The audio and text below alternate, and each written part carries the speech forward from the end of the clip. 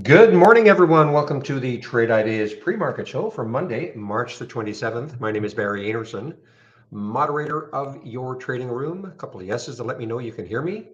That'll help. Thank you very much, Mike or Keith. Mike. Anybody else who says yes and yes? Okay, guys, so the banks are getting a bit of a lift today. Not a bit of a lift, but a great lift. FCNCA is, now I don't quite understand the whole deal, but I guess they're buying pieces of the SVB. Okay, and so that is giving the banks a nice little rally, not just FCNCA, of course, but look at this, up 53%. This is, no, and it's untradeable right now, really. I mean, 902, I mean, it is absolutely ripped higher on, look at that float, less than 10 million in the float for right now, a $900 stock. But anyway, the bottom line though, it's giving the banks a lift. So look at FRC, nice lift for it, 31%, FRC, 31%. Looks like the high, let's take a look at the highs looking left. The next high looking left is 1676, yes. And after that is 1944. So kind of see if it can get through that 1676 level. It still has some room to run. Not saying it's doing that, of course, but the banks are definitely getting a nice lift this morning on that F FCNCA news. Now, what else is happening? Here's a real cheap one for those of you who like the ones under $1. HCTI. Now that is giving up a lot now, though. It got up to 65 cents, right back down to 48 cents. Huge volume, 3 million shares. Don't see any specific news on it today, anyway.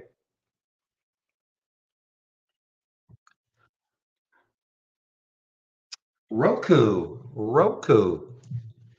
Nice little pop for Roku. An upgrade from Susquehanna. And they've put a $75 price target on Roku, ROKU. So that's a nice little pop for it.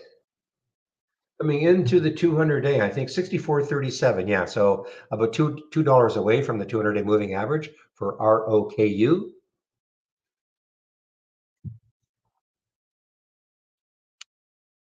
UBX got hammered down on negative phase 2 data. Yeah, hammered down. Look at that. 900,000, 12 million in the float, almost 50% off after mid-stage setback for wet age-related macular degeneration. Okay. Anyway,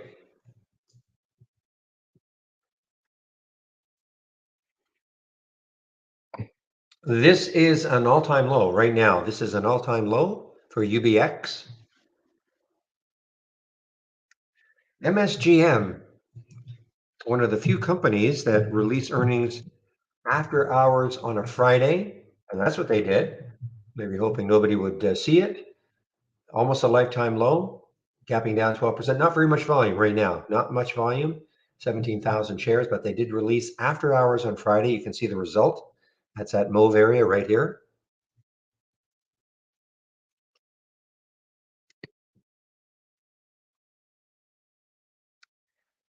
Let's see if this one has held its gains. BXRX. Yeah, look at this big pop up to 227, pull back right down to 176, still up 13%. A lot of volume, low float, 2.5 million shares. Gives positive results from a second interim analysis. So it's kind of a phase 2 result.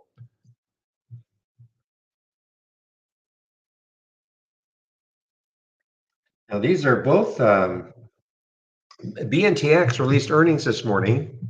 This is definitely caused weakness in BNTX and also in Moderna. I think they're partners, right? So March 27th, yeah. So they released earnings this morning, and BNTX. Let's see. The next low looking left is about 118. So there is room. This is at 123 right now. So there's about $5 to the next low on the weekly chart. On the weekly chart for BNTX. Again, not saying it's getting there, of course, but and then I think Moderna, mRNA, that is their partner, I believe. Oops. We're there, and it's a little bit weak also. Not like the BNTX though. COEP, COEP, COEP is, yeah, so a little, no, big pop up to 250, and another one that has pulled back. Don't see any specific reason. Always delayed. See if there's a headline that is just showing up. I don't see any headline. Another low float, 10 million in the float.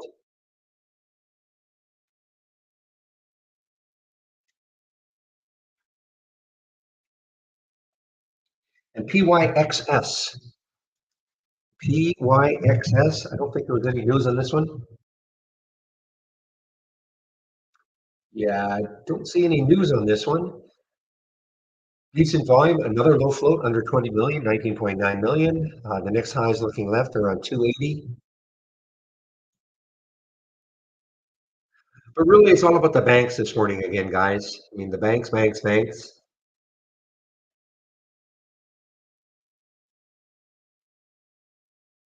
Just try to figure out a way, to take advantage of some of these big wild swings, like for an FRC, which, look at that. Well, again, that's skewed 1658 because that's looking, of course, way back here too. But still, this can swing $2, $3, $4 a day. FRC.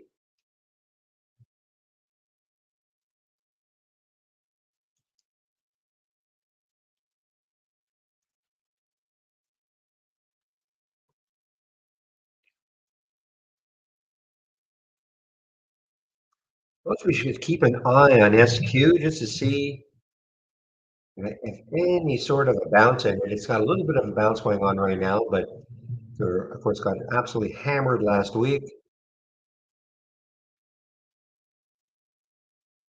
The next high looking left is the Thursday high of 60, about 66.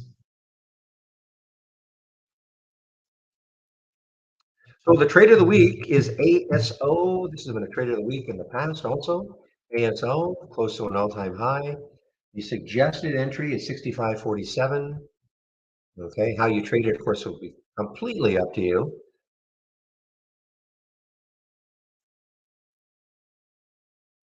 All right, I'm hearing BCLI is sneaking in here. BCLI. Problem with it? Looks like two could really block it. BCLI.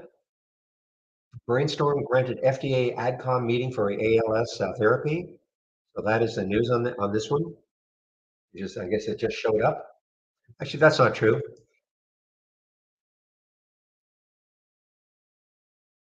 It didn't just show up. It actually, I'm seeing some stuff at 6 o'clock Eastern time. Of course, didn't really see it though in terms of a pop. I think it popped and then it dropped, but now it's starting to run up again a little bit. However, I look at this $2 level. Looks like it's pretty tough to get through that. 28 million in the float.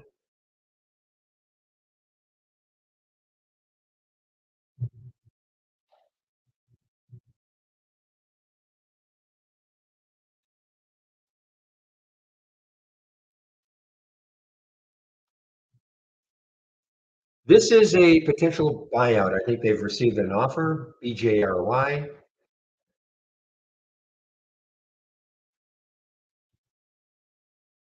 Actually, they've entered into a definitive merger agreement to go private at $1.40 a share. Okay, that's the BGRY.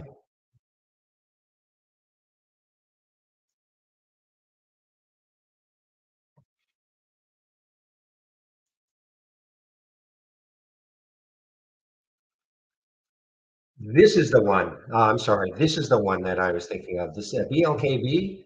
They have rejected the unsolicited proposal from Clear Lake. Okay,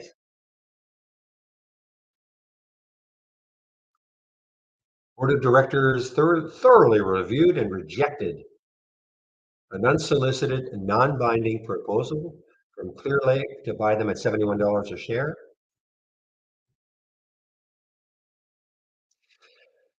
Now, those are the board of directors. I wonder if existing shareholders can live with that. A lot of times, the directors, of course, all they're trying to do is save their jobs. But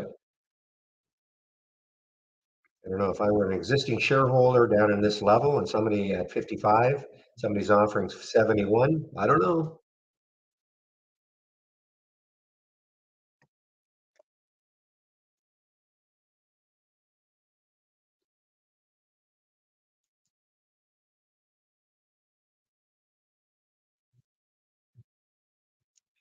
Jounce being acquired. That's what Captain K. Yeah, by the way, I really do appreciate all the stuff you do in the pre-market also, Captain. Interesting stuff you post.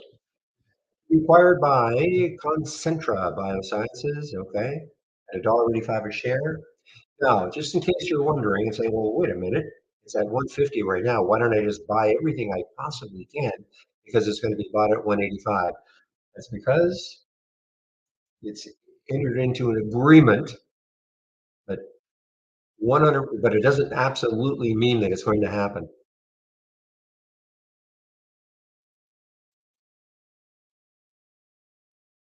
And in this particular case, the board of directors has unanimously approved the merger agreement.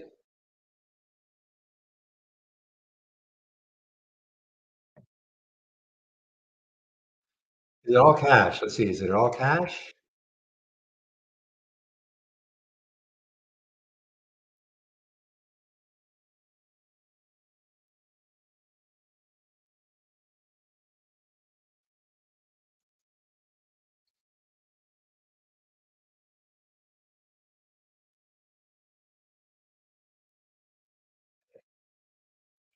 All right, guys, let's see, a 9/11. So let me do a quick look to see if there's my upgrades and downgrades have hit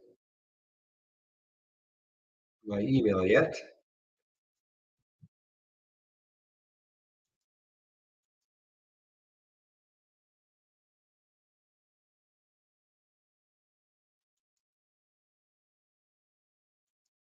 And they have. So they've been pretty silent. The analysts have been pretty silent over the last couple of weeks.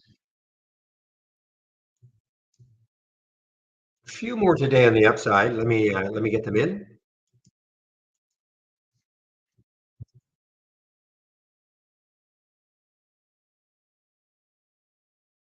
See if there's anything interesting on the upgrade side and the downgrade side.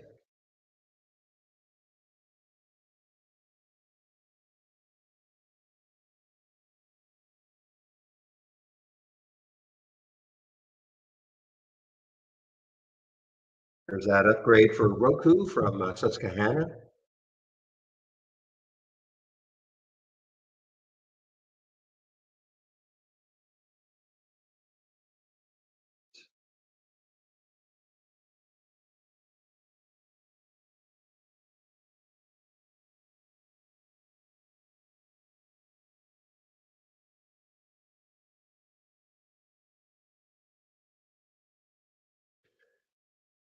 Okay, let's see. Morgan Stanley upgraded Orange, ORAN. Let's take a look if there's any action with Orange, ORAN so far this morning. A little bit of action. 11,000 shares have traded for Oran, ORAN, on that upgrade from Morgan Stanley. Now let's take a look at the downgrades.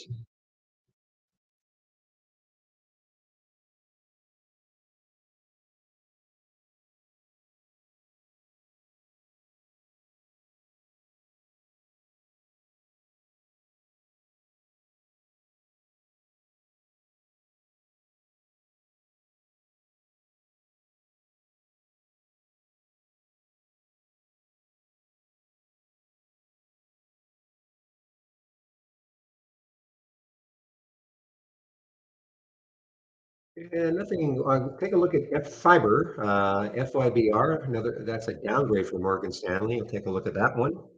FYBR.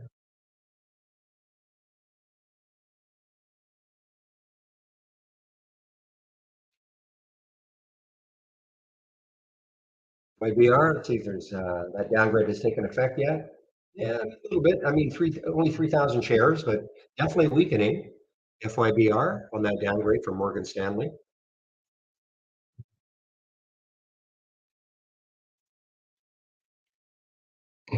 So let me get them into the room now.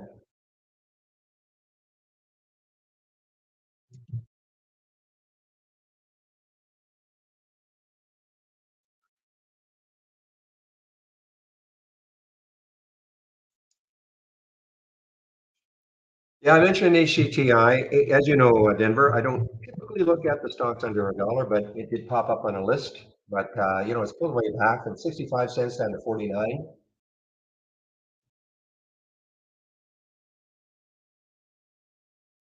But huge volume. Yeah, I mean, 14 million in the float. I don't know if there's any news on this one. I don't see any specific news on this one.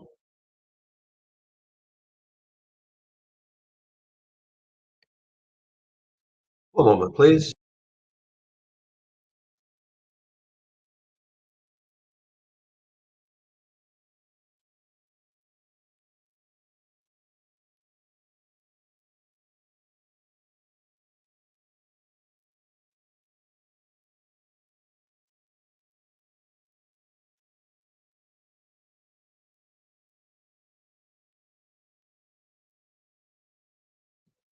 Oh, I see, Denver. Well, you know what? I purposely made that mistake just to see if anybody was paying attention. Not really, of course, but yeah, okay, thanks. Well, it should be HCTI, not HTCI. Okay,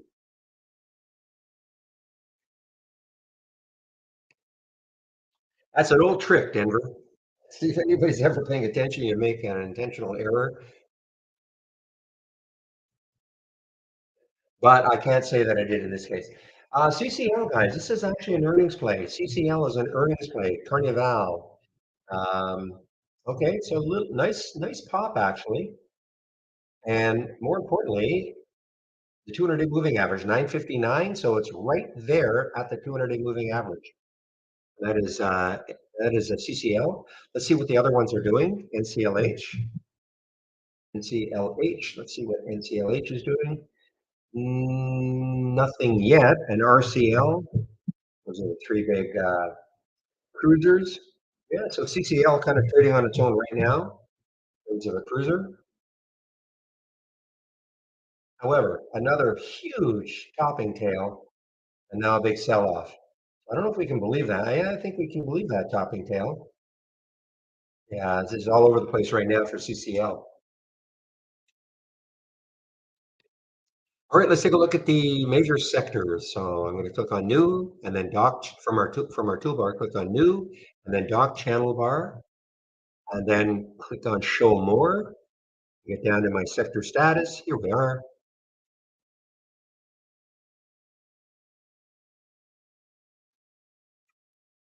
So we're for positive open, and because we're in for a positive open, most of the major sectors, in fact, all the major sectors are positive so far.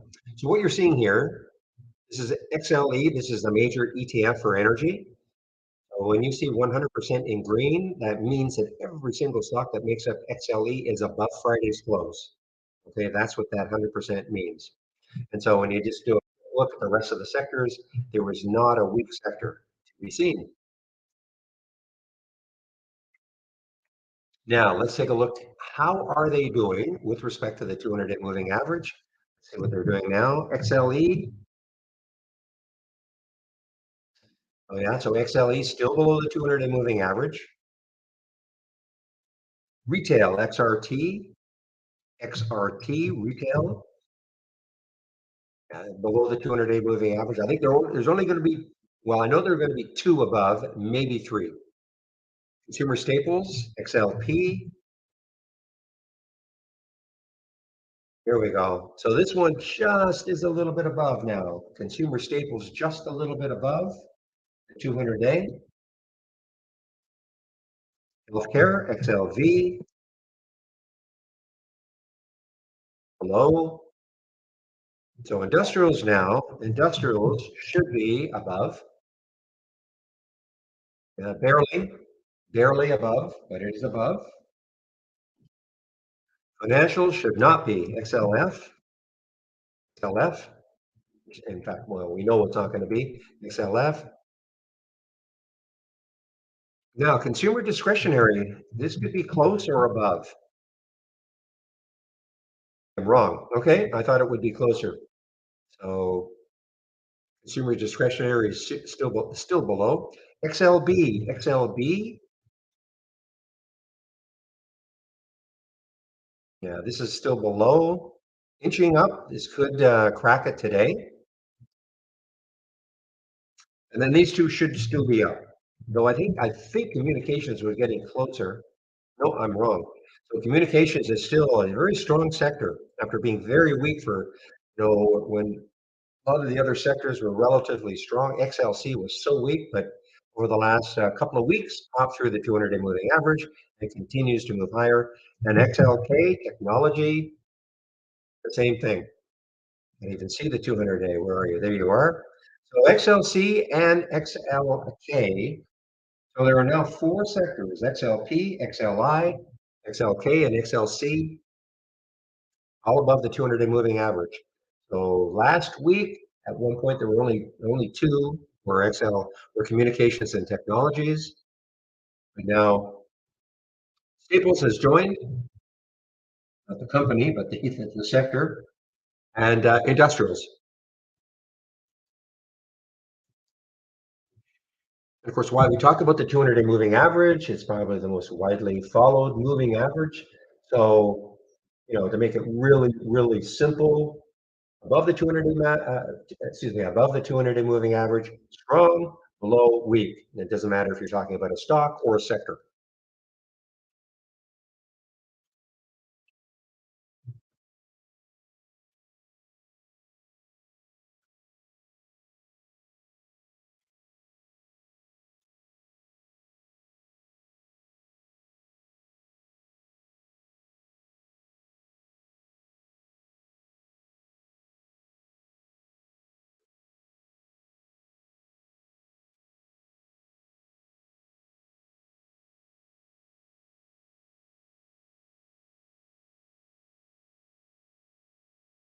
Okay, William. So yeah, so it appears that you've changed your tune then on the FRC. I know you were pretty bearish on it last week, looking at some of the other instruments that it trades. But based on what you're saying, yeah, maybe some of the risk has been mitigated.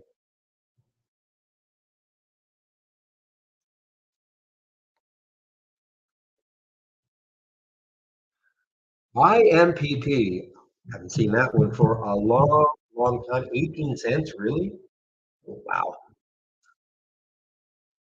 Where's the monthly chart? Because I know this used to be a real mover. Yeah, I remember when this one got this a few months ago, of course, but about a year ago, actually, March of last year, got up to almost $10.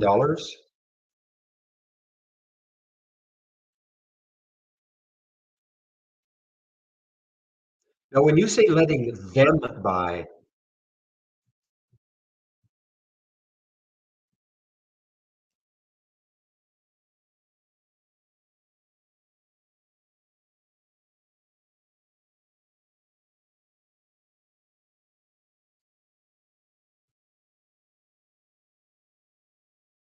so when you say letting them buy, are you talking about them meaning FCNCA? There's no link between FRC and FCNCA, right?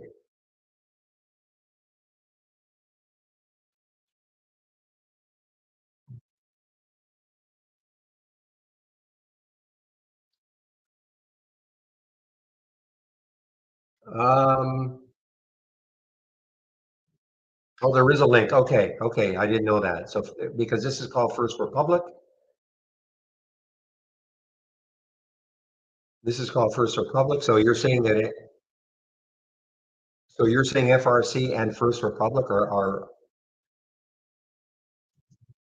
linked? I'm sorry, First Republic and I'm gonna get this straight here. FCNCA.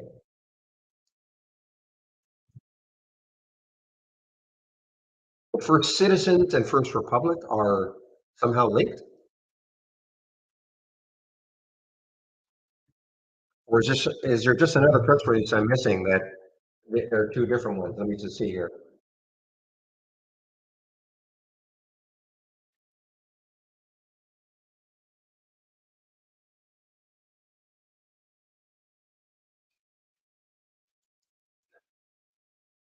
First Republic stock surges as U.S. weighs expanding emergency lending. Okay.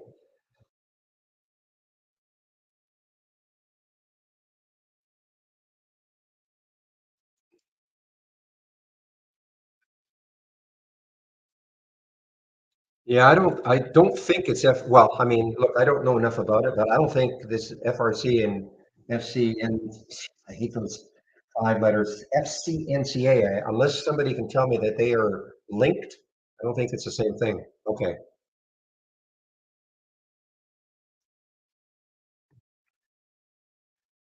Well, the way I read it is that, okay, this is, that information, FCNCAA, is just lifting the rest of the banks. Not linked, thank you, okay. Meanwhile, guys, PYXS is ripping now. Oh man, it's getting close to that high over here, 281.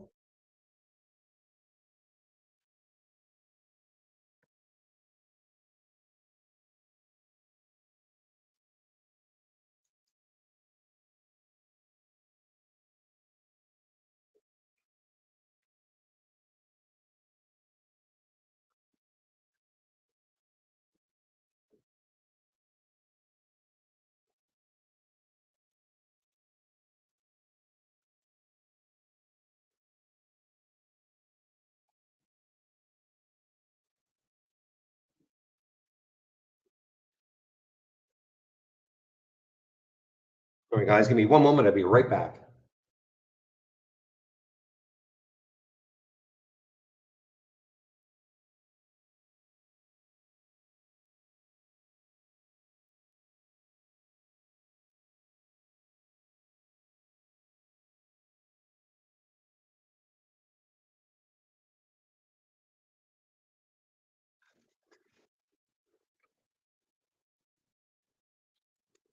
Again, I do not see any news about PYXS. It was very active over the last few days, but I don't see any news today about PYXS.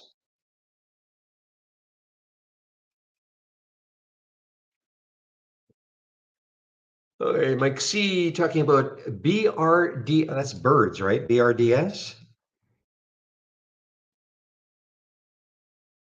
Bird Global. Oh, that's a real cheap one, Mike. Okay.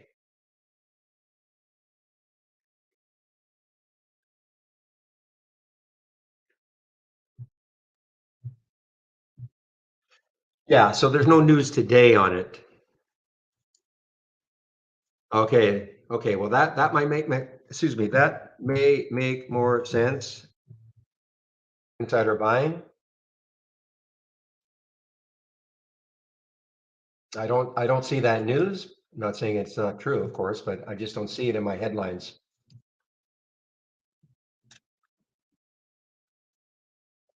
But that would make sense, insider buying. Now, on that, let's take a look at it on a weekly chart.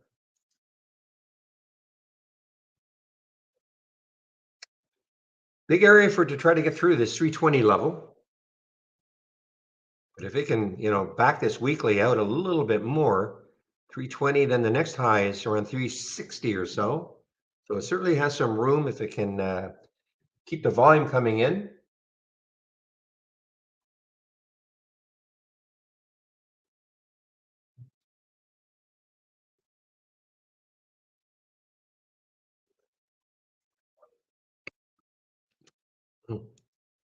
PFC guys,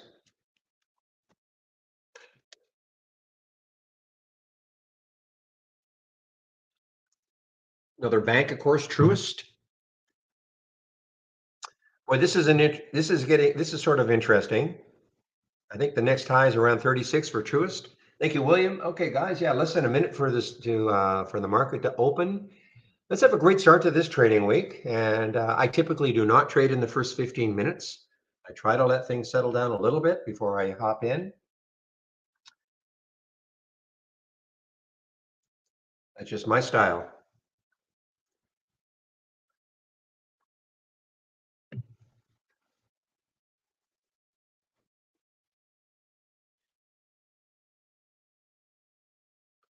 All right, guys, we got about 5 seconds. 4, 3, 2, 1. We are open for business. Okay, guys, let's see what happens right off the bat. So the PYXS, wow, that just absolutely exploded. I mean, it had already absolutely exploded, but it just exploded a little bit more. Again, on that weekly chart, the next high was 321, and then the next high for that was 367. And what did it get up to? 349.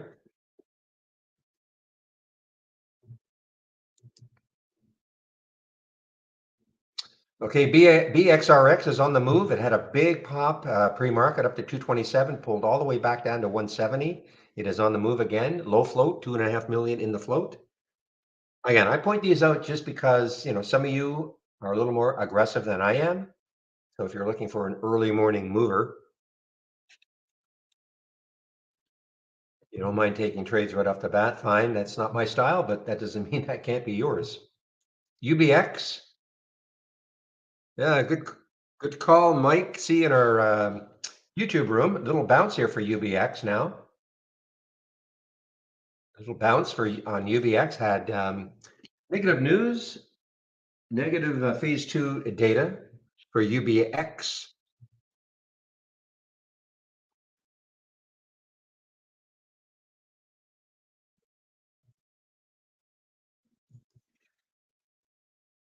All right, so now Carnival CCL, again, through the 200-day moving average, it had a big pop in the pre-market up to 970 or so, and then it came right back down.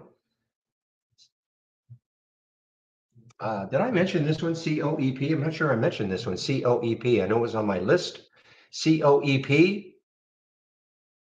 Yeah, it's got some room, I think. Yeah. I don't think I saw any news on this one. COEP. Next high looking left on the daily is 195. On the weekly, looks like around 215. Yeah, so might struggle to get through two. Might.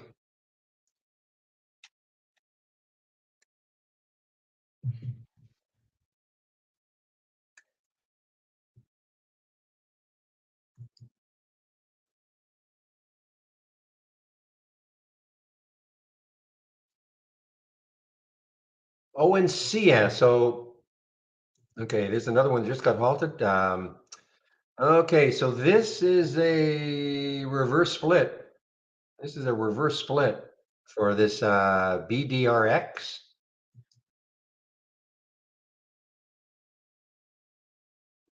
4-1. I guess it's effective today.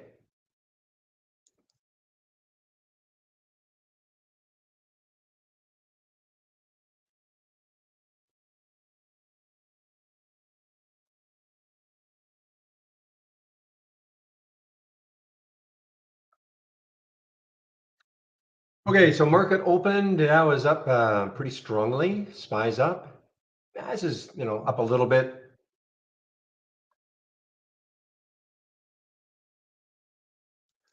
IOVA, I saw IOVA early. This is moving higher here. So the pre-market highs were around 630. IOVA, let's see if there's any news on IOVA. Wells Fargo, WFC with an $11 price target. Okay, that is, I guess that's the reason why IOVA is moving the way it is.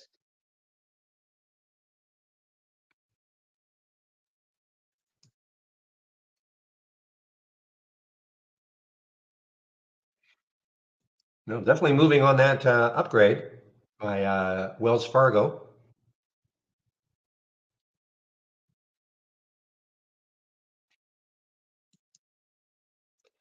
Also, this is also this morning trading higher after the company completed its biologics license, etc. Okay, so, and then afterwards, I guess, Wells Fargo resumed coverage. Equal weight and target 11, okay. So had some news, and then Wells Fargo stepped in and said, okay, we're going to resume coverage, and we're going to put a price target of $11 on IOVA. This is a big float, 120 million in the float.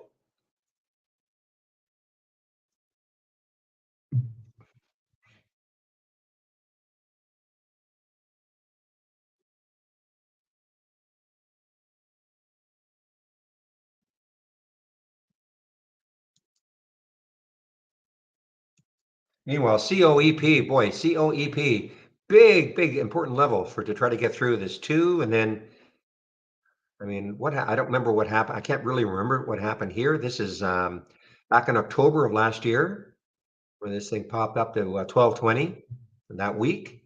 Gave it all back.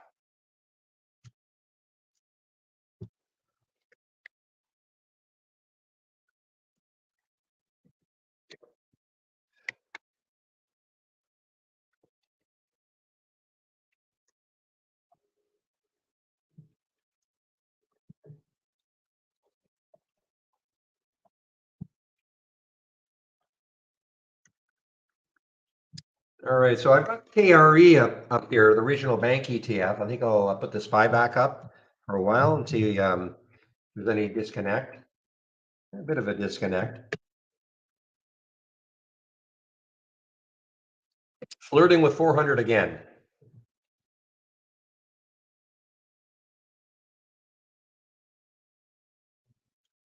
Microsoft a little bit weak. MSFT. Microsoft is sort of weakening here.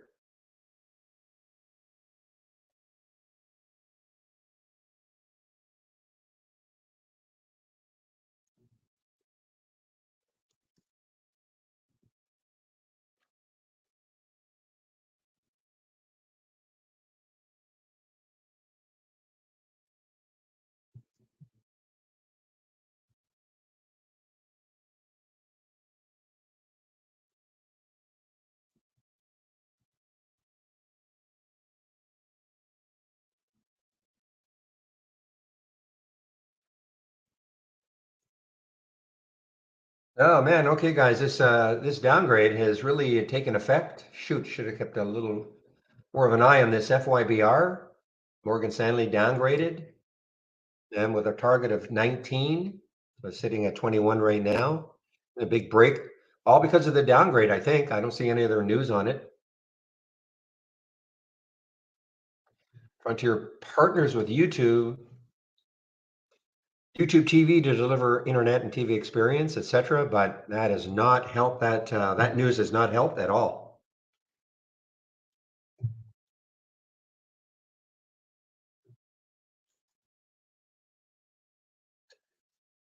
Wow, look at AI, guys. Wow, look at AI getting thumped here.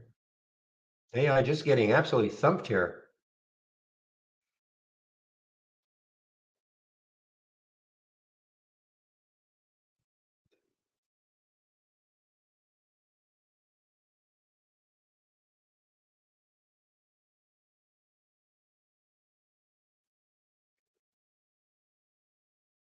Any news on this one? I mean, that's a big thumping. I mean, that was not looking too bad in the badly in the pre-market. Ah, now keep an eye on this BANL. This is the one that this was the SPAC, I think, and now it's at the high. This was the SPAC, I think, on Thursday. Friday's action. Here's today.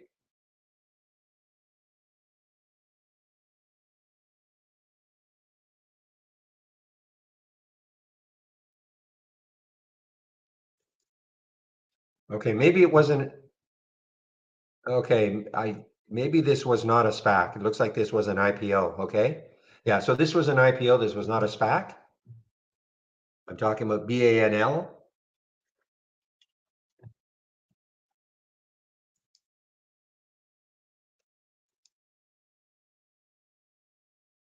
No volume. I mean, not very much. Obviously, hardly any volume at all. But I guess it could pick up.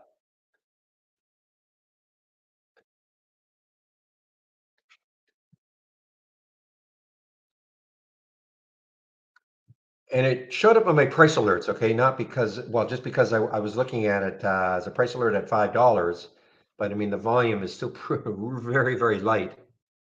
But look at look at the spread, 530, 588. What I'm talking about right there, 525, 588. Again, this is from Interactive Brokers. This is time and sales from Interactive Brokers, that blue window that I periodically display.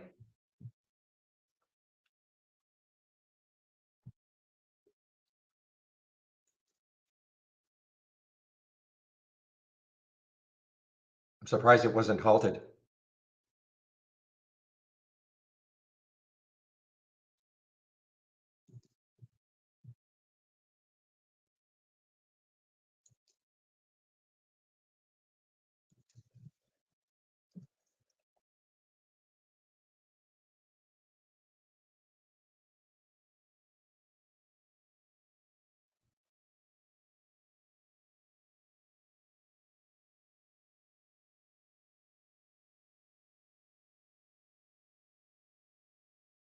What do these guys do? I can't remember what they do.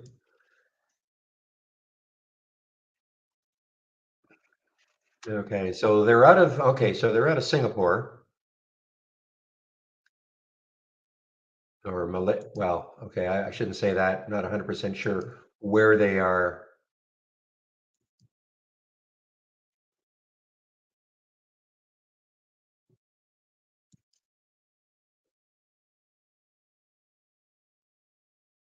Boy, I wish the volume would pick up here, guys. This could be one of those crazy ones today. The BANL could be one of those absolutely crazy ones today. But the volume is so low. All right, I'm going to stick an alert around 5:43 up in this area just to see if the volume really starts to pick up.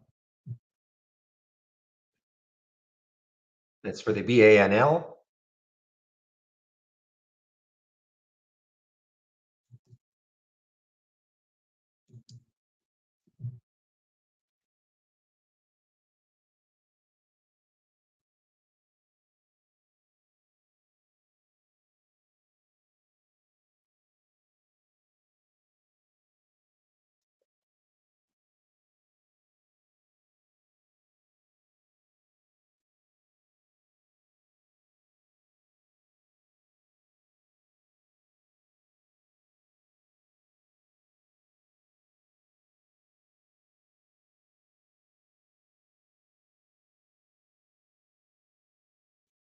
All right, UBX just opened. UBX just opened, and or just got halted again. Sorry, I'm sorry. It got halted again. I'm sorry. UBX got halted again. Nice call by Mike C in our YouTube room. And watch for a bounce for UBX after getting hammered down on that news.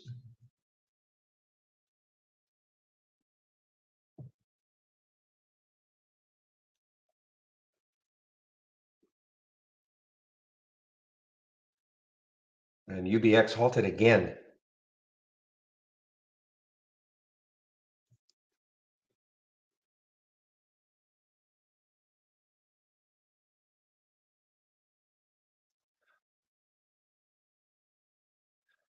ARDX guys, ARDX is on the move here. ARDX, the next high looking left on the weekly is 423, so it is very close to that high. 423, this ARDX. That's the same on the daily. You see there's any news on this one? It's a big float also, 190 million in the float. YS just got halted. We're getting all these halts on the way down. YS halted on the way down. Wow. It's an all-time low right now. This is not shortable for me at Interactive Brokers. There are no shorts. There are no shorts immediately available.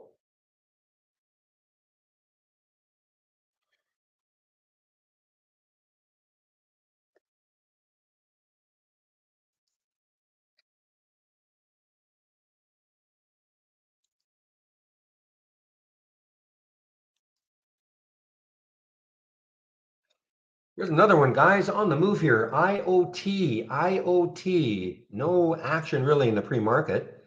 And IoT lifting here.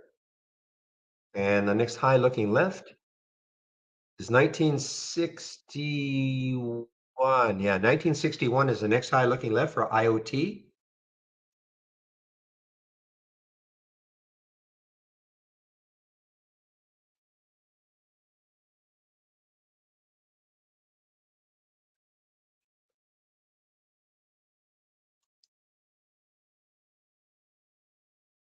All right, guys, H-band. Now, H-band has not had a pullback really from the, I think some of the other banks did.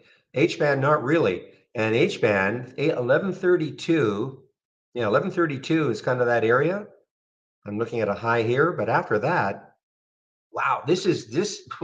Keep an eye on H-band, guys. HBAN, because when you look at that daily chart, the next high is 1328, and it really didn't have a pullback,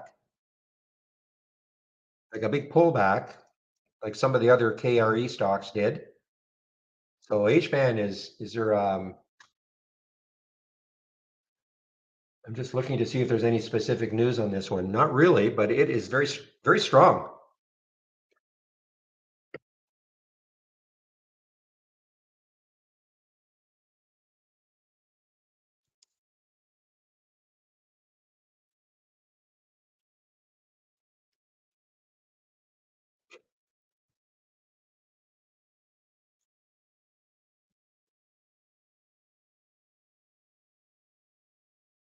Yeah, H-band is strong, guys.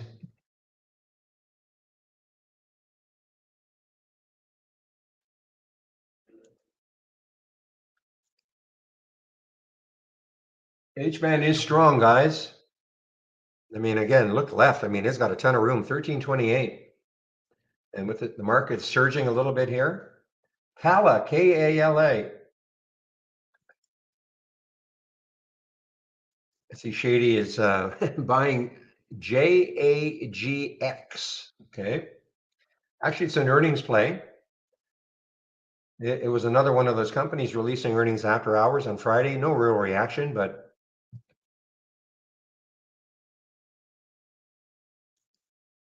haven't seen Kala for a while. Kala, right up, right down. Wow. H-band, guys. HBAN is got all that room looking left.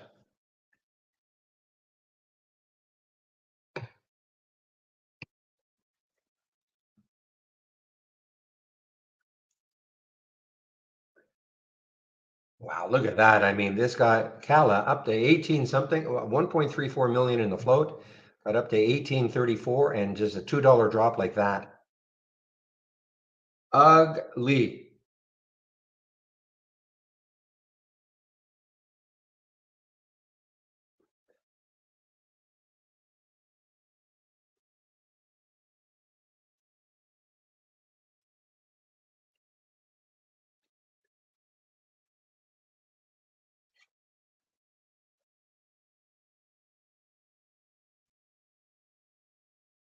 Mattel, MAT guys, MAT, yeah, could be interesting. 1715 is the next high looking left. And then after that, 1781. So there is, it's a big float, 352 million in the float. But if I can get through 1715 somehow, the next high is 1781 for Mattel. If there's any news on this one, MAT, don't see any news.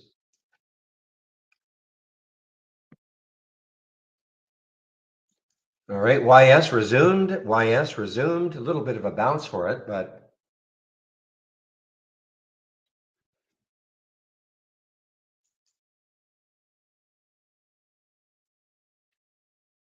okay. So FRC is weakening.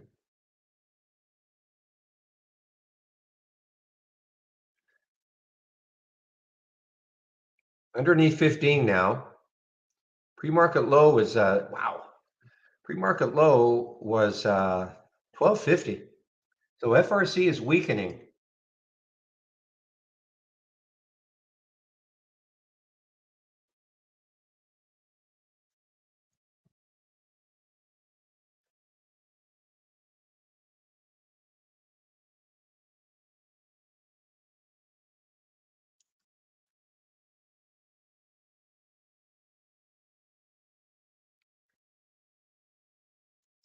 Pinterest, I think Pinterest, PINS, I think it had an upgrade this morning. Next high looking left for PINS is 2917 on the weekly chart. So it's got some room. Big float, half a billion, a little over half a billion in the float. Analysts at UBS raised their rating of the stock to a buy and announced a $35 price target. That is for PINS.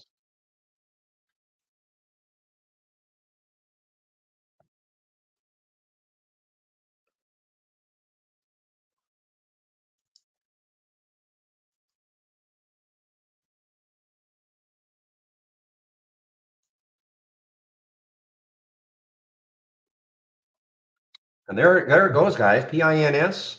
What did I say was the next high? 29.17. Yeah, 29.17 was the next high. So there is some, I think there's some room on this PINS on that upgrade from UBS.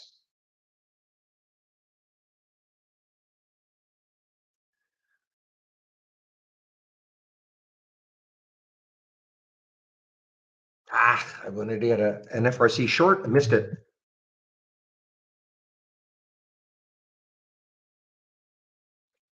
Yeah, this is just weakening. This weakening FRC. I mean, there's that pre-market low at 1250. Maybe keep an eye on RCUS. This had a RCUS. This had a big day on Friday. Big day on Friday. Trying to remember, I had to have some news. I can't remember what the news was, but anyway, RCUS had a big day on Friday. A little bit of continuation now. And the next high looking left on the daily is 1847, I believe. So it's got a little bit of room to move. And that's the RCUS.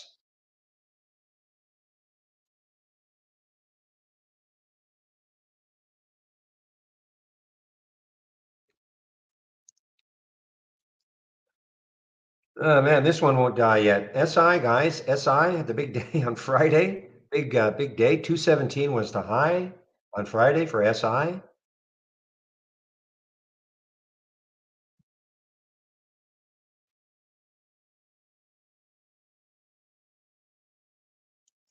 And that must be close to the VWAP, I bet. 191, a little bit above the VWAP now for SI.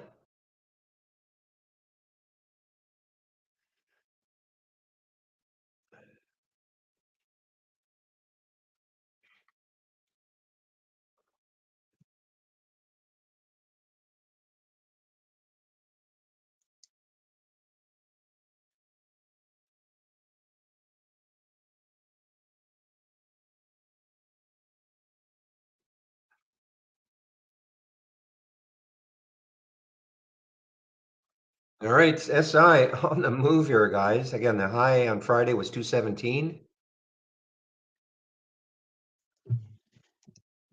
The volume has picked up for BANL. I mean, it's starting to pick up a little bit, but not huge yet. Again, this could be the crazy one today. Probably a very low float.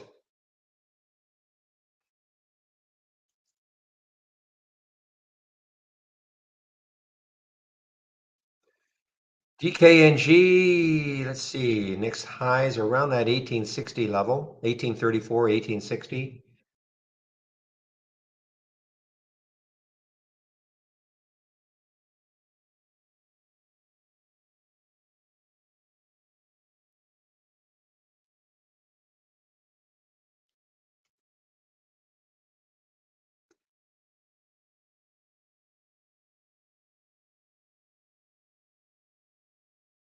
Okay, SQ is trying, I think it's trying to make a little move here. Yeah, a big topping tail up here, got up to 63.35.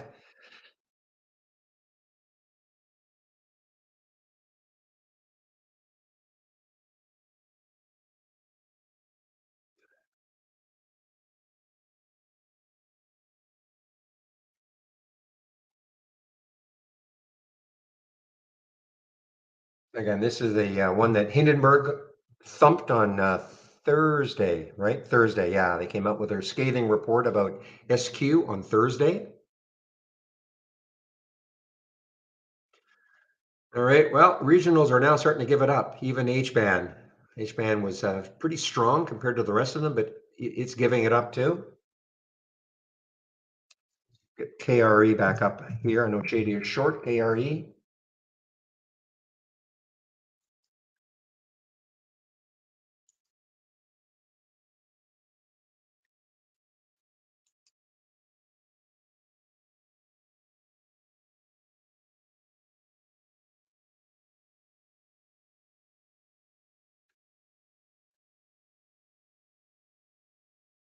So nothing showing up on my 10-day daily breakdown yet.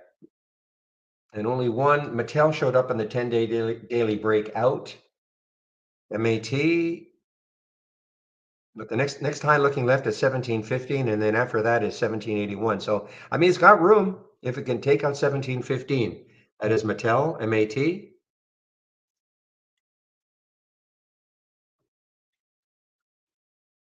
So let me put an alert there just in case it starts to run a bit.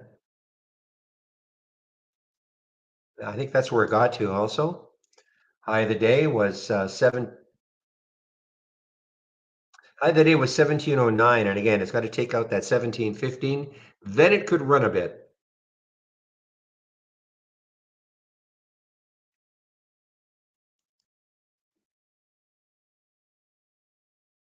Ooh, Carvana. Is this shortable for me? Carvana shortable for me. The reason I say that is that the next, it looks like the next low looking left is 718, 787.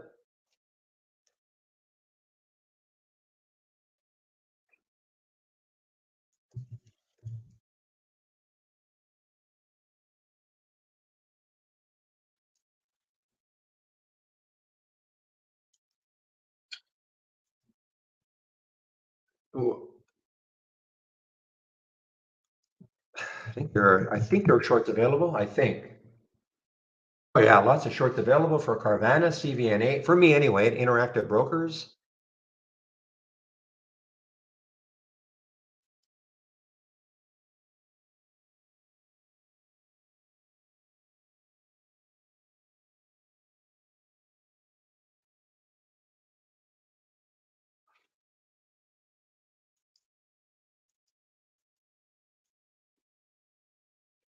Carvana guys, CVNA, weak.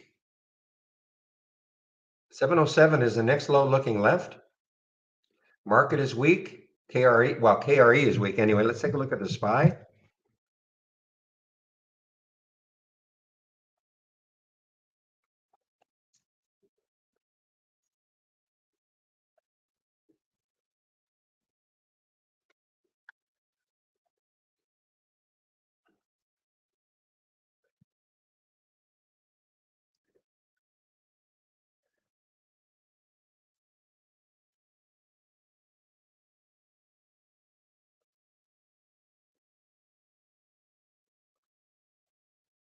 Ooh, look at GME. I've got GME, just a little bit of a watch here. GME, I've got to put some lows down here. 2208. Maybe take a short at some point. Maybe yes, tomorrow. Maybe today, but tomorrow if it takes that out.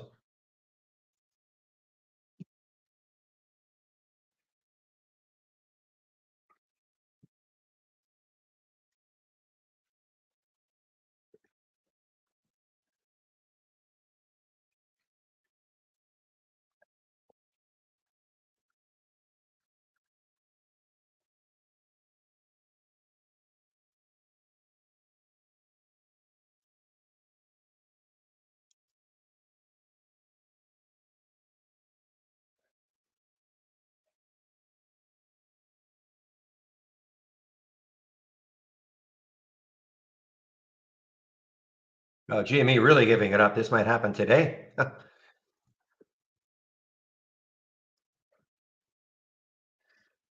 TPX guys, TPX. Temper Sealy on the move here. Temper Sealy, TPX. Next high looking left is 39.28. So not that far away. 39.54. It's got some room if it wants to. I don't know why it's moving, but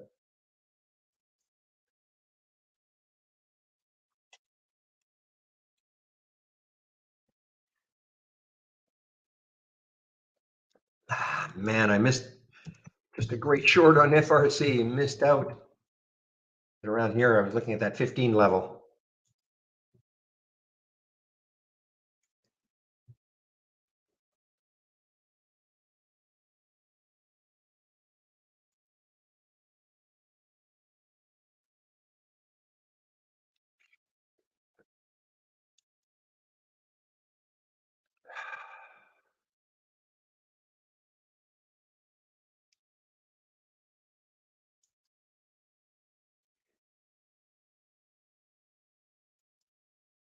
I don't see the SPY really giving it up yet.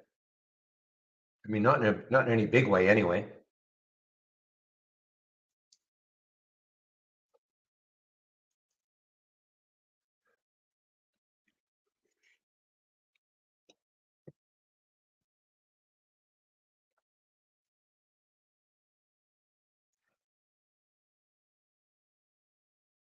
SQ on the move, guys. SQ risky, obviously risky. I mean that short sellers report on Thursday still looms, but it is starting to move. SQ starting to recover a little bit. The high on Thursday was around 65.84.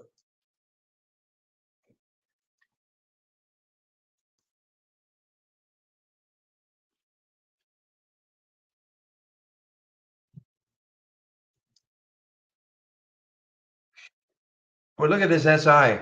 SI off the mat on Friday. 217 was the high. Now look at this thing go. SI. Look at SI go, guys.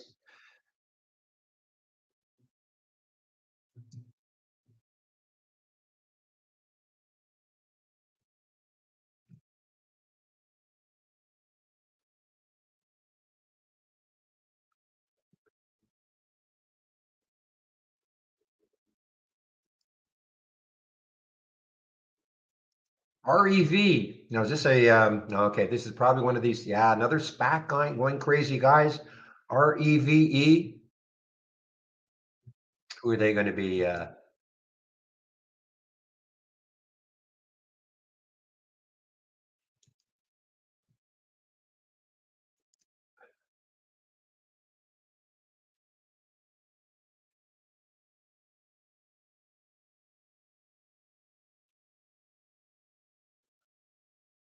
So they're looking to do a business combination with Two Circus. I don't know what the heck Two Circus does.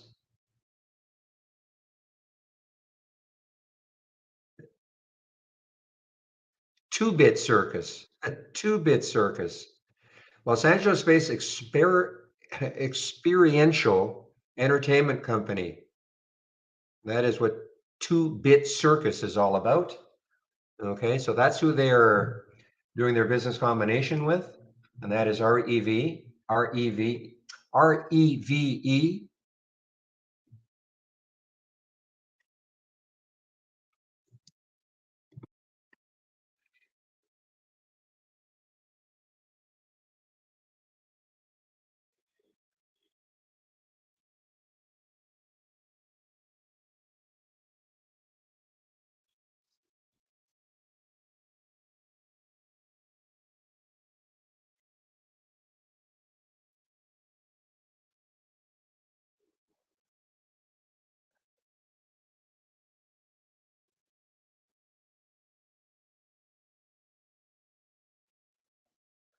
All right, guys. So if you took that FYBR, 2116 looks like a little bit of support, and you can see exactly where it got to today.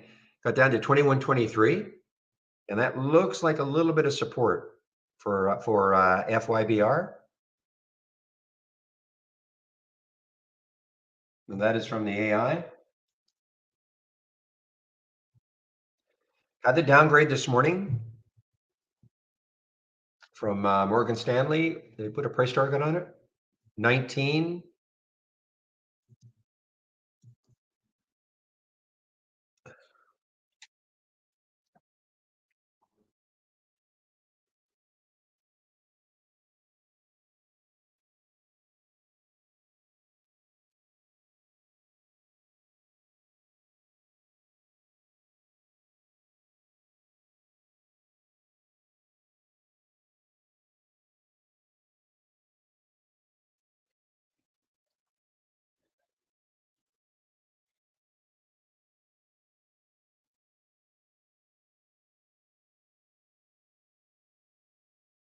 This must be a buyout, guys. SGVI. I'm sorry. SGFI must be a buyout. Look at the volume, 23 million. After CVS Health said it expects to close on the acquisition. Okay. Yeah. So this is, I didn't see this in the pre-market, but obviously this is a buyout.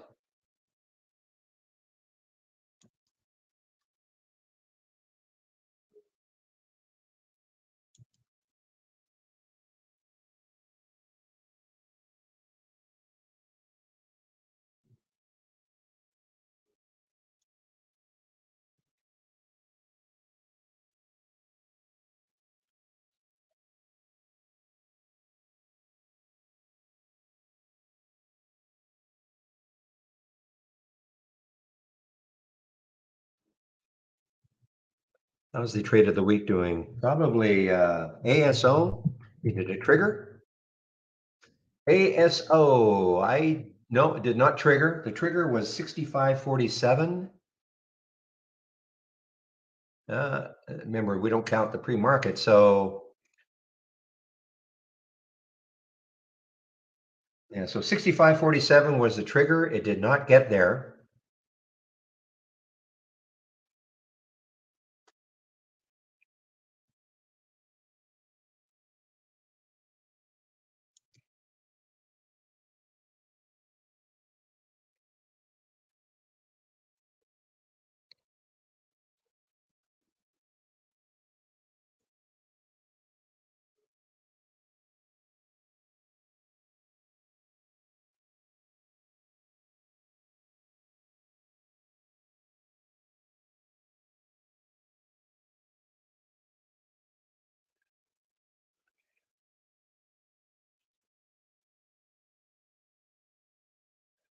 All right, TPX right at the VWAP, guys. TPX right at the VWAP.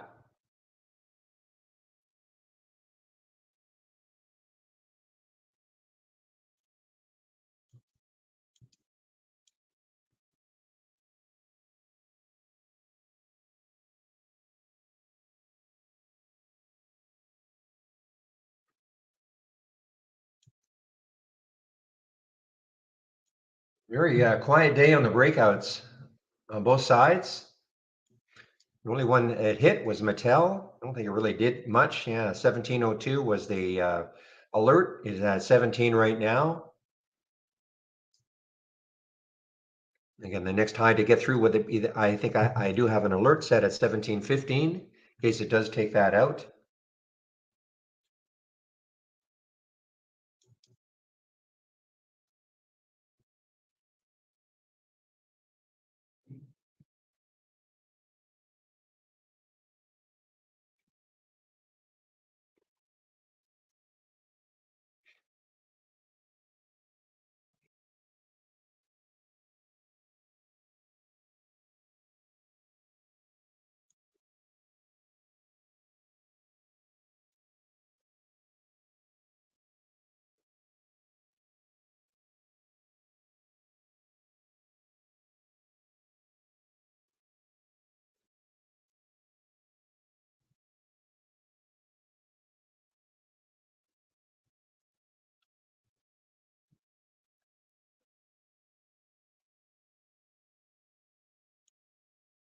All right, guys, I've my alerts have definitely dried up now. As I said, I mean, there's nothing really happening here. 10-day daily breakouts or down.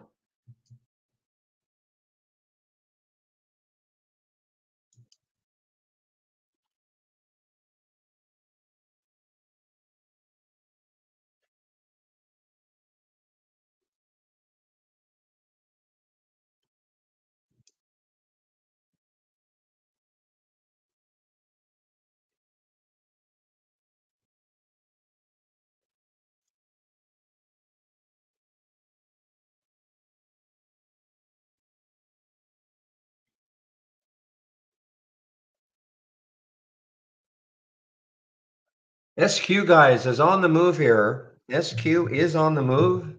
Nice little rally for it.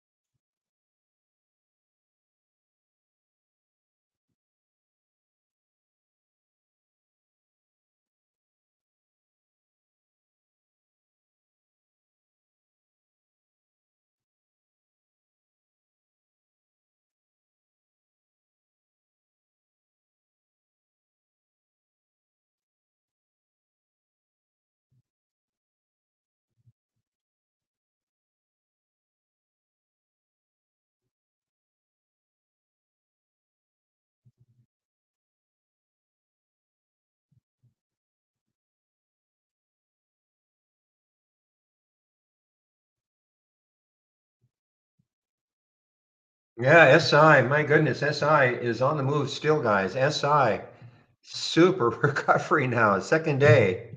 Second day. Next high looking left. Is that right? Next high looking left is around 259, I believe. 259 is the next high looking left.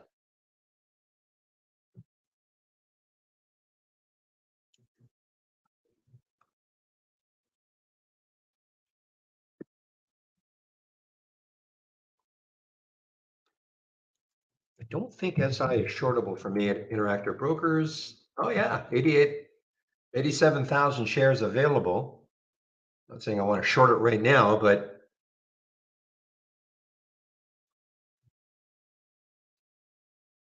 well, the news on Friday was that com- some company looked like they were going to buy a piece of SI, something like that, I believe.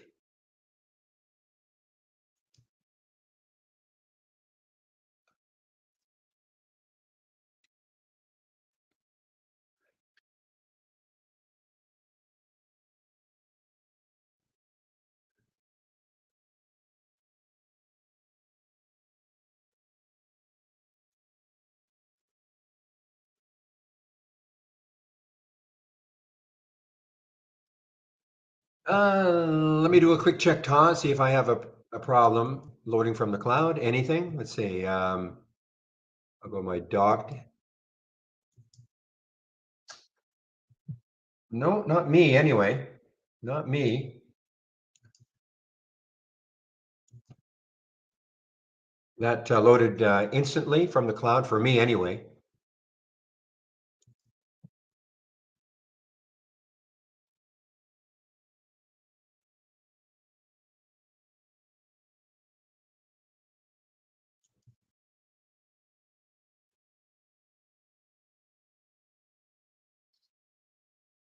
I know that doesn't help you, but maybe just try a reset, okay? Go to your account and do a reset connection. See if that helps, okay? Sometimes that's all it takes. Saving that, you could always try to reload trade ideas.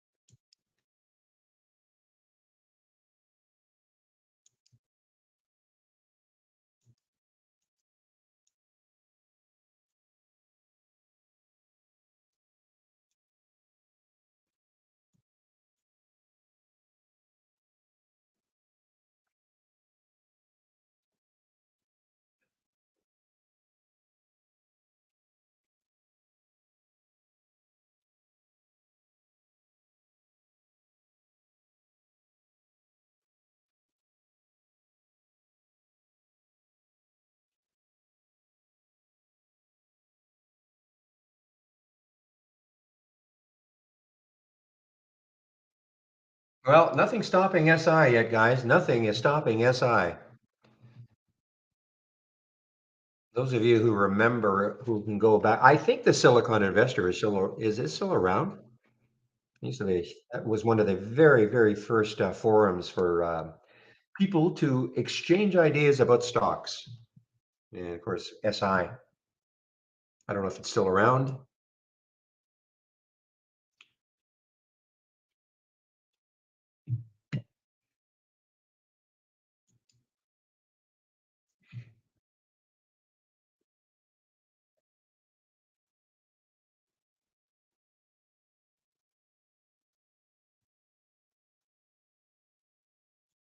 All right, guys, Carvana, it's boring. That's all. Carvana is boring.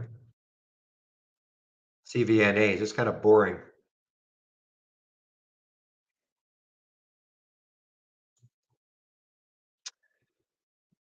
All right, the Beyond Meat, BYND.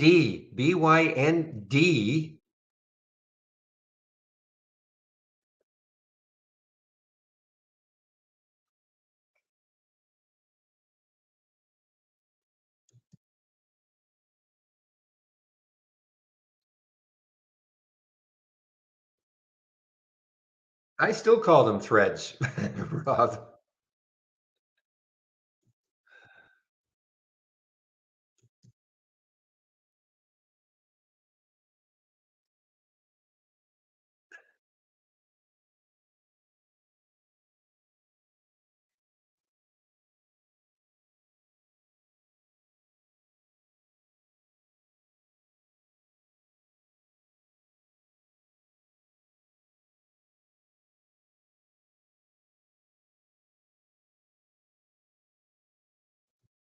So you can see these ones showing up in the races: FRC, Wall, CMA, CFC, WFC. All the top four are all banks.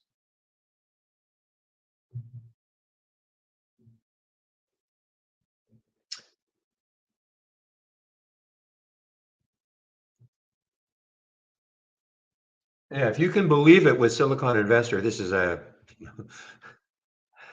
if you can believe it, in order to sign up for it, you had to mail in your information before they would accept you, if you can believe it.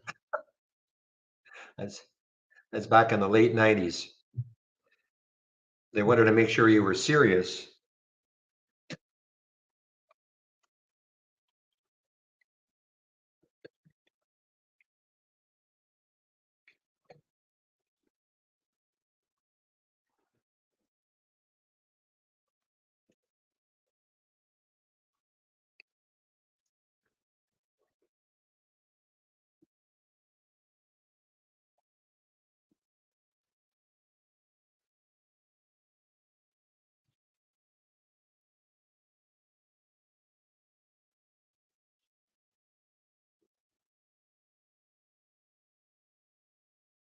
All right, well, Carvana is starting to give it up a little bit more, guys, but it's just not that exciting.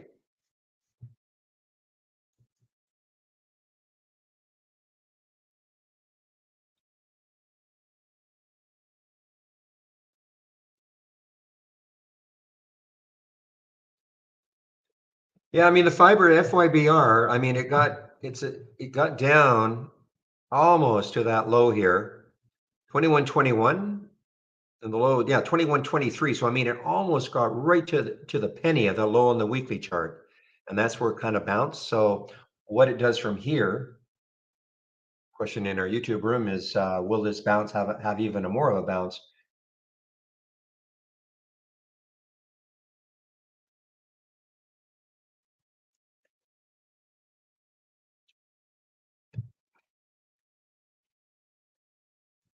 All right, Foot Locker. Let's take a look at Foot Locker. Had earnings a couple of weeks ago, I believe, FL.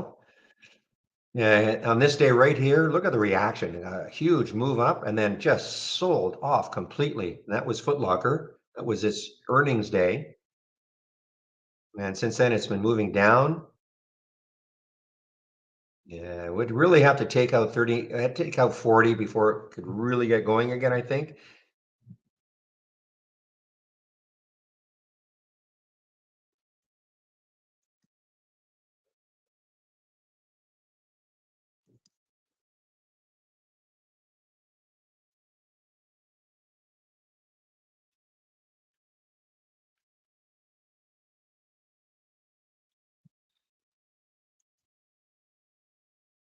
Yeah, that was ugly for Cala. Ugly, ugly, ugly. Yeah, there were some shorts available.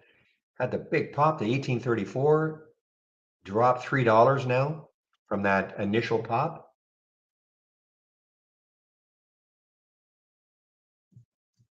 So they announced a positive safety update from okay, but market just said okay for a bit and just sold it right off.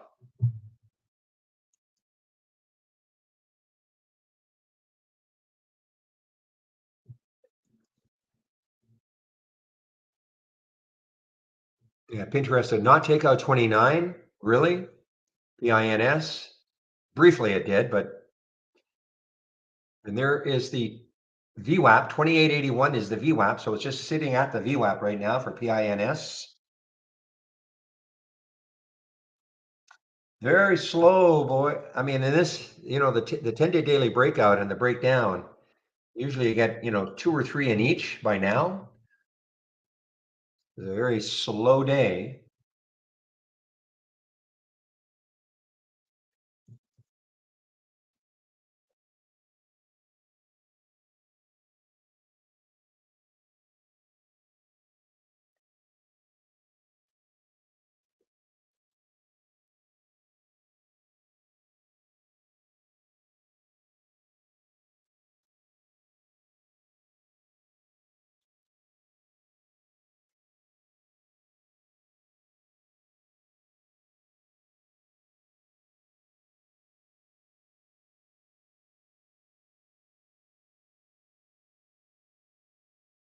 Boy, remember when NKTR was a more than a penny stock?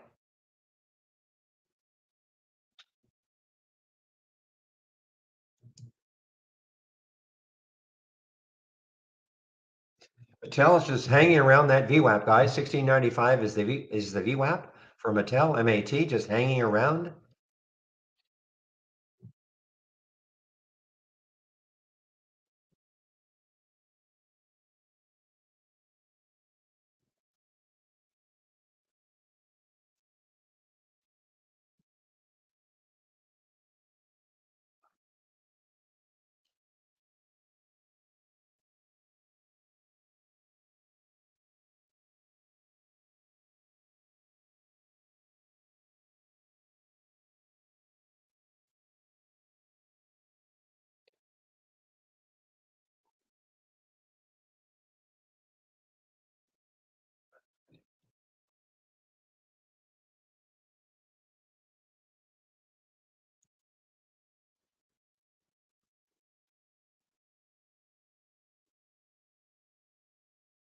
Again, banks.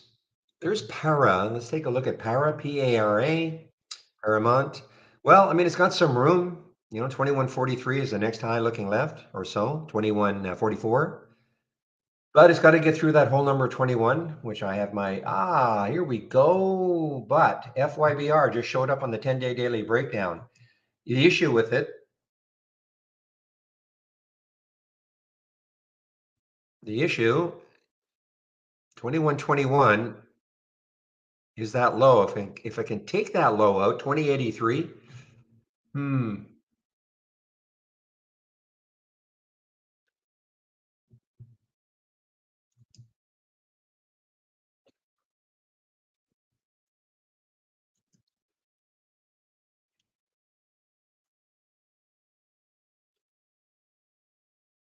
boy, I wish that weren't there. I wish a couple of things that the whole number wasn't so close for FYBR, and I wish these that weekly low is fairly close. 2083, so it's not, I mean, look, if you took this short right now, it got to 2083, great, but I don't know. It looks like again that low right there of 2121 seems to be holding it for a bit. I'm talking about FYBR, and I'm talking about looking at a weekly chart.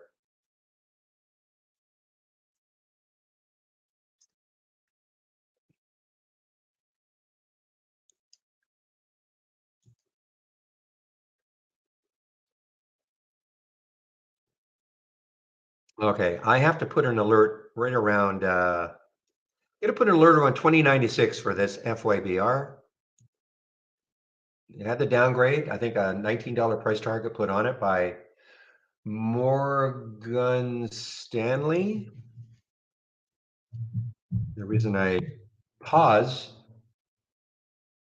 yeah, Morgan Stanley downgraded it, $19 price target for FYBR.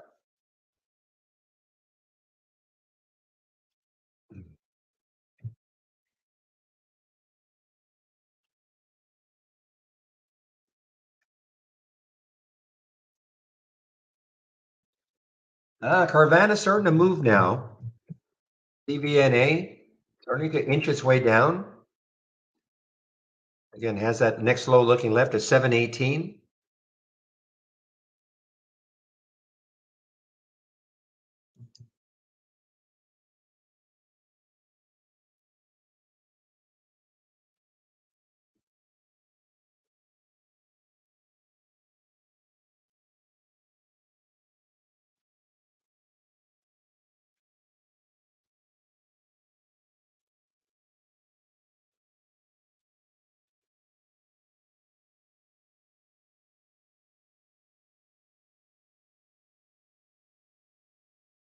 Oh, this is weakening again, guys. This MTC weakening. China stock.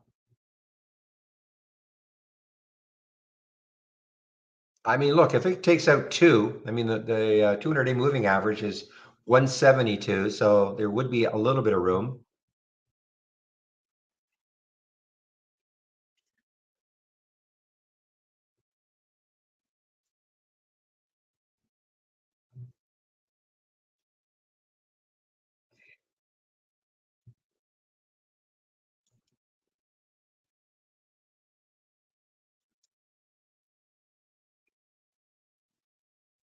Look at plug. Oh, plug. PLUG plug.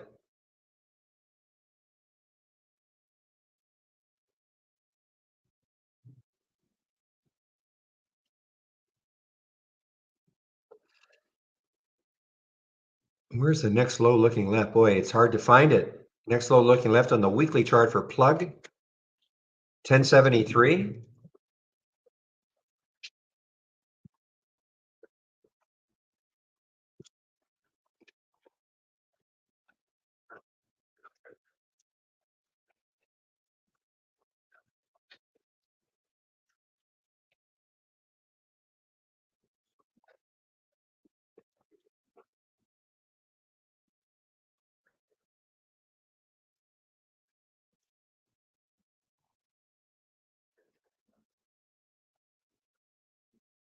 PRQR on the move a little bit here, guys. PRQR, not very much volume though.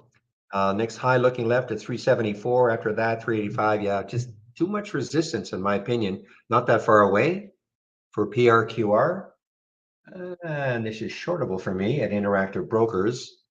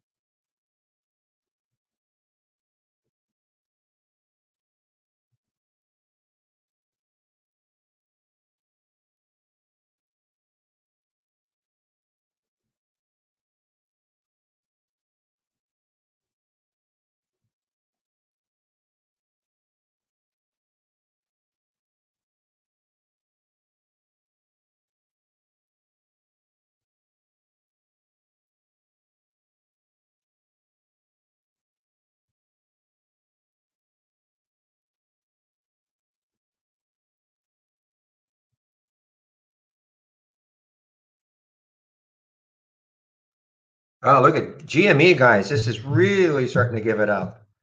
It's almost getting close to my potential $22 price target. I mean, if it takes that out, look left, $17. I know it had earnings, a little bit of excitement about its earnings release on, when was that, Wednesday? Wednesday, Thursday, yeah, Wednesday.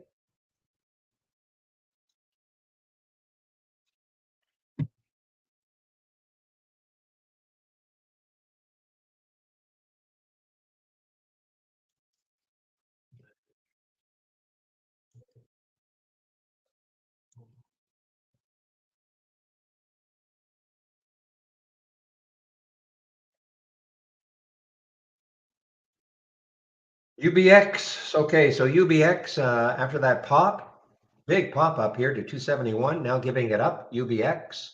This is basically a lifetime low now for UBX. UBX as in xylophone, not S.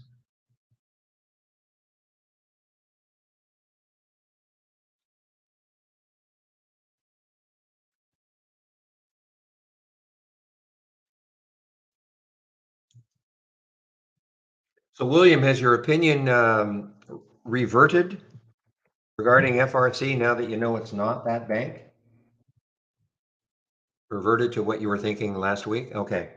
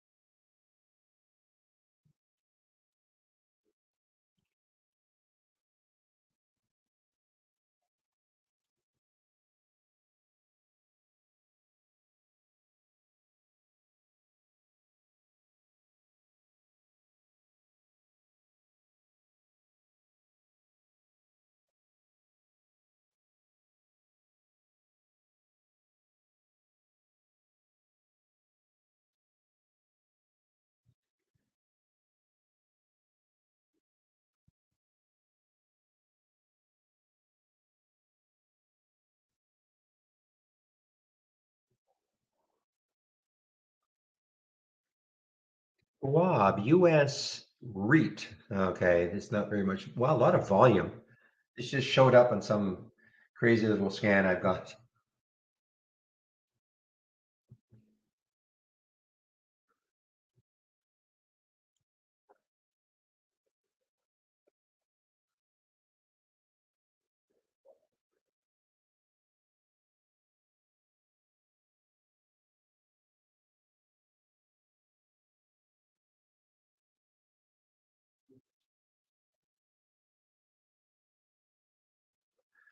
So Loop is on a comeback trail, guys. Loop, big down day on Friday, and well, for the last week, bit of a comeback for it today. Loop, Loop.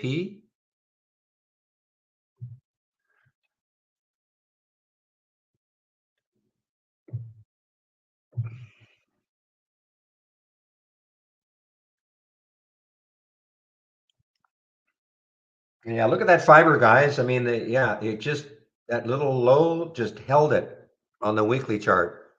FYBR just held it 21.21, and it got to 21.21. I mean, literally to the penny. It's amazing how many times that works or happens. I don't want to say works, but happens.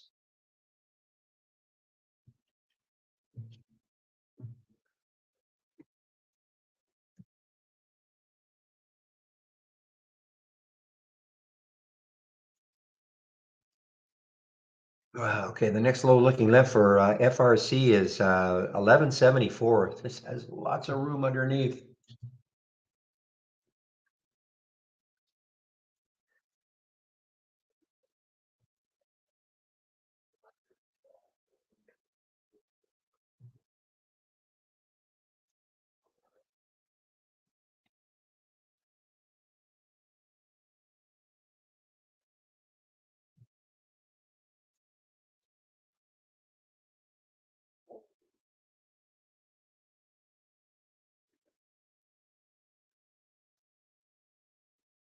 Really going to watch how well 14 holds for this FRC.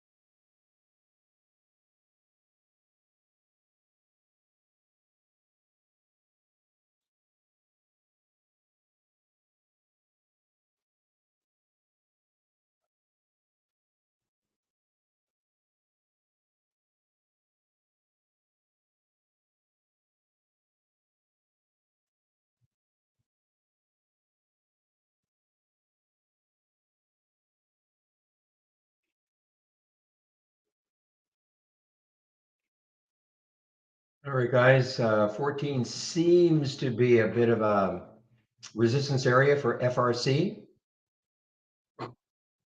Obviously, it has a ton of room looking left on that daily chart.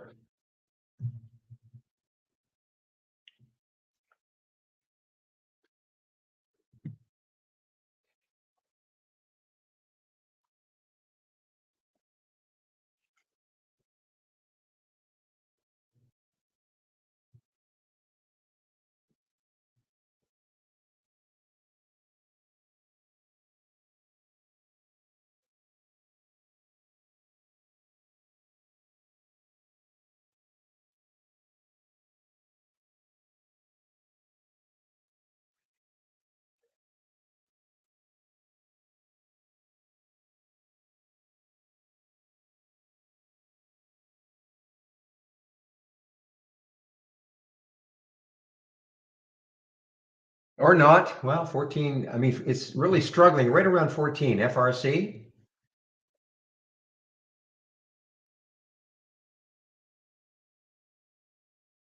Okay, RCUS. I've got this thumbnail, that's why I can see it, but RCUS back over 18. So the volume's no good. Okay.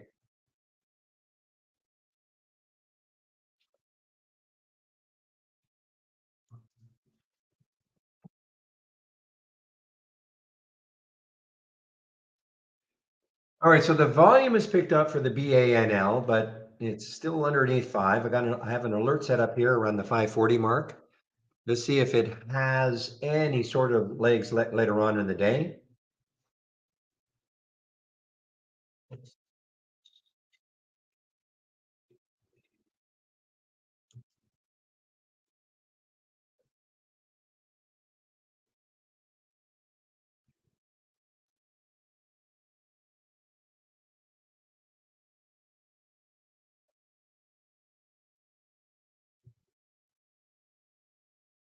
Ugly, REVE. So this is the SPAC. It's doing a combination with 2-bit circus. Market got all excited and just sold it right off. FRC guys, looks like 14 is a rejection.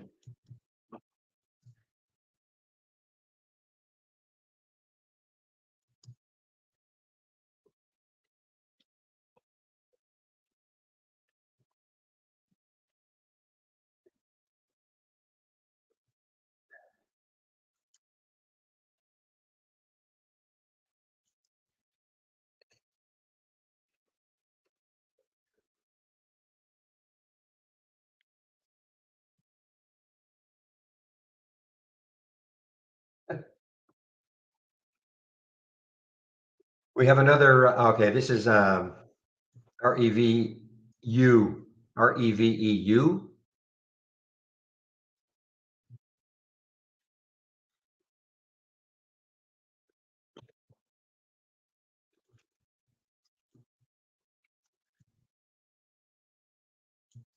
No, that FRC right back up to 14. Difficult intraday trader, in my opinion, right now. Depends where you put your stops, etc. Dawn, DAWN. Whoa, boy, what a rundown it's had. Wow, look left for Dawn. DAWN 1277 is the next. That's on the weekly chart. That is the next low looking left for Dawn. DAWN. Any news on this one? I don't see any specific news, but the volume is not great. 5.3 times normal.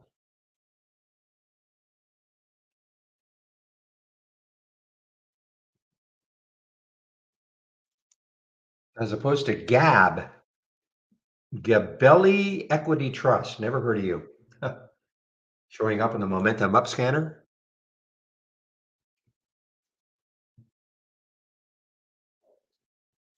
Boy, this Dawn has got room underneath. Problem is, you're sort of chasing it. We're not sort of. We're in chase down mode. But it's got. Look at the room it's got underneath on the weekly chart. 1277. That's is the next low looking left for Dawn on the weekly chart.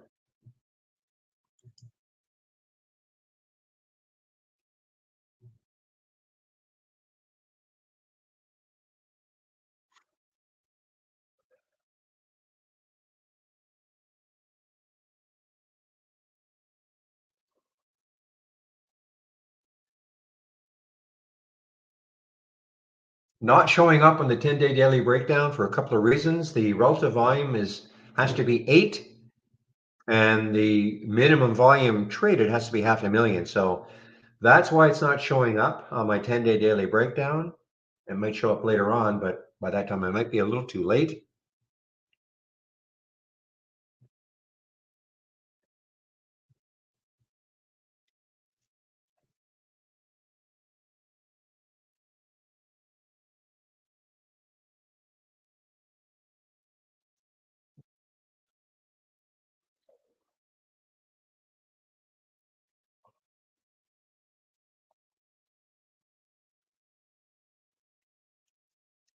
Big lots, BIG. This is moving down also. BIG. Wow, underneath 10 now. Big level for it to try to take out.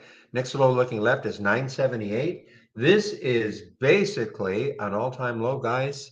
That is for BIG. I guess it looks like the all-time low could be the Friday low of 978. So here's another one. It won't show up on my 10-day daily breakdown because again, the relative volume is too light and the volume is too light. But boy, what this is just getting, I mean, all-time low. 978. That looks like the all-time low for BIG, big lots, BIG.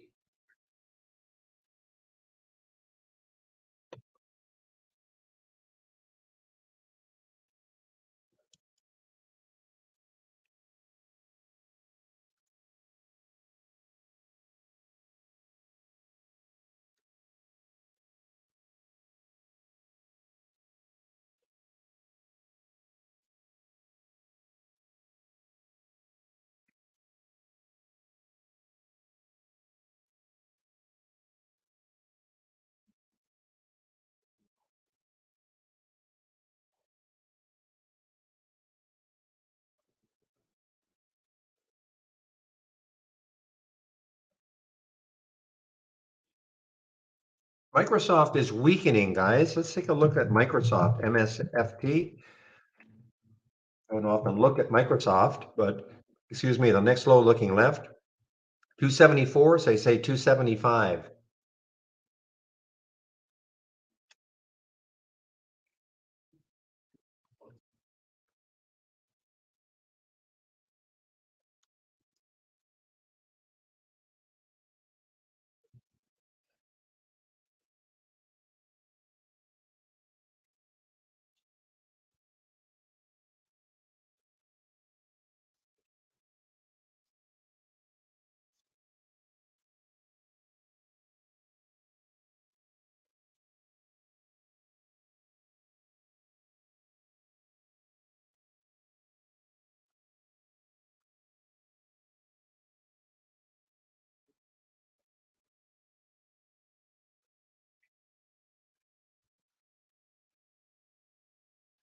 Oh man, this dawn is looking so good. I just feel like well, I am. I'd be chasing it down, but look at the room it's got. You look left for dawn, DAWN.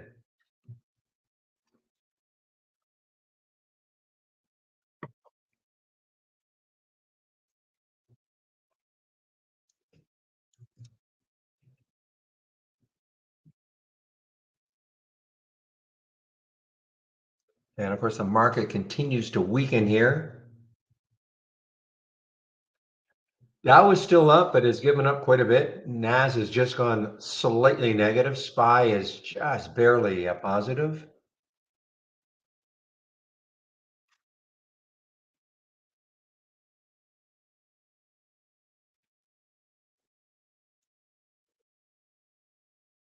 Okay, guys, give me a moment. I'll be right back.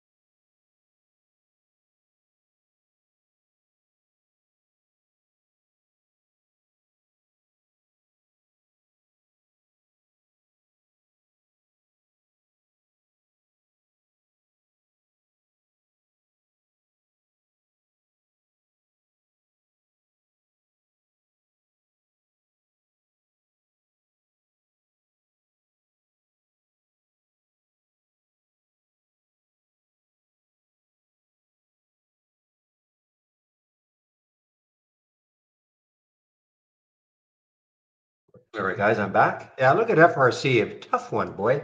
Looked like that 14 was going to block it, but nope.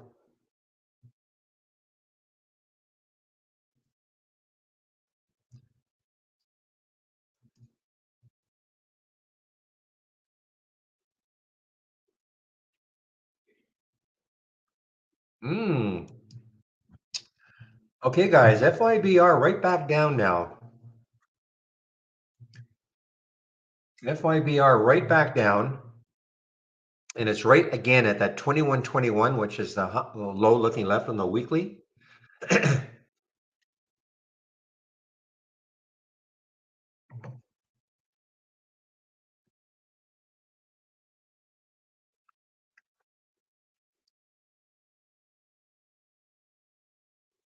It's the only one that has shown up today on the 10-day daily breakdown so far.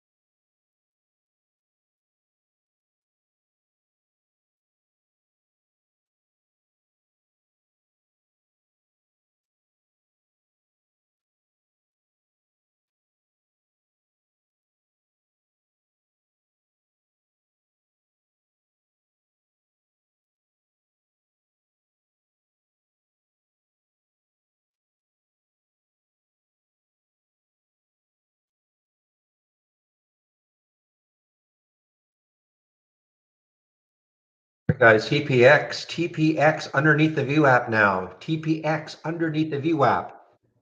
Ah, shoot, I missed it. I wanted to see this one at the view app and then maybe take that short, but I missed it.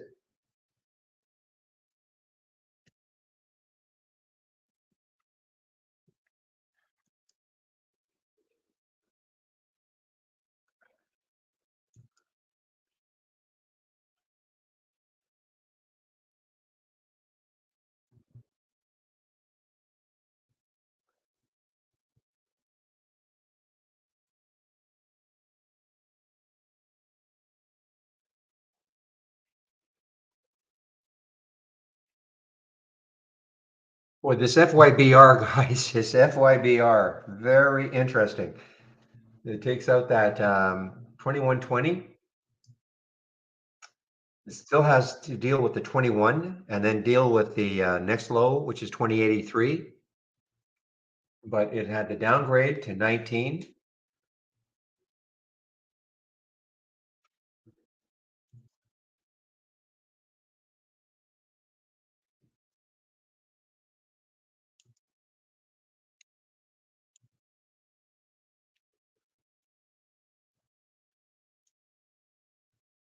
FYBR, guys.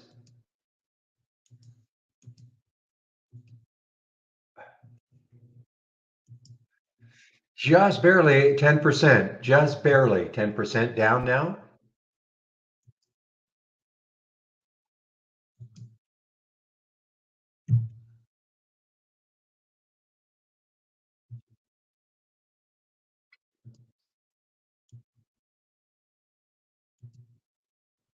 Well, it takes out 21. Look out below for FYBR.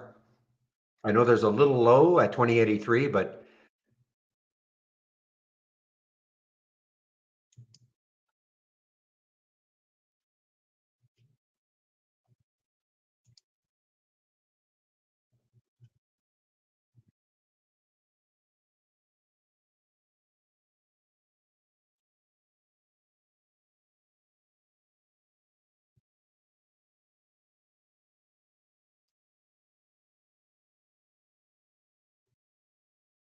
FYBR, guys, if it take, look out 21.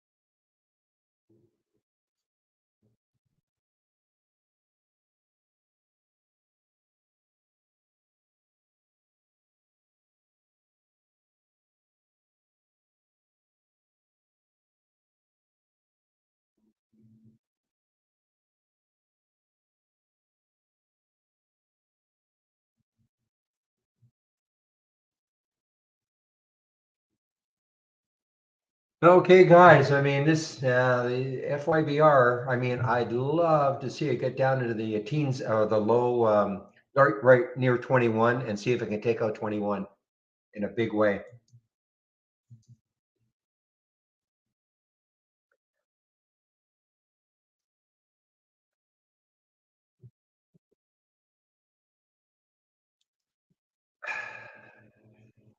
But it could be a reversion to, but I am looking more on the short side. But maybe that whole number was just too tough for it to get through. I don't know. It's got the I say the downgrade at Morgan Stanley with a $19 price target. Not that that has to happen, of course, but I think that's causing the big weakness for it today.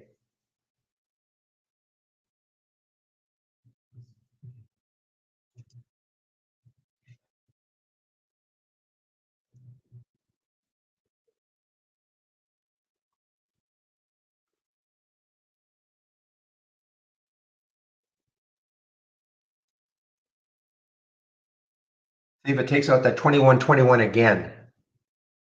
That is the low right there. That's that 21.21 right there. It took it out.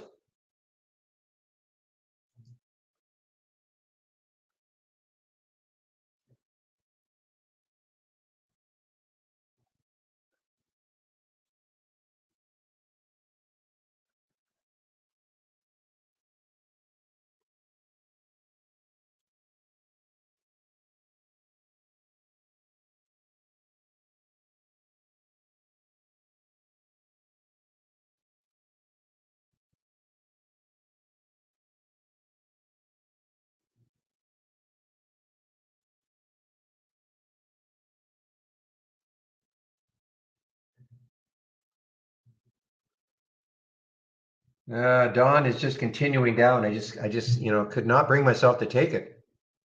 It's just too extended. But it kept moving down, down, down. I love it when you look left. What I was hoping for is maybe just base just a little bit and then another leg down, but it just didn't do it. And I just could not chase it.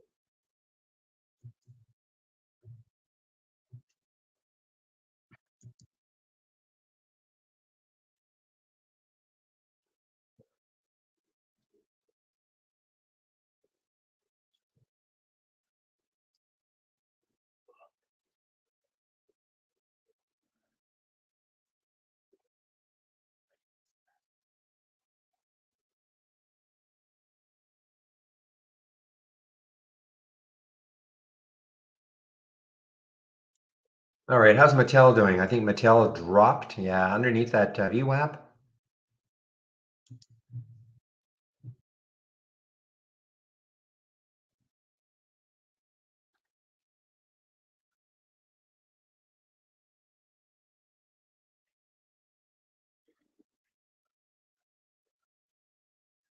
All right, guys, FYBR right back down, right back down. Let's see if it has a real strong move underneath, say 2110 again.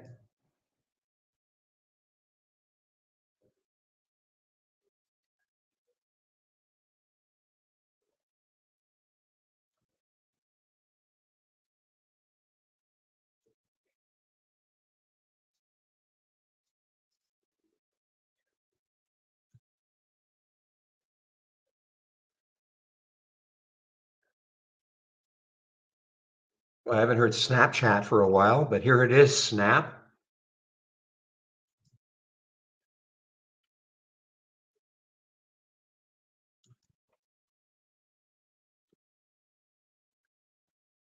Well, look at this Bitcoin play, Valkyrie Bitcoin Strategy ETF. I don't think I've seen this one before.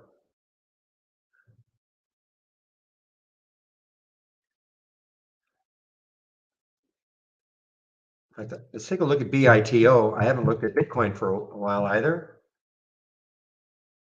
Yeah, so BITF, obviously some kind of an offshoot.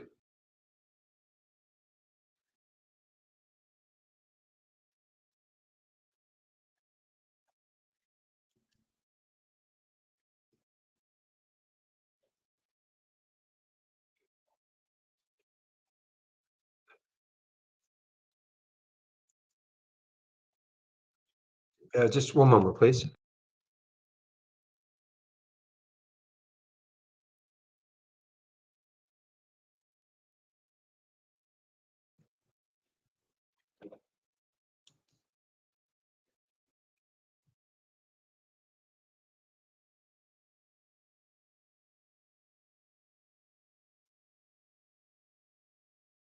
Look at BITO, guys. I don't know what's happening with Bitcoin, with the price of Bitcoin, but all of a sudden something is thumping this down, BITO, and that's why that BTF showed up.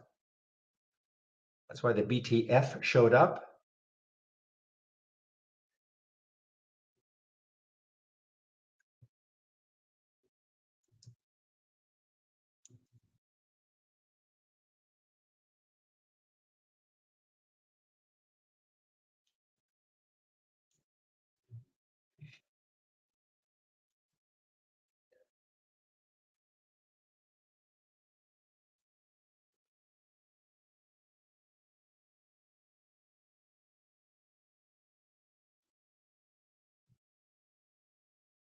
Yeah, something's going on with Bitcoin, guys. Well, you mean to buy it? BITI, to buy it?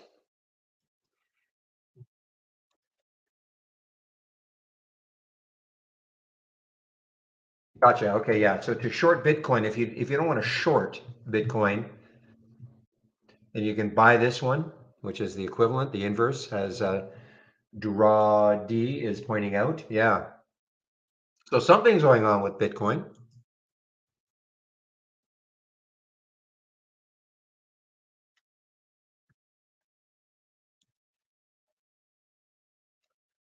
All right, guys. Little lull in the action for me as we're watching Bitcoin getting clobbered here a little bit. So let me talk a little bit about my homepage and the information that you will find on it. First of all, if you're new to the room today, welcome to the room. This is the format Monday to Friday between 8 a.m. and 3 p.m.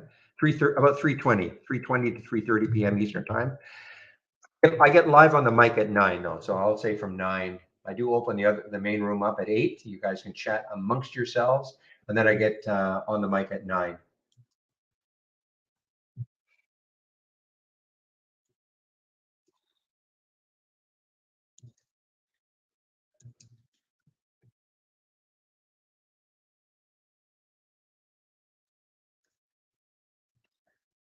Okay, so if you click on my homepage link, this is what you're going to see.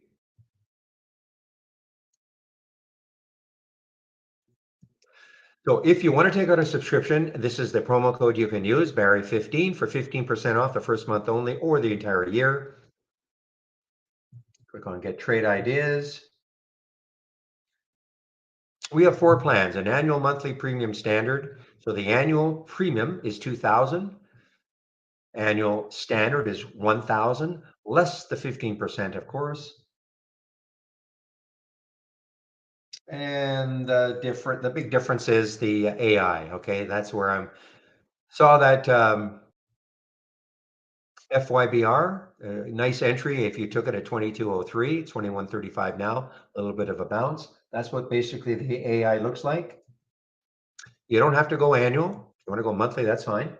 118, 228 standard premium, less the 15% for the first month only. If you maintain a monthly subscription, this is what you would pay going forward. If you're currently a monthly subscriber though, and you do want to take out an annual, I have a promo code that I can give you for 25% off. Okay. You just have to ask me.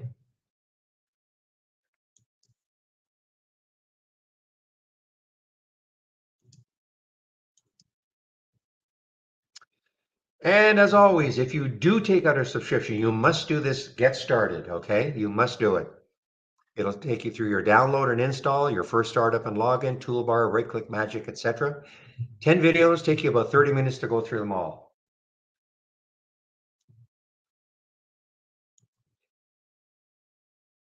If you're brand new to trading or just starting out, this is a great little course that Michael Noss at Trade Ideas put together. It's called Trading 101. You can click on this, and I think it's a really, really good course if you're just starting out trading. I do a daily stock of the day video. You can sign up for it right here. Trade of the week is sent to you before the market opens every morning. It is free. I don't think it triggered. It is ASO, ASO. When you get the email, you'll see what the suggested entry is. And the suggested entry was 65.47, and it never hit that price. So before you jump all over it and say, wow, it's a terrible trade of the week, it didn't trigger.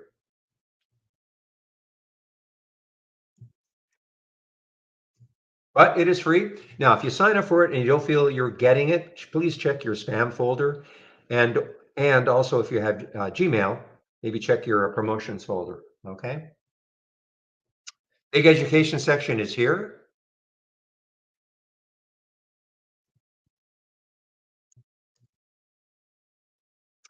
So this is our user guide. And again, do not get hung up about how much information is here. Obviously, most user guides are going to have a lot of information in them. This is a software program, but what I would say is you must do the getting started and then at least know what an alert window is, the A window, what a top list window is, the T window. And I would click on here about stock racing. This is going to show you there are 4 videos here, and also race startup is clickable, and the configuration gives you a great idea about what stock racing is all about. Okay. I'll go over this race you see here in a bit, but just wanted to, give you a brief overview of what you'll find in this user guide. The other thing I would probably next, after you learn all of the, like what an alert window is, the top list and the stock race, I would understand how to put a price alert on a chart. Very, very simple to do. Getting started. There's a getting started series again. Daily support. So I do take a break between 12 and 1 Eastern time. One of the other traders takes over for me in our YouTube room. Today is Monday, so it should be Chris Farley. I'll confirm that before I take my break. I'll put the YouTube link in the main room so you can head over, to our YouTube room and listen to Chris for his hour. And my scans. Here are the scans that I am sharing. So this is what I use in the pre-market. The pre-market actives up and down. Now I'm only showing the one race now. Okay, the large cap movers, there it is right there. I do have the other race that I used to demonstrate or show. It's still available for you. This is if you're looking for momentum trades or ideas, this is a great little momentum scanner. Here's my 10-day daily breakout and down. Very few alerts a day, but I love this. I love this. This is right here. I really, really do like these. Just not too many alerts today. So if you want to take out a subscription, appreciate it if you use my homepage link, and then you can use my code. And also, if you save my homepage, you'll have access to my scans and, of course, this education section anytime you want.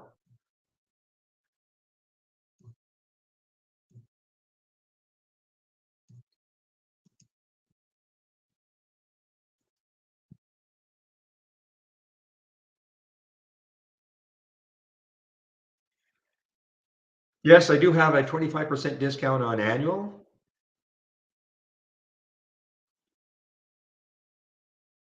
But are you new? If you're new to Trade Ideas, Dan Wolf, CA, I would not take out an annual yet. Try us out first unless you're 100%.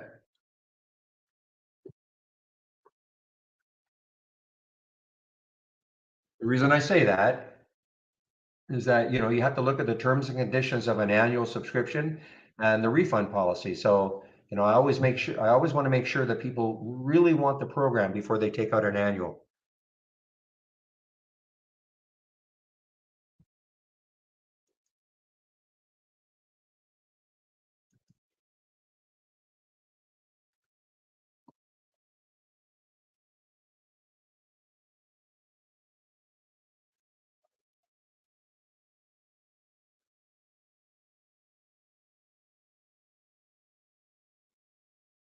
Remember CCL, guys? Remember CCL earnings play had the big pop on earnings. 979, right back down to 9. Forget about these cruisers. Yeah, definitely. I mean, you can take out a monthly subscription. Okay, Dan. I would maybe take out a monthly on the standard. And look, at any time, if you decide, yeah, I want an annual, I can give you a 25%. Okay, so there's no rush.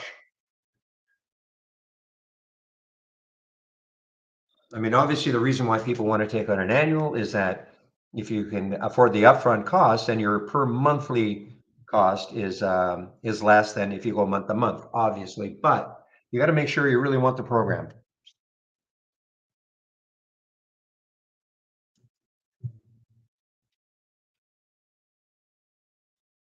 Microsoft guys, I've been mentioning Microsoft as a weak one. I don't often look at Microsoft, but 274, 275 is maybe some support.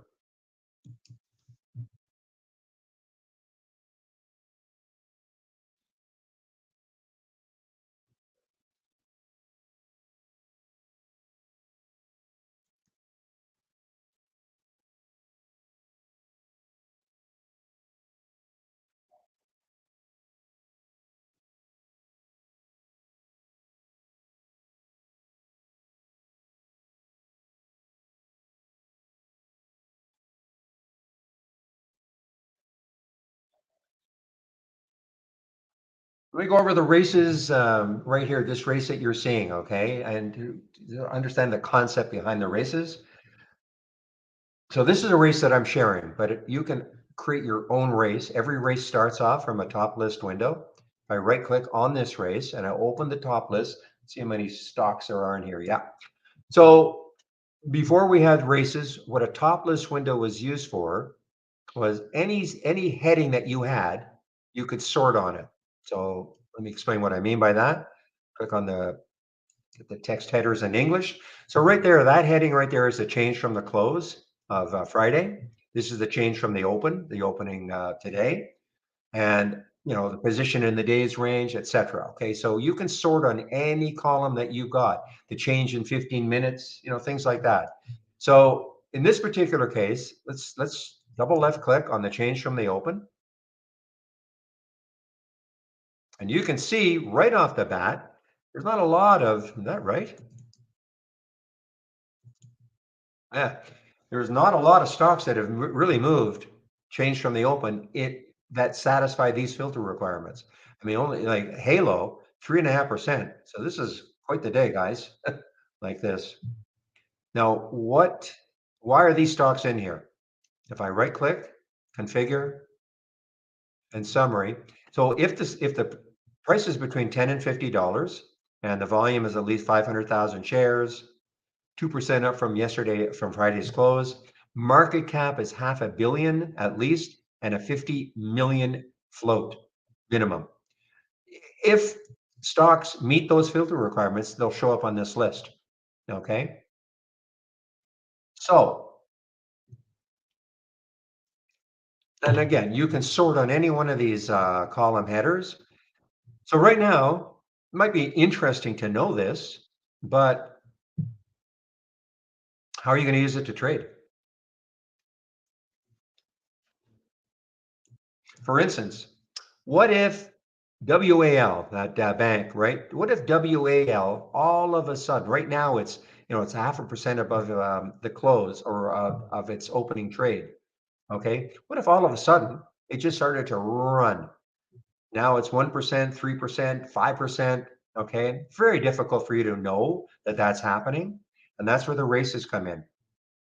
Now, again, you can create your own top list window. I'm sharing this one, but just a matter of, if you don't like, for instance, you might have a different price range you like, minimum volume, all that sort of stuff. When you get used to using trade ideas, you might add in a filter or take one of these out. It's completely up to you, of course. But excuse me, the race has always started though from a top list window. So if I right click, launch the real-time stock race.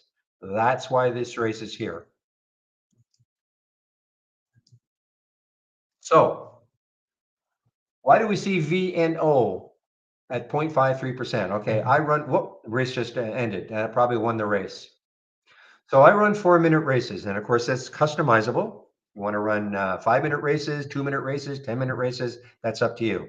I chose I chose 4-minute races when this whole concept began, and I've just stuck with it. So what you see here, and it takes about 30 seconds for it to get really going. You will see, just like any other race, the stock that is moving the most will appear at the top of the leaderboard. So since this race started, I mean, it's not a big move, 0.25%, 4 cents for VNO, but this is the one that right now, as we speak, is leading. Okay. But of course, it's a 4-minute race, so another stock could supplant it, the top position. And this is just going to show you, though, since the race started, with all those filter requirements, you can see exactly what happened there. Again, nothing dynamic here. I mean, 2 cents, 50.15%. As I say, there's not very many stocks in the large cap universe that have moved that much today. Not between 10 and 50 and 500,000 shares, etc. Okay. But what happens is it automatically then creates a watch list for you. That's why I think it's great for new traders. And the watch list is made up of the stocks that have won the most races. So for instance, in the number one position, FRC won 7 races, VNO won 3, etc. Now you can just concentrate on these stocks all day long if you want. Instead of, I mean, you can have so many different alert windows and top list windows in your layout that you can get overwhelmed by all the alerts that are coming in. So, why I think that this is a great way to go especially if you're just starting out, because it gets you to focus just on a few stocks for the day. So you might look at this IoT, just big, won 2 races, click on the alert, see what's happening. There's the VWAP. If you're a kind of a VWAP player, somebody who likes to see stocks break out over the VWAP, you can maybe put a price alert around that area and see what happens as an example. And you can practice using our simulator. This is a simulator. This big blue screen you see here acts like a simulator. And it uses our real-time data, so you can practice trading using our simulator.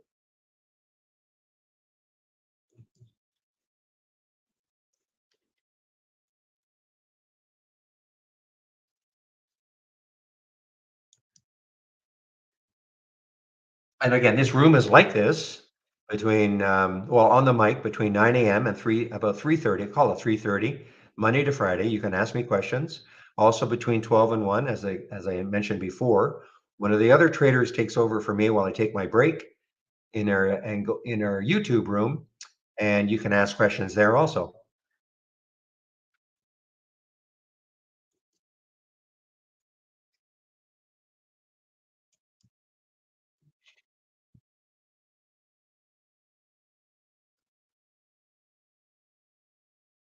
Now, the other thing is you might see a stock, you don't have to wait for number one, a race to be over before you click on a symbol. If you see something moving up the leaderboard or right at the top right now, I mean, this still has, well, another 10 seconds, but click on the symbol, see what's happening. Now, this race here is not, I used to show another race, and that was a way more volatile race. And I mean, if you're looking for it, I mean, I still share it on my homepage. This though is definitely, I think if you're starting out, probably the way to go. The other one is, yeah, it's way more exciting. You're going to see some big moves, sometimes 10%, 20%. But if you're new to trading, I mean, those situations are very, very volatile.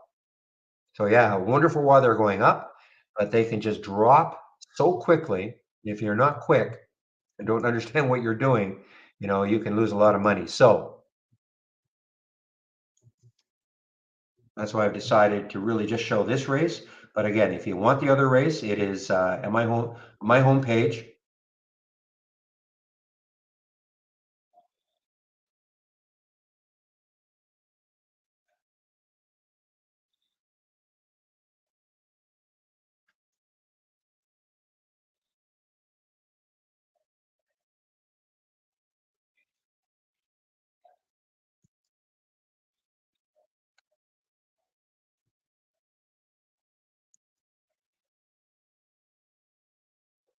Now, we're also sharing a lot of other scans, okay? I mean, I have my scans that I'm sharing.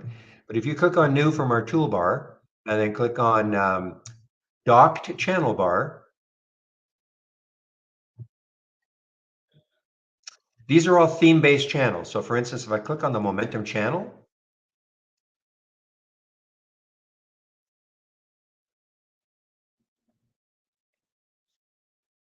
so this is an example of a scan. We call it momentum, and it's basically the same scan that I'm sharing on my homepage called Momo. So if you loaded one of my scans and you want to know what it's looking for, or any of the other scans that we've created in these theme-based channels, all you have to do is just right-click, configure, and click on summary. Okay, and that's going to tell you exactly what the scan is looking for. So if the price in this particular scan, if the price is between $1 and $50, the current volume is at least 3, meaning it's trading at least 3 times normal, volume 100,000 shares. Now, here are the key to get it the momentum. The volume in the last minute's 1,000% of normal, and 5 minutes 400% of normal. This is the screening aspect of trade ideas. Okay, a lot of screeners are out there. This is the screening aspect. But this new high, excuse me, this new real-time high alert, that's the scanning aspect. So if a stock meets all these filter requirements and it makes a new high for the day, you get a real-time alert. So you can see the GRRR at 11.18 made a new high and the price was 11.48. Since I loaded this window, no other stocks have met those filter requirements. That's why we're not seeing anything new. So if I click on GRR, we should see a little bit of a pop. Yeah, look at that pop up here, up to 11.46. And since then it pulled back.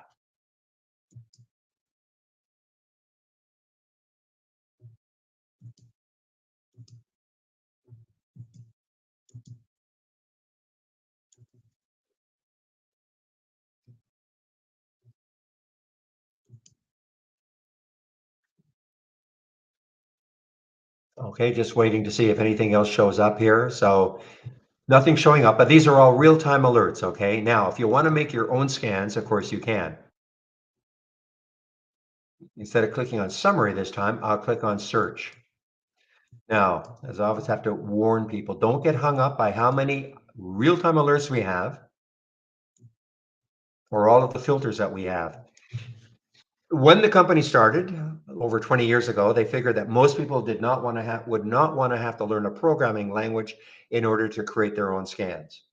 So they tried to create enough filters, screeners, and real-time alerts that for the majority of our customers, they could combine them to give them the type of scan they're looking for if they want to make their own scans. Again, we're sharing a lot of scans, and you can always modify the scans. In other words, by that I mean, if you like this scan, you could always look at it and say, well, I like the concept, but I'd rather have a different price range. So you can take that price range of 1 and 50, and you can make it 10 and 100. I click on summary, see how it has changed. Okay, so I think we give you a lot of great scans that you can customize for your own trading style.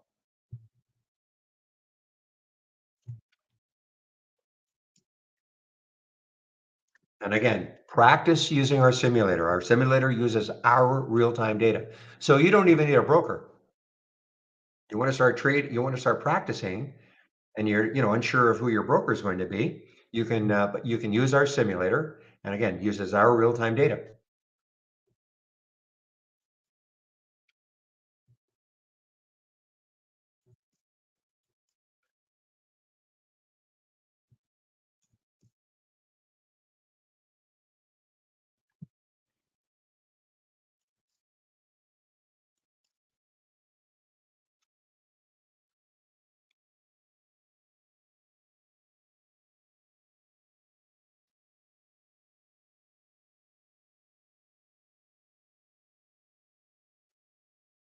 All right, guys, let's see. I'm just looking. Boy, that SQ is, I mean, it's not a rocket ship up or anything, and it's has these topping tails and all, but it's been holding the VWAP 62.87. It's been holding the VWAP.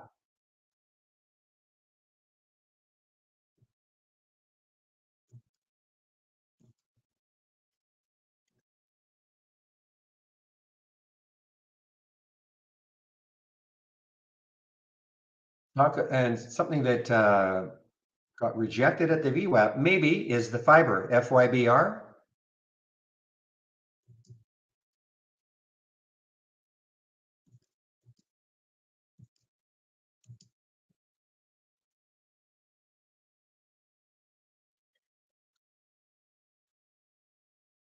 Now, speaking of VWAP,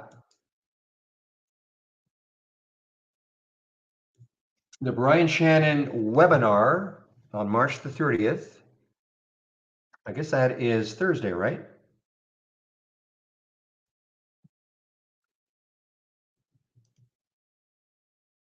So you can sign up for it here. And if you're unfamiliar with Brian Shannon, you can always Google him, okay? Very well known in the financial community. And he wrote a book. Well, he's written several books, but he's written a book called Anchored VWAP and How to Use It. Okay, and that's what the gist of the webinar is going to be on the 30th. And if you can't make it live, that's okay. You'll be sent an email okay, with the recording. So I would sign up for it. I think we're going to have well, I'm sure we're going to have 1,000 plus people in this webinar.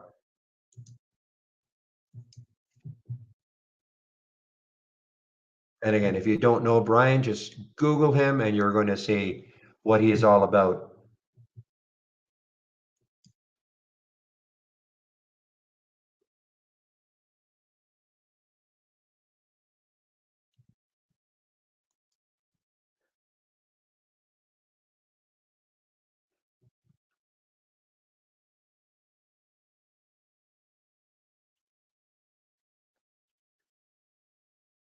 Well, unless I got the date wrong. Maybe do I have the date wrong? I thought it was the 30th. Maybe I've got the date wrong.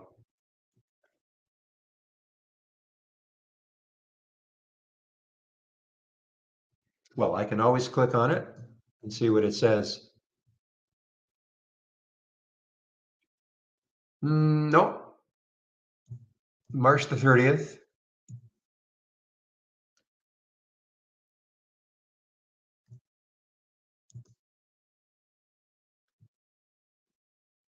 I mean, I don't know of another. Well, this is the big one. I mean, I don't know if we have another one, but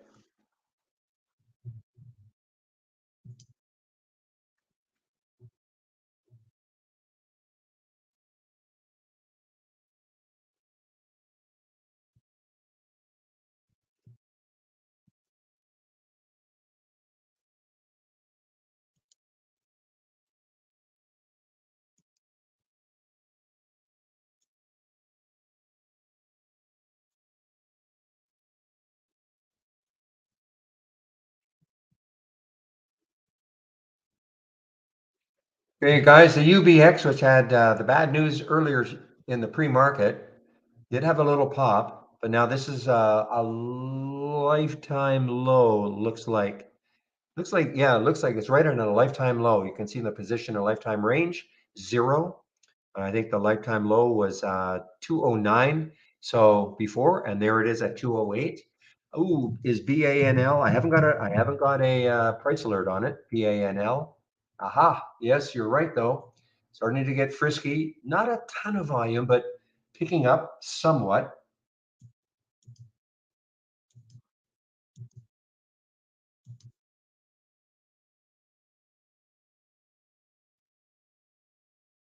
Again, this was an IPO on Friday, Thursday. Sorry, Thursday.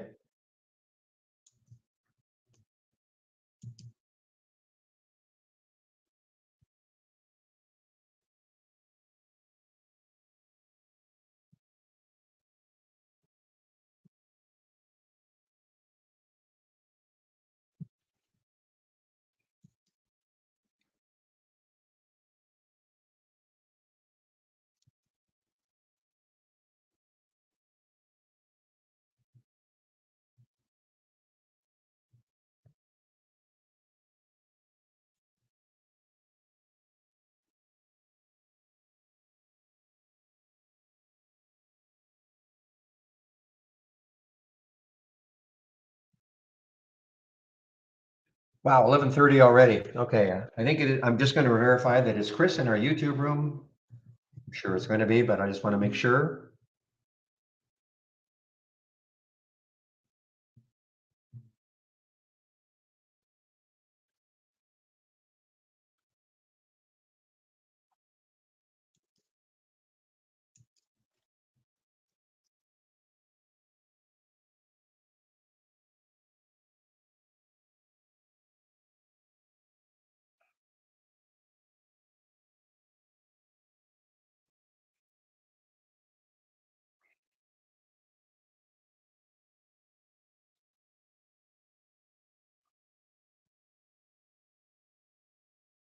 Yeah, I mean, risky guys, but I keep an eye on this BANL in case it just gets crazy. Just because, you know, I think it's only got a couple of million in the float, maybe.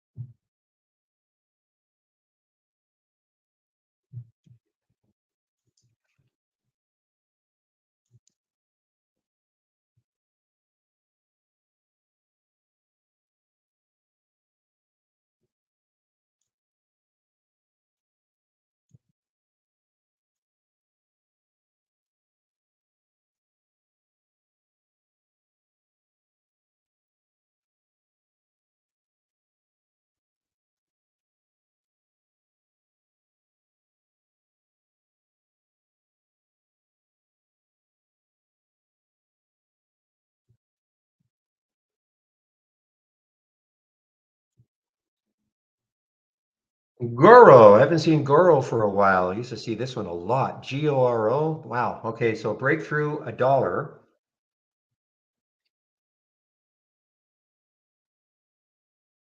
Real cheap one, guys. I'm not into these really cheap ones, but if it takes out 115, wow. So if it takes out 115 somehow, the next high looking left is around 150. Gold play.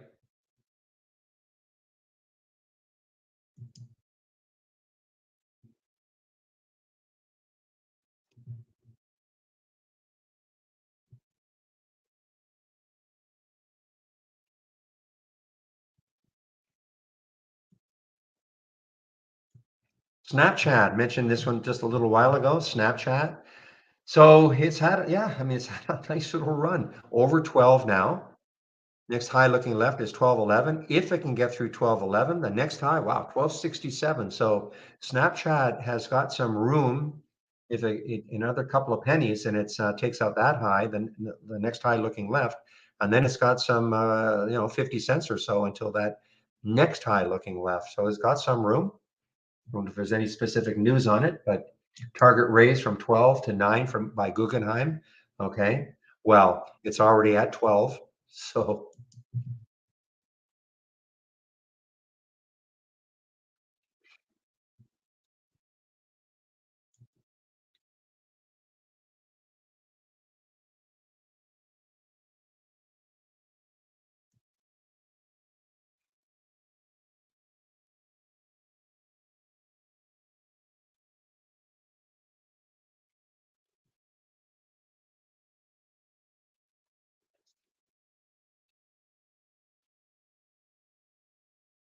yeah, I know. Yeah, you're right about the TikTok ban moving all those social media ones. You're right.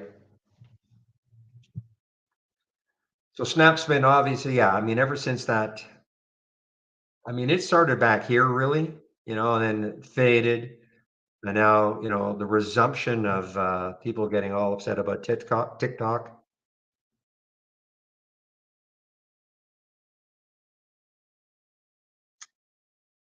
of which I am not a participant. But yeah,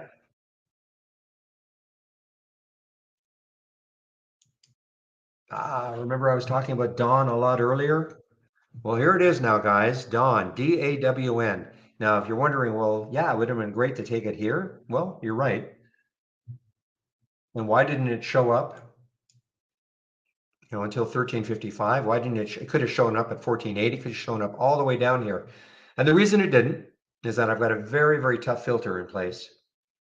The relative volume filter, it has to be at least 8, it has to be trading at least 8 times normal up to this time of day. And so that's why Dawn was not showing up until right now. Now, it still has room. Looking left, it still has room underneath. 1277 is the next low looking left. Now, I'm not saying to take this trade right now, but now it becomes, for me, because it's now showing up on my 10-day daily breakdown. It's just too bad the volume wasn't more earlier. And again, if you say, well, why don't you just reduce this? Instead of 8, make it 6 or 5. Then you probably would have seen this. And you're right, but I might have seen a lot of other stocks I don't want to see.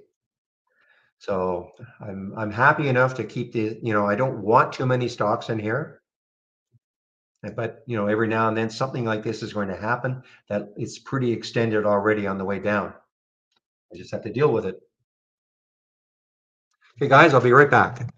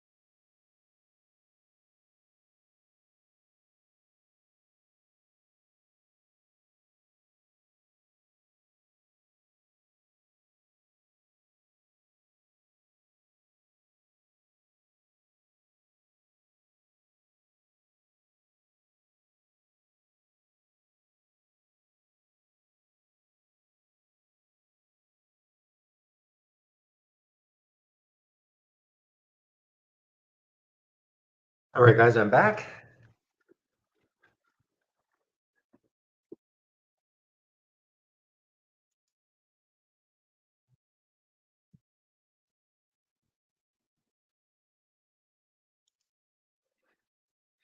And it is going to be Chris, yeah. So Chris will be in our YouTube room in about 20 minutes from now while I take my break.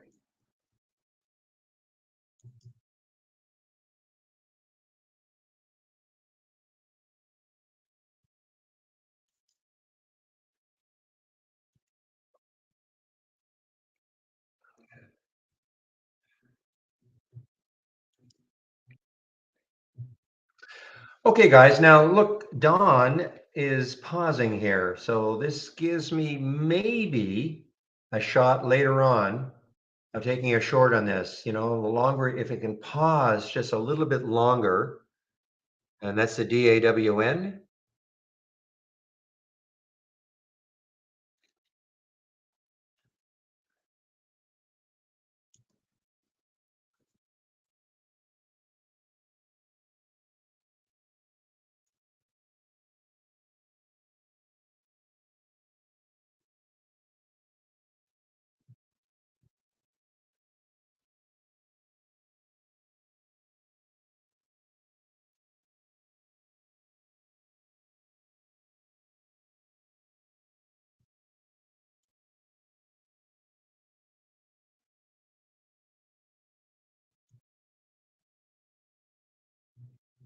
Okay.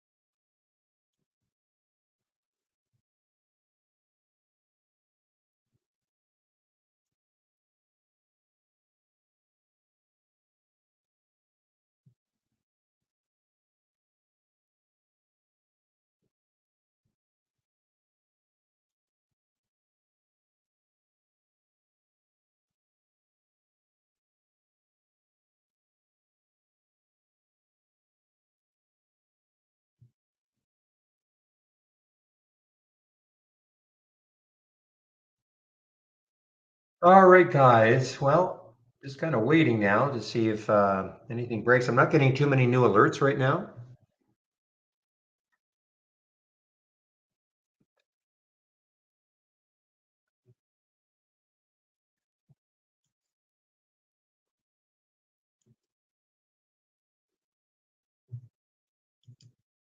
Okay, Don just made another new low, guys. DAWN. I'm just reluctant to take it because it just looks so extended. But look at the room it's got underneath. I may regret this, but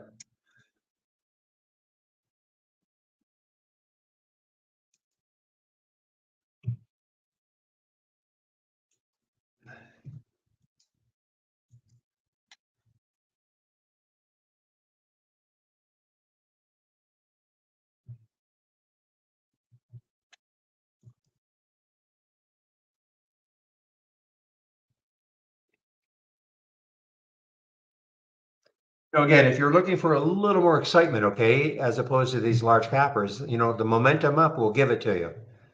The momentum up, these are stocks that are, rising with momentum. And that's one of the ones I'm sharing. Just it's called Momo from my homepage.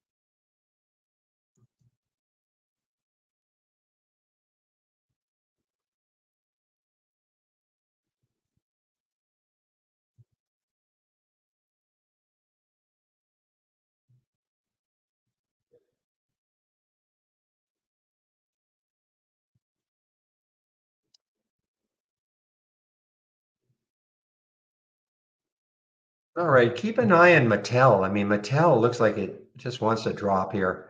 The low, next low, I mean, 1643, it's got a little bit of room underneath, but Mattel just looks weak now, MAT.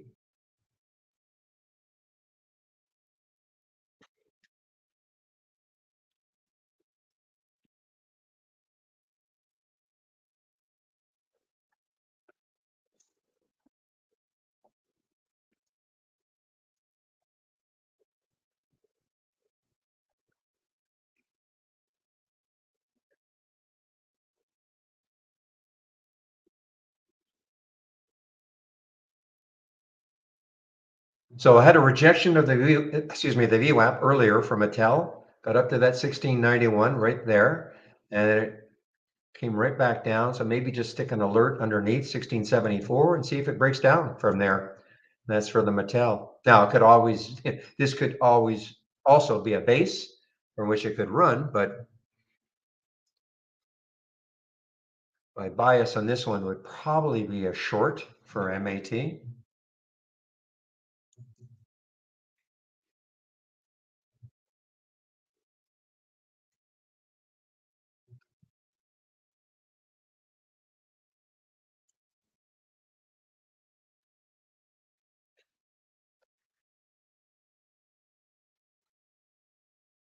Hmm.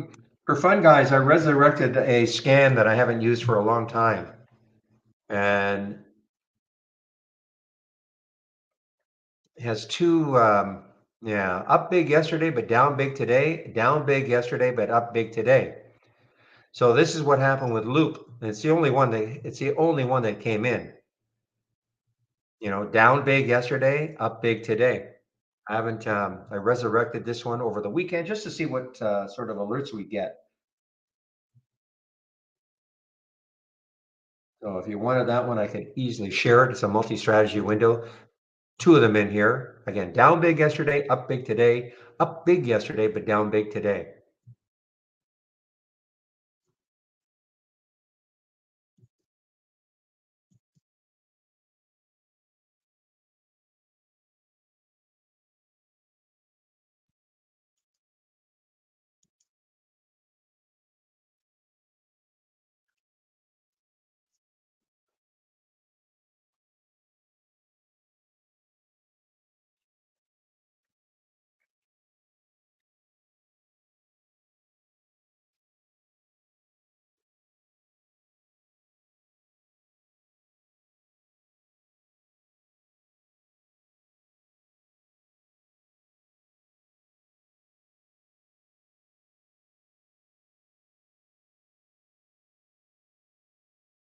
WISA news. Let's take a look. WISA news. I don't know. Let's take a look.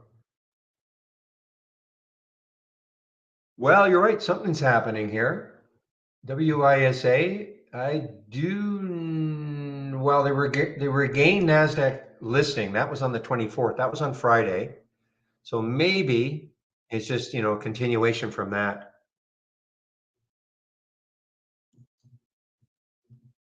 It's probably just continuation from that. I did not share it, but I can, Jamie.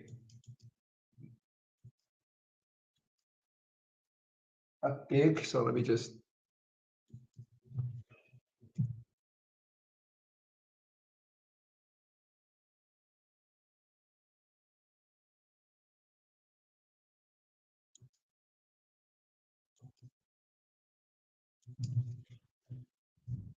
Okay, so there it is.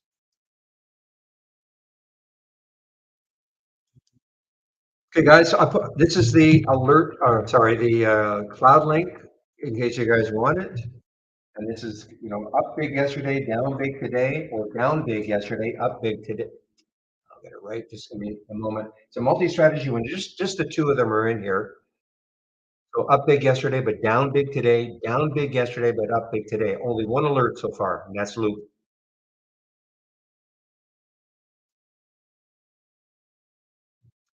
Can I recommend what's happening with AMD? Well, I can look at it.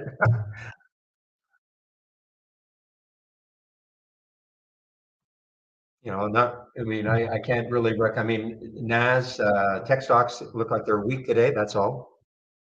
I mean, I don't know. There's no specific news, I don't think, on it. If you're in this one, you probably got to hope that it holds 95,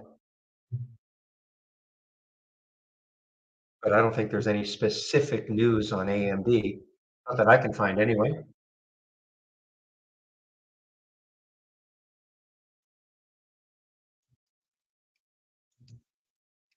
And welcome, by the way, Amit.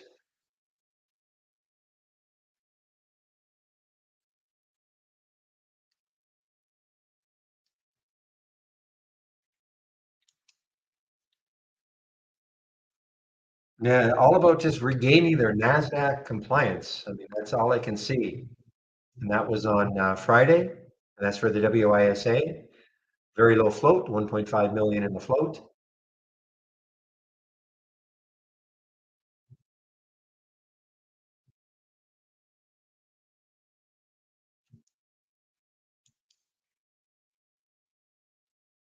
Boy, this BANL is interesting. I'm finding it very interesting.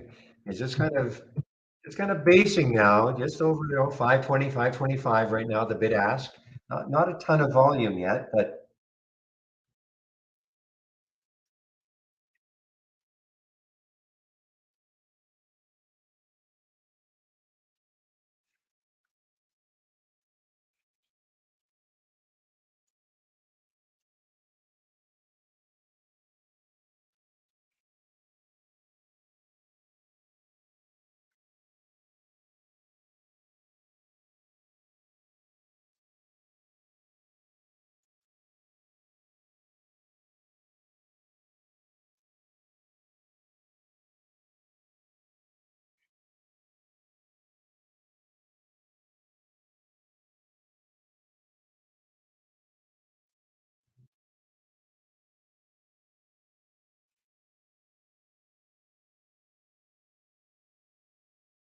DKS, heavy weekly options. Okay, let's take a look at DKS. That's from Captain. DKS.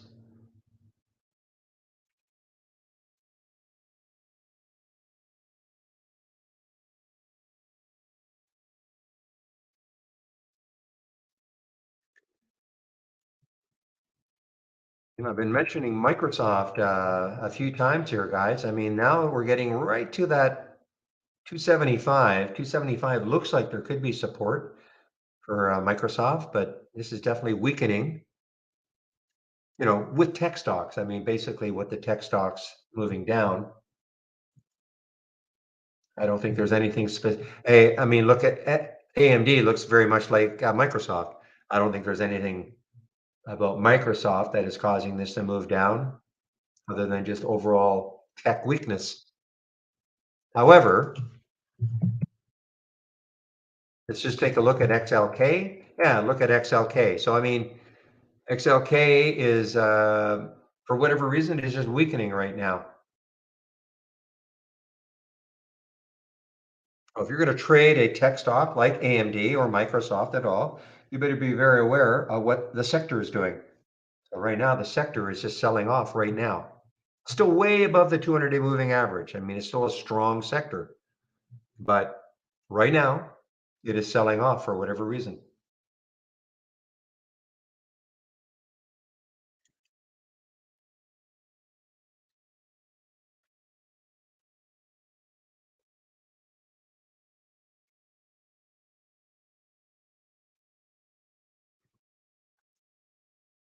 Okay, guys, it's almost time for Chris to show up, so I'm going to put my announcement in.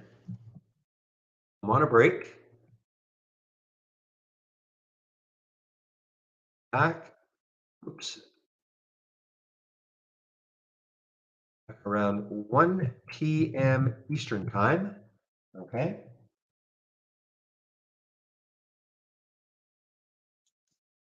And this is the YouTube link. If you want to head over and listen to Chris while he's there between 12 and 1.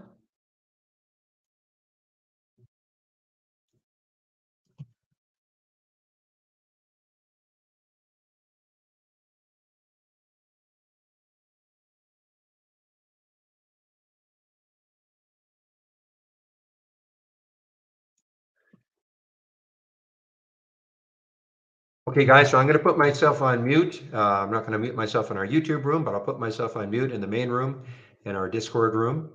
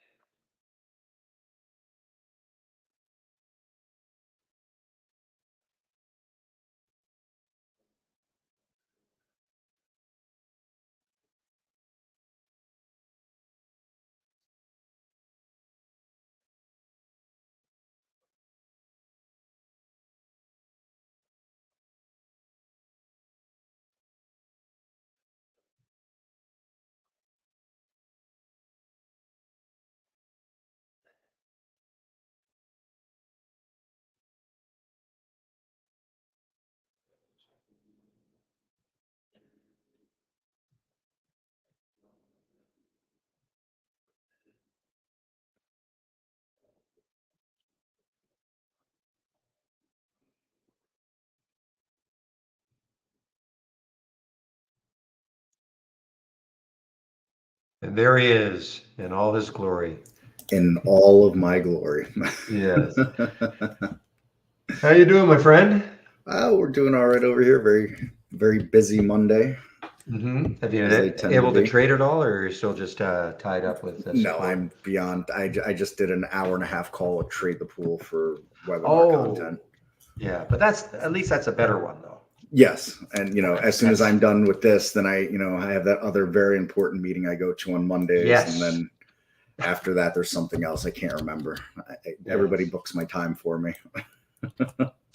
Well, I'd like to talk to you between 2 and 3 every day. How's that? That's fine for me. We can trade. I was just going to say, see, we're more trader oriented in that regard. Everybody else wants to pick my brain for things that I don't want to do. That's so funny to say it like that. All right, my friend. Well, I'll let you go. Can you now? Do you have a meeting right at 1? Do you want me to show up a little bit earlier, or? Yes and no. Yes, I have a meeting right at 1. No, I do not want you to show up earlier. I understand. It is I not. do understand. Okay. It is not a meeting I'm rushing to, so Yes. I won't miss Gotcha. anything if I'm 5 minutes late. Okay. Okay, Chris. I Have swapped fun the for your screen hour. and you're off and running, my friend. I am. Okay. All right. Bye-bye. We'll see you soon, Barry. Take care. All right, everybody. Happy Monday to you all.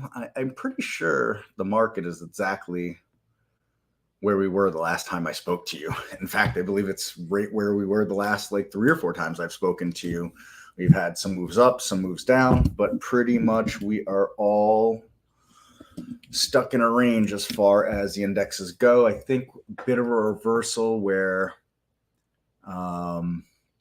more Dow oriented stocks, the Dow Jones kinds of stocks were faring a little better. Tech stocks were getting slaughtered and beat up for a few months. I think tech is looking a little better recently, not overall areas of tech in general, where I think Dow oriented stuff, which is going to be more heavily in financials and energy, that's a little more beat up recently. So I just want to, tea leaves, if I could type right. diamonds. There we go. So, here are the diamonds representing your Dow. We can see that kind of curl over like that. If we look at the Qs, that's holding up pretty well in comparison. We can throw up a comparison chart really quick here. And this is why this is, I don't know if I want to call it a stock pickers market necessarily, but why is this chart not loading? Where's that chart?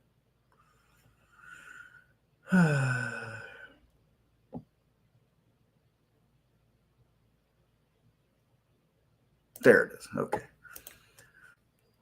So this right now is comparing the Qs to the SPY. All right. We can see the Qs actually looking a little nicer than the SPY as well. Here's the SPY moving down recently. Here's the Qs flat recently, right? If we flip this here, and let's go to chart style, and let's start comparing stuff to the diamonds. Again, representing the Dow. There we are again. Flat, really down, right? Where it was flat here for a bit, and we had made a move down from here. So, kind of lining up these time frames like that. We got to flip here, and it's been a market like that, especially since the October lows, where we saw a big run up off the October lows, and now we've seen some things either hold those lows or move up off those lows and start to pull back again. So yes, SPY's more technology heavy as well, so that's why we'd see that there. So this was something that I was looking at earlier. I just kind of want to jump right on that right away. Mike, sorry, I see all the comments coming in here. Mike, see what is happening. Is there a way I can default a layout that every time I open software always loads that specific layout? Absolutely, 2box. So what you would do here is on the menu bar, go to File, Save Layout, and it should opt to default _ layout in all capitals like that. And if you save that there, that is your local save, and that is what will load every single time you load trade ideas. If you go to close trade ideas, it should be by default. If you close it and it'll ask if you want to save layout, that's also going to save it there, and that will update that as well. I do recommend also saving and backing up everything to the cloud as well. So File, Save or Share to Cloud, click Entire Layout, give it a name here, save it, and then it'll be in the cloud as well. And this way, just let's say for some reason you've got to use a different computer, whether you're traveling or your computer melted down or at your brother-in-law's or your cousins or your mom's or your dad's or your dog walker's nephew's uncle's brother's sister, something like that. You can load anything you've saved in the cloud from anywhere you've got trade ideas and internet access to. So just recommend that. Let me know if you have any other questions on that there, 2box. I can go into any more detail that you might need. 17% of the weight on SPY is just two stocks, Microsoft and Apple. Yeah, that's I always tease as the Apple goes, as the market goes. Yeah, and exactly. The Qs are up more because they're technology heavy. They're heavier on technology than the SPYs are, although the SPYs are pretty heavy there as well, at least in comparison. If you want a broader look at an even shot of things, the RSP, if I could type, that would be great. That's your S&P 500, but equally weighted. And we can see here that, this is, pretty beat up over the last several months as well now. I won't say several months. Over the last couple of months, peaked out here at the beginning of February and have really come down here. Still, again, way off October lows, but it's still a market and an overall downtrend. That's all there is to it. So, I'm not one to make a bear market call or a bull market call. Arguments can be made for all these. I don't think there's any argument to be made for a bull market. There was an argument to be made that a new bull market might have been on the horizon on these February highs, but we have since, not seen that happen at all. So there's no way logically someone could say, oh, we're at the beginning of a new bull market. Someone might be able to say that in 4 months from now, we take out this 160 level on the RSP, for example, let's say, as someone could say, well, since we never took out the October lows and we made that high and it was a new high over a higher low and so on and so forth. That's going to be hindsight stuff. Anybody that's calling it now, they have no idea. They have no better idea than a random cat picking stocks, off of a spinner board or something like that. So anyways, that's excuse me, all that I have as far as that goes. I know Barry was kind of teasing as I first came in about if I had time to trade. It's kind of been a sore point for me internally recently that it's been very hard for me to trade with a lot of tasks that I was given over the last half a year, at least day trading. My swing trading has been really, really picky and few and far in between. Last Monday, I think that I talked about INDI, that I had taken a small position in that last Monday, worked out for a couple of days. As soon as we couldn't get through that $11 here on Thursday of last week, I actually closed out that trade. Where did I close that out? I closed that out on this pullback here, I want to say. Don't quote me on that, of course, but I think it was on this pullback here. I closed it out somewhere in the 1080s. Couldn't get through that $11, and I just didn't feel good about holding the position any longer, and I knew I was going to be mostly off on Friday, and it seemed to be the right call. Now, of course, when I saw this sell-off happen here, I said, yeah, I'm a genius. Then when I saw a poke above $11, I was a little bit frustrated to close Thursday, but I wasn't going to reopen that trade. And then, of course, Friday it gapped down and moved. Now, I wasn't really here almost at all on Friday, just for a few hours in the morning. So, I didn't, by the time this big sell-off started happening in that, I was already gone. I didn't know that it had happened. So when it was sitting around here, it was kind of sitting around where I'd closed the trade out anyways. So I wasn't feeling totally great about how I closed it out, but obviously hindsight's 2020. It looked good, but I took a shot at VKTX last week on a swing trade. No, 2 weeks ago. Hold on, let me get my days straight. Thursday, Wednesday, Tuesday, Friday, Thursday, Wednesday, Tuesday, Monday, Friday. Okay, so I took a shot at VKTX on a swing here on this day, on the 23rd. And I bought it here. It gapped down the next day, and when it traded up near even, I got out of it right away. I just didn't feel good about it. Of course, it went on a couple of day run, left me behind, and then continued to sell off. So it's just why I've been really hesitant to hold anything longer than 24 hours at this point. I just, there's nothing, a lot of these breakouts are false breakouts, unfortunately. It just kind of is what it is. So, and things that start to hit resistance levels, major resistance levels, can't push through right now. So we're in that opposite market where buying breakouts is not great. $12, $12, $12, $12, $12, $12, can't get through it. I thought, all right, we're going to break back above $11. Maybe this is going to be a good one. It wasn't a good one, right? Did it get above that $11? Yes. Got rejected hard off that $12 again, and we're back down here under $10 now. So these are why I'm very nimble. I'm taking pennies and I'm walking away with them to, buy dinner at night, essentially.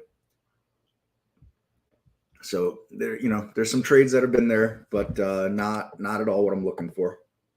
I don't think what many of us are looking for, to be honest. Gonna give it a shot.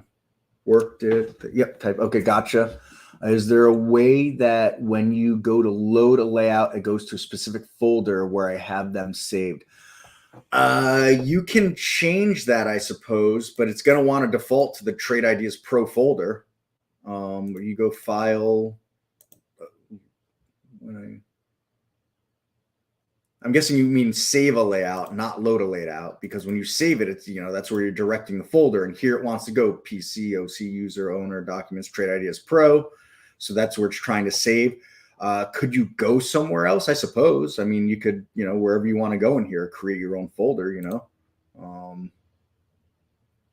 show all folders. You'd probably have to create the folder first and then save it to that folder. So you'd go here in your File Explorer and create a folder. A little outside of my knowledge of computers. I'm no computer whiz. And by that, I mean I'm semi-computer illiterate, believe it or not. That would be where I'd point you to in that sense there too. 2box. But it's going to want to default to this folder here. Afterwards, when you're loading, file, load, layout, it's going to come here because this is where it wants to go because it's trade ideas. But you could, if you had saved it to another file or another location, you just look in where you had saved it, documents, downloads, desktop, so on and so forth. Perfecto. Excellent. I like it when it works out like that. So there we go with that. And again, folks, what 2box is asking here, this is what we're here for on these sessions.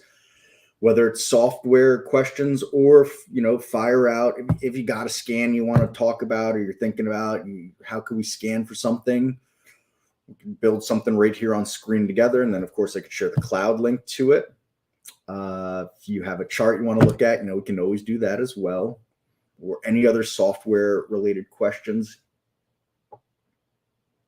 Okay, yep. Chris, any particular unique way you like to use anchored VWAP if you have been currently using it? I do not use anchored VWAP other than the very generic forms off a major high, a major low, a big gap up, a big gap down. That's it. So, and I'm not really using it. I just kind of throw it here. But here's one. How could you not look at this right now? Look at this. Here's this big gap up, huge volume day. I just anchored VWAP from there. And look at that right there. If we fail this here, look out below, right? If we hold this here, then maybe we can build and push up on that. I'd say that's pretty significant. But those are the only ways that if I'm looking at it, I'm going to look at it like that. It's not factoring in any of my trading whatsoever. I would like it to maybe a little more, but I just need more. I need more personal market time. I'm getting, excuse me, sorry, just dropped something. I'm getting very little to no personal market time at this point. Like I said, kind of a personal frustration of my own right now.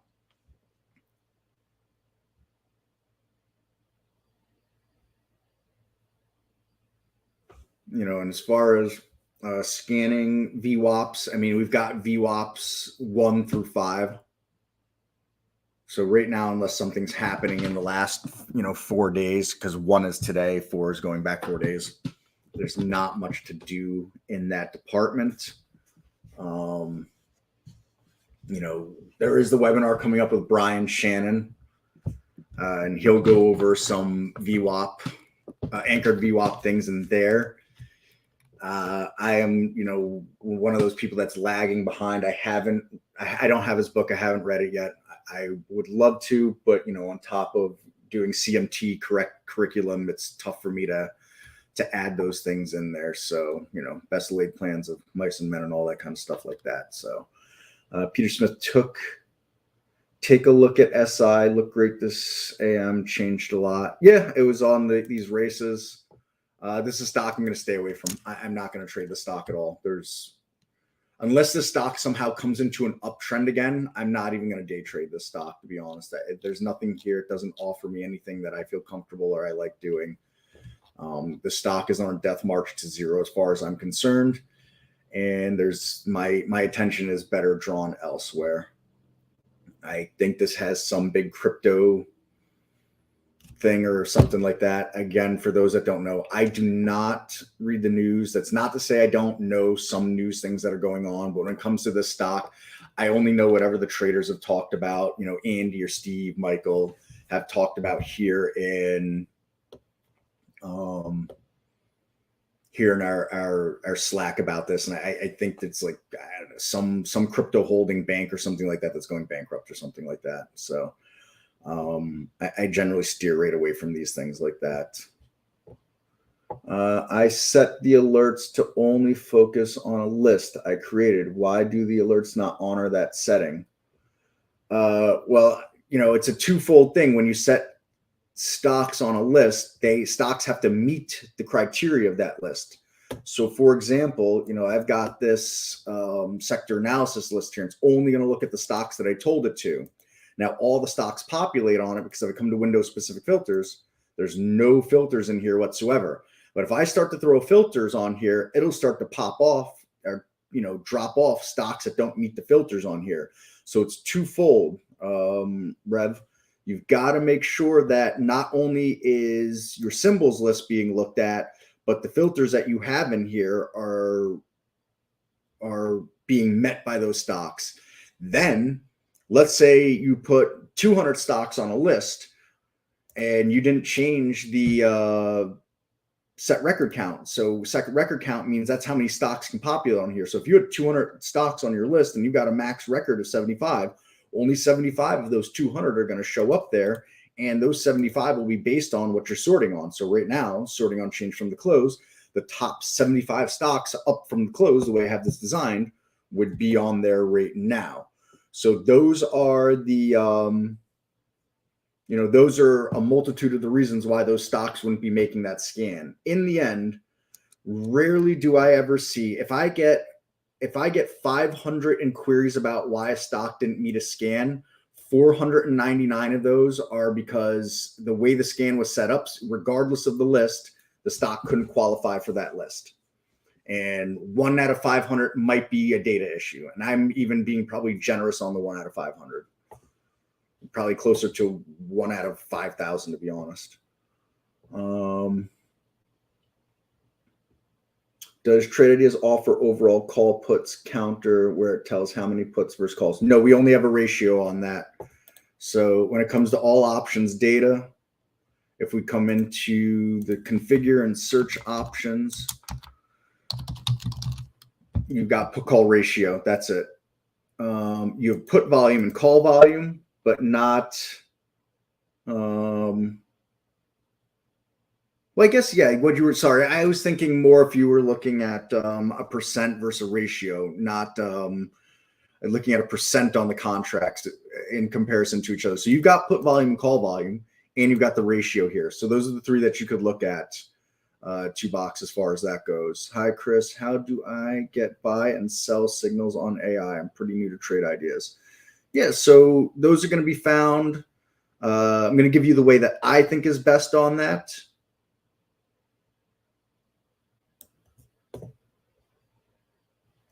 So if we go to on the menu bar here, and then I see your other question coming in there, Rev, and that'll filter into my next. So if we're on the menu bar here, Clayton, go to new AI, a premium AI strategy trades window. Open that, all right?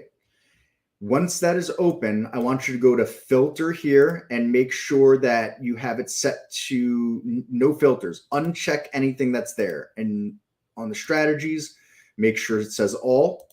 And that should give you any trades that the AI has done today. So we can see FYBR, MFA, NOTE, and IOVA are all there for you, just like that. All right. That's how I would suggest to run the AI quite personally, so you can see everything and make decisions from there. Also, if you have not looked at the video that I've done on an overall AI, let me drop that look here. Just finding that video.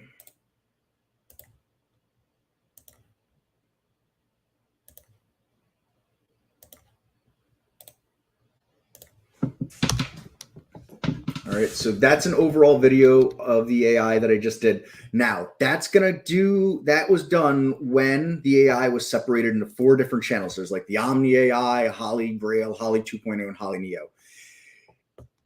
There was never a reason for it to be separated like that. It had to do with the timing that things were built and who built them and trying to separate it out based on that. In the end, Holly's just Holly. So I really encourage anybody that's new or old as far as Holly goes, just one AI. Forget about Holly Neo, forget about Holly 2.0. It's just one AI.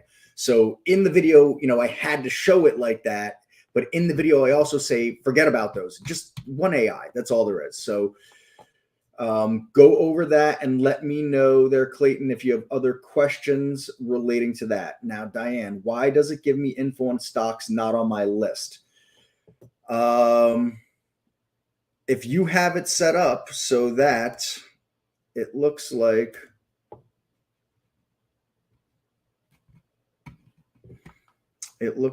this, configure symbols list, only the following lists, and you have a check mark in there, make sure there's a check mark. It will only look at those lists. Unless you are the only person out of 10 or 15,000 users not having it working, you're the only person not having it working. So just make sure it's configured like that, right? Only the following lists, and there's a check mark in there, right? Because you can add, look, I can add all these lists. Look, I can add every list on the planet here, but see how there's no check marks in there? So it's not following those lists until I put a check mark in there, right? Only my liked has a check mark. Now, if I start adding all these lists, then they're all in there, and then press OK. So just make sure you got the check mark in there. That's the only step I could think of that you've got missing there. Let me know if that helps there, Rev. Lately, when I unlike something, it doesn't always remove from the stocks I like list. Has anyone reported that problem? No, I haven't seen anybody else report that, Christine. Also, you can use the accounts management page to unlike stuff. So if you come to our home page here, all right, go into, go log in here, and then go to symbols list, and you'll see my liked and other stuff that's in here. You're going to see all these other symbols lists in here that have probably been added to your account. We've globally added those. There's something that we're working on for, I guess, a VWAP pinch, strength alerts. I guess it's some Market Explorer stuff that's been added there. You could delete them if you want. But if you delete them, I don't know that you can have them automatically added back in again. So I'll leave that up to you, whether you want to have them there. They're going to deal with stuff with the Market Explorer that Michael's working on. I don't have any other details other than that they're there and they're Market Explorer work. That's literally the only details that I have. But you can come in here to my liked and you can edit the symbols in here, and that should work as well for you. As far as that goes, that one of the things I pay attention to is relative volume. Based on my experience, need to be at least, everybody's got their way that they like to use relative volume there, Peter. I use it and don't use it at the same time. So hi Chris, how do I change the race time in a stock race? Yeah, so that's real easy. So what you do is come and stop the race. All right, so this race is pausing. There we go. So stop the race. So you see it right here. Right click, go to show race setup, and that will come in here, and you can change any of that stuff in there. So race time, minutes to run, I have it set for 3. Whatever you've got it set at, you can change it just like that, and that should be good for you to go. Yeah, that's that. Thanks, I will do that, but I've never had to do it that way before. It started about a week ago. All right, the best thing I could tell you at that point, Christine, just because I have nobody else is reporting that, is if you can get a screen capture of you doing that, where you unhard it and it doesn't come off. I'll say it should come off in about 30 to 45 seconds from a liked list, but give it maybe 2 minutes. All right. And if you could do a video on that happening, let's do an experiment here. I'm gonna like SI right here, and let's see if it populates onto this in the next few moments here. All right, and then I'll unlike it afterwards. And I'm on a production version here with you folks. There you go. So just populate it on. I'm gonna unlike it now so we can see there's SI on my liked. I'm gonna unlike it, and let's check what happens here.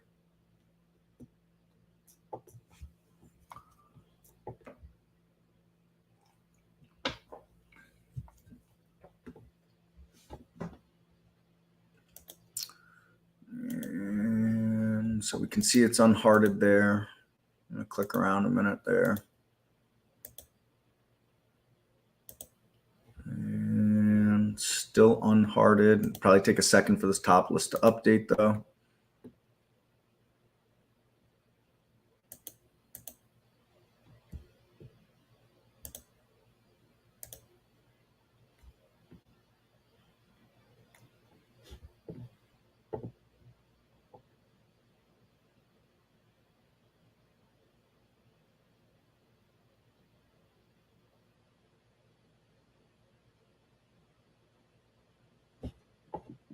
All right, so SI is gone now.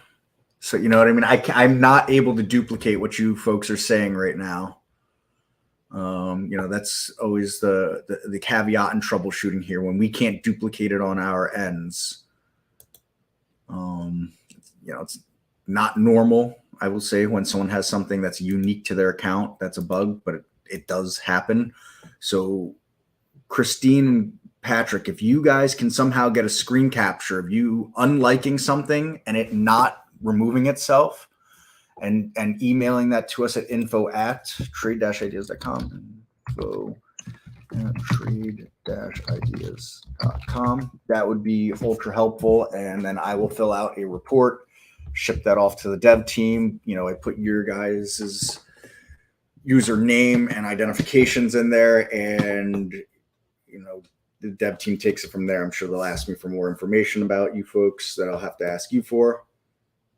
But that's how we can go about getting that resolved for you. Should that be going on for you? As far as questions go, I think I've gotten to everybody. If you've asked a question and I either somehow missed it, or you've asked a question and my explanation wasn't in enough detail for you or truly addressed what your question was, please re-ask it.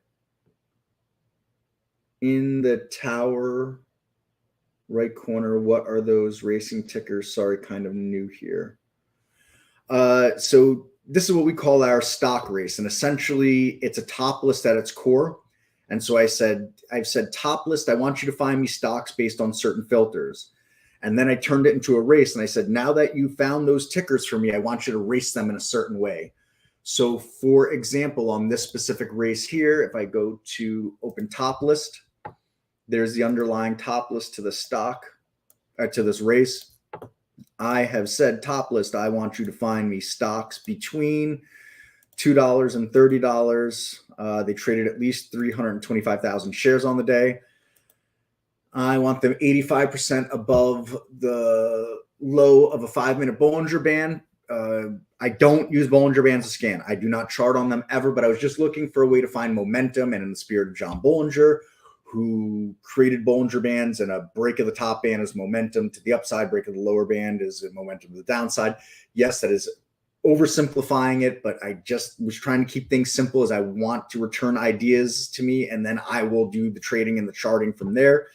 And then I put this volume filter in here just to make sure I have stocks that are actively trading. I don't want to see stocks that trade, 50,000 shares, then don't trade for 20 minutes and trade another 6,000 shares, and then don't trade for another 45 minutes and trade another 10,000 shares. So it's just making sure that I have stocks that are actively trading throughout the day. So that's what this is doing. Then I said top list. So once you have those stocks, I want you to sort them, that the ones that are up the most from the open, based on these filters, I want them at the top of the list. And then I said race them by going right click, launch real-time race. That's what we have here. And inside the race, if I show my race setup, I have said I want you to run 3-minute races, because I'm looking at 15-minute charts a lot. So it's 5 races per 3 minutes. 10 lanes, meaning that it's showing me 10 stocks, that the top 10 stocks that are meeting there. And I said, I want you to race them on a delta value. That's my sort on for the race, not to be confused, my sort on from the top list. And the based on is my change from open present. So what the delta value says is, now that I found all the stocks that I want to race based on the top list and the sort of that top list, I want you to start them all evenly. I don't care what they did over the last 5 minutes, 10 minutes, 30 minutes, whatever. I don't care about that. I want you to start them evenly now. And what is moving now the most on a change from open percent basis? That's the short and skinny of what I've done here. And if I go to hide the race setup, these are the stocks that are moving like that. The ones at the top that are moving across like that are the ones up from the most, comparing it with these other stocks. And as time goes on during a race, this will filter up and down, on and off stocks that do and do not meet the criteria and where they stand based on those races. Then right now I have it set to a top 10.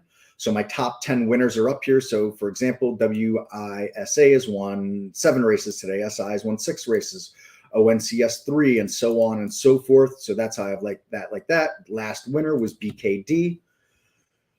And I can change that. I can show all winners instead. And so we could see what the last winners were on the races going down this way instead of what the top 10 winners are. So, a lot of different ways to digest and look at this list and ways that we can create our own watch list essentially from those races.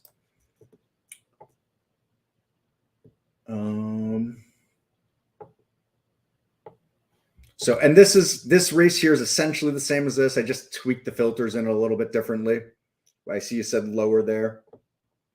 My liking and unliking symbols get hung up every now and again, but usually refresh connection or exiting the program, opening back up always fixes it. All right, good to know, Perfect Circle. And Perfect Circle, again, add you to that hit list there. If you see it getting, wonky on you or anything, Perfect Circle, get me a video capture real quick, all right? And send that over to the email, please, because, if there's anything that's off for one user and then all of a sudden 2 or 3 users see it, it could be a server you folks are on, and you might just have, the reason why you folks are seeing it, but I'm not seeing it is I could be on a different server than you. How the servers get picked and things like that, I have no idea. I have no idea behind any of that's all, that's all behind the scenes stuff. But I give you folks an example. A short while ago, there were a few people that were having historical issues on their top lists. But I only had, let's say, 20 people reach out to that problem with me. I wasn't seeing that problem. Also, other users that I was reaching out to that, had other issues, I asked them, thinking that maybe these things could be related if they were having trouble with their top lists and their histories on their top lists. And they said no. But actually, they were having issues on their alert window top list, but not the top list ones.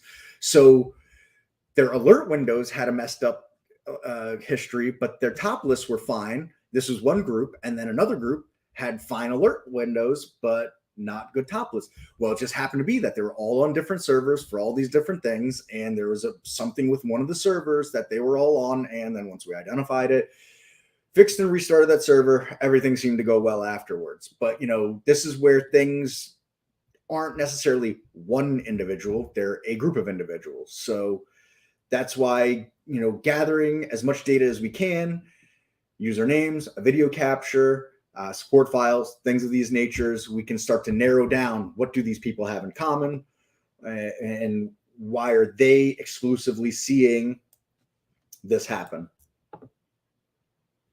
Very cool. Thanks. Can you filter out optionable stocks also? Yeah, sure. We can filter out optionable stocks. So for example, I don't know, let's just go new top list because I like to build races from a top list. I don't like to build them from the default race building, just a personal preference. So let's just say, let's start with stocks between $100 and $500. I won't even cap that. All right. But we want to see stocks that have traded at least 1 million shares today. And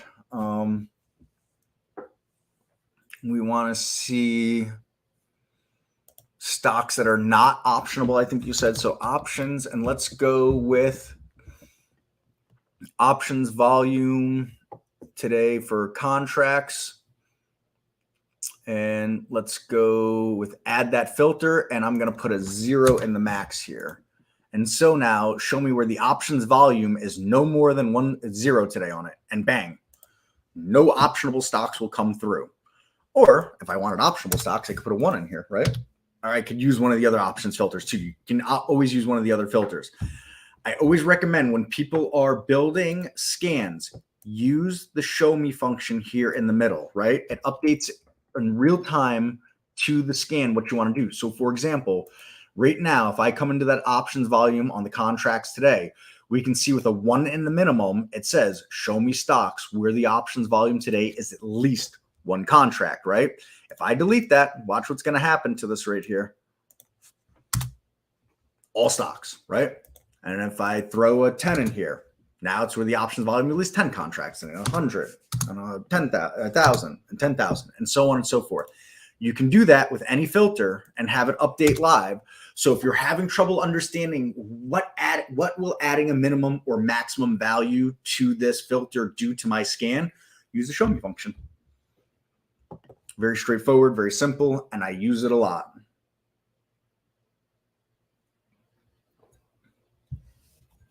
Again, I think I've been keeping up with the questions in here. And if I've missed something, if I have not touched on something in regard to really, really helping you out or really answering your question, put the question in again, maybe a rephrasing of it or, phrasing it and then adding something else to it. I just want to make sure that nobody leaves this session unsure or unresolved on a question that I, should or may be able to answer for them. It's not good for you, obviously, still having lingering questions or a question lingering, and it's not good for us as a company. Everybody has an agenda. I haven't said this in a long time. My agenda is get as many people subscribe to Trade Ideas as humanly possible. But if you folks subscribe to Trade Ideas and you don't really know how to use the software and you're not benefiting from it, well, that's not going to help us as a company because you're not going to stick around very long, right? So if you folks aren't getting your money's worth out of Trade Ideas, it really doesn't look good for us in any way, shape, matter, or form as a company here. So, really, really, really want to make sure you folks understand here. Take a quick look at REVE day chart. Would I avoid? Let's look. Pretty open question. Yeah, I wouldn't touch the stock. Yeah, no, there's nothing for me to look here. Someone will say, and this is a personal preference again. This is absolutely personal preference. But someone would say, gee, Chris, why wouldn't you want to trade that? And I would say, first off, this thing has traded 600,000 shares today, number one. That is not a liquid stock as far as I'm concerned, especially when we look at that hefty volume of nearly 28 on the relative volume. Look at the topping shadows on this, right? This thing, the rug pulls on this, probably the halts and resumes on this. I don't want to. Why am I going to risk money on something like this? And it's coming from $11 to $16 back down to $11. Sure, if I buy it here and I sell it there, even though that's look, that's this portion of a full move. Yeah, great, that's wonderful if you can get that. But look at the liquidity on this. This is not being actively traded. No, just for me, no.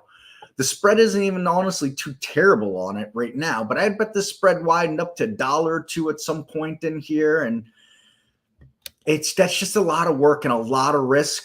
And, sure, is there a lot of reward there? Yeah, absolutely. There is. But you know what? There's a lot of reward for buying a $1 lottery ticket, or a $2 Powerball lottery ticket. And your odds of winning on that aren't very good. I think your odds of winning on this aren't very good. So sure. Is there a lot of risk here? Yes. Is there a lot of reward here? Sure. Why not? There's possible a lot of reward right here. There's also a lot of reward on a Powerball ticket. There's not much risk on it, at $2, generally speaking. Although $2 to some people can be a lot of money. And, that's all, it's all very personal stuff in that regard. My point being here is this just doesn't present a risk reward ratio that makes any sense to me and my money whatsoever. Another person is going to look at this and they might possibly say, wow, you're a complete fool, Chris. And that's fine. So be it. I'm a fool in their eyes. And, I can live with that. I got to live with me. I don't have to live with them.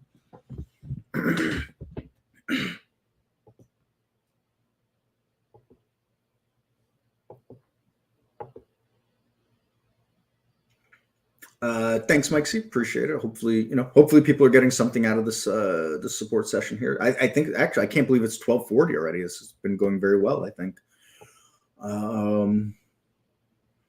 I don't think there's such thing as being too focused on a chart time frame. I mean, I focus on the 15-minute for my day trading. I do some more confirmation stuff with the 5-minute. I don't really look at anything else. Those are my focuses. But again, that's subjective and personal to me. If you think you should be focused elsewhere, Peter, by all means, you gotta, that's what you got to do. Face red heart shaped WISA is on the rise. Excuse my yawning. Yeah, WISA won a whole bunch of races here. So yeah, this thing is, now as far as, in comparison, WISA is in comparison to REVE. Look at this now. Or yes, did we have this big gap up and a big fade? Sure, we did, right? However, we've got a stock that is now traded 17.5 million shares today. And that's only doing about 2 times what it's normally doing as of right now. We can see a lot of that volume came in recently. So we got a stock that's got big increasing volume here, right? And that relative volume is going to be looking at this probably in here. Maybe not. Might be including this here still. So we got this big increase in volume, this big move. Now, this is setting up something that I'm much more inclined to want to take a trade on. And in fact, I'm going to set a price alert at about $4 here. Now, there is nothing on this planet that is going to make me run into the stock on this 15-minute chart based on, how much it's extended, how much it's up here. But if this thing were to hold in this level here and VWAP catches up and this 8 EMA catches up, I'm going to be interested in taking a shot at this, especially I'm looking at the fact that we've got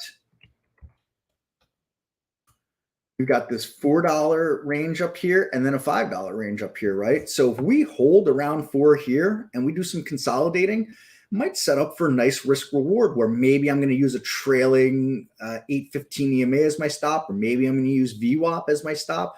I might use a test of VWAP and a push off VWAP as my entry. I'm just going through some scenarios in my head that I'm already thinking about and working out as a possible trading setup that could happen for me here. Will any of those happen? I have no way to know. Well, I set that price alert and certainly keep an eye here. Someone else might say, gee, maybe I want to take a price alert and stick it around, a pullback towards VWAP at 345, right? I wouldn't argue that, right? Seems like it's plausible and feasible, right? Some scenarios to go over here. There is no right answer in this. The right answer will always have been in hindsight. All we can do is have a trading plan and a software to alert us of stocks that might be interesting for that trading plan. Then go over scenarios, set those up, and then enter if one of those scenarios that is part of our trading plan is triggered. So, but yeah, WISA, definitely an interesting look here. I've set a price alert. This could very well be something that if I ever get a free moment, we'll trade today. It could happen. I would watch for it the next coming days, keep it overnight in the future. How would I make that call? I don't really keep things on my list for overnight day trading. Recently, I will say. But one way that I have done that is with my evening scan, where I look at stocks that have closed strong on the day, and then I'll set price alerts going into the next day. So look, I've just set price alerts here. That's in fact the first price alerts that I've even set today. And you folks that are here regularly know that usually I come to these sessions and I've got a dozen or more price alerts set from scanning during the day that I'm interested in. I haven't had any of that today. So I would say price alerts, or if you're interested in keeping an eye on it, put it on a watch list, create a symbols list saying interested, whatever you want to call it, interested for day trade the next few days, and then point the top list with no filters in it at those stocks and keep an eye on that top list. That's how I would do that. So Mike C's got, 413 price alert set there.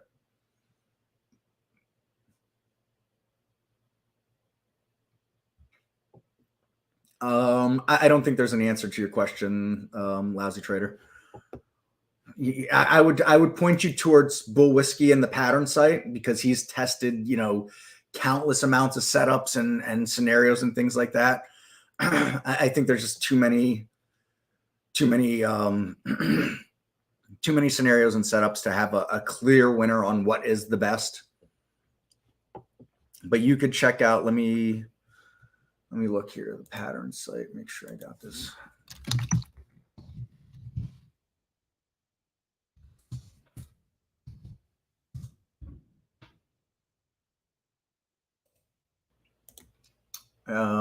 If you want to really get in and dig at some stuff like that, I would say look here at the pattern site. The CMT used a lot of his stuff for some of the things that they talked about percent fails on bull flags and cup and handles and, you know, 3-line strike, and, you know, the list goes on and on and on and on, you know, head and shoulders. And, you know, there's going to be some different time frames and some notes and things like that there. So that's why I would point you towards that. He's kind of the authority on that. But as far as that goes, that's what I point you towards. I mean, I am finding a lot of, personally, I'm finding a lot of VWAP, a lot of intraday for intraday stuff when I'm eking out some day trades here over the last several weeks. I hadn't been a user of VWAP ever until probably, I'll say 6 weeks ago. I'm finding using VWAP and looking at how extended away from VWAP it is, both to the upside and downside, as a really good metric and tool. I found more success. I don't have numbers to point you to because I'm not putting trades in spreadsheets and things like that. You know, it's just not who I am as a trader. But I have found that my I don't know if my percent of wins has been better based on VWAP, but I'd say my entries and exits have recently, I think my entries and exits have been improved a lot using VWAP. So that's where I would point you to for in that direction as a personal thing that I could note for myself. Yes, the Lamborghini pattern. Unfortunately, I have yet to discover what the Lamborghini pattern is. Perhaps someday.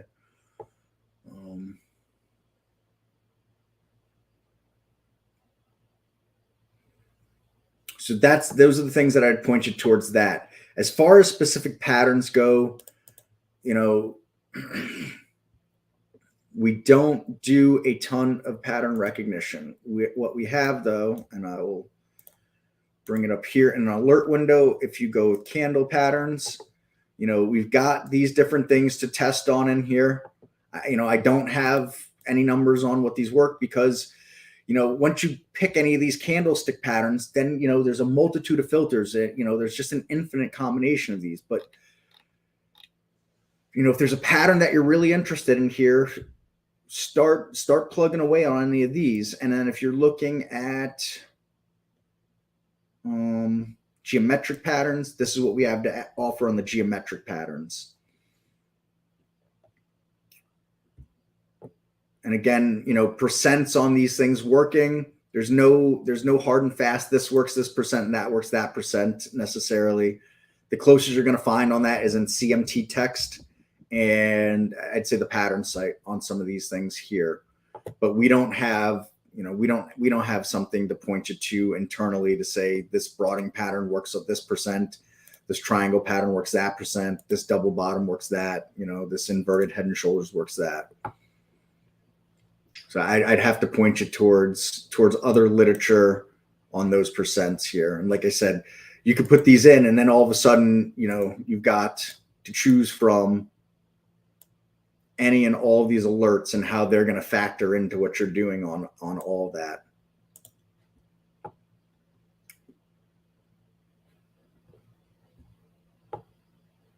And I think scanning for things like, you know, easier things that are going to obviously be easier to scan for, scanning, you know, gap ups, gap downs, you know, up or down from the open, you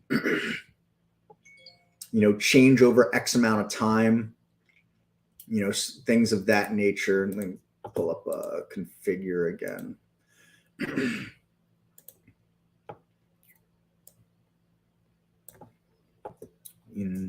I think you want to stay away from volume because that's not what you're really asking, but, you know, perhaps position and range, you know, if I type right, you know, position in these different ranges here, or a change over X amount of time, all these different changes here, ranges, you're looking at different ranges. You know, these are things that you could add into any and all of those and use them as a complement to each other, use them as a complement to those alerts that I just went over. Like I said, there's a whole multitude of candlestick alerts, and then a whole, I won't say a whole multitude, but there are several different geometric alerts as well to throw in there, Lousy Trader. You can stick all those in there in that regard. Get rid of that.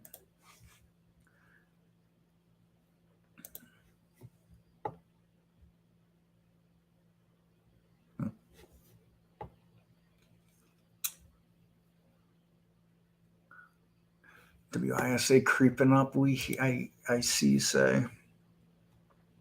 So, and looking different on different time frames here. One could argue on a 15-minute time frame how this is holding this area, and maybe it's going to take a shot and break through 4 and take a shot at high of the day. Another one on the 5-minute time frame might say, that topping shadow, this topping shadow is weaker. Volume has declined here over the last few. This looks weak to me. So this is why I wouldn't be running into this right now. You've got VWAP trying to catch up here, flatten out a little bit. You've got these 8 EMAs on the 5 and 15-minute charts here. It's still lagging. Hindsight will only tell us what was right here. Someone might be looking at this here and saying, gee, this looks like a good opportunity here, and I want to take it right here on, let's say, a break of 385, and I'm going to use this trailing 5-minute 8 EMA as my stop, and that could have been a good call, We won't know for another 30 seconds or 2 minutes, It'll be hindsight that tells us what was right here. And, are you looking for a 10-cent move on this? Are you looking for a 30-cent move on it? What are you looking for on this move? And why are you looking for that? Don't just have a random number. Are you looking for 15 cents off a 385 break because 4 is a whole number here, so there's 15 cents? Are you looking for that 15 cents plus this 20 whatever cents? So you're looking, let's say, 35 cents for a move up based on high of the day or just under high of the day? They're all reasonable. Which one's right? I can't answer that. I don't think anybody can answer that, and there might be people that have answers based on maybe a linear regression or, average true, range over the last 5 minutes. None of those answers are right. And none of those answers will be defined right until hindsight takes effect. Right now, a break on a 385 wouldn't have looked so good right now, right? But it's hovering around there. Again, these are the things that you have to do as a trader. Sure, I got a scan that points me to a winner every time, but sometimes the winner's 1%, sometimes the winner's 5%, sometimes the winner happens over the course of 1 minute, sometimes the winner happens over the course of an hour. It's pointing to 10 winners a day, but all those winners are completely different metrics. Well, awesome. How are you going to manage those winners? What's your trading plan for those winners? If you don't have that part, that scan is useless. That's where scanning and being a trader go hand in hand. You can't have one without the other. No magic bullet on either side. There's, sure, can you have a magic trading plan that works great? Sure. But you never find a list of stocks that meet that trading plan? Well, I guess that isn't helping you at all, having that trading plan. And can you have a scan that points to 10, it alerts 30 stocks a day, and 10 of those stocks are guaranteed to be winners, but they have, different metrics inside those winners like that. Well, again, that doesn't help you at all.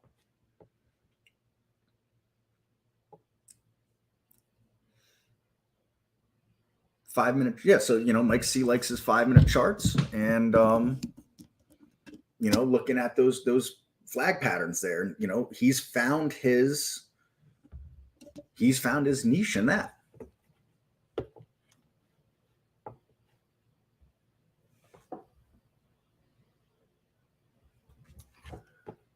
Anyways, I'm still going to look at this and lower that a little bit here, and I'm going to keep my eye. So look, we had also, so here's, 5-minute volume, fell on a red bar, fell here, and we've got this 5-minute bar just closed kind of even with that 5-minute bar. And here we are in this next 5-minute bar opening up.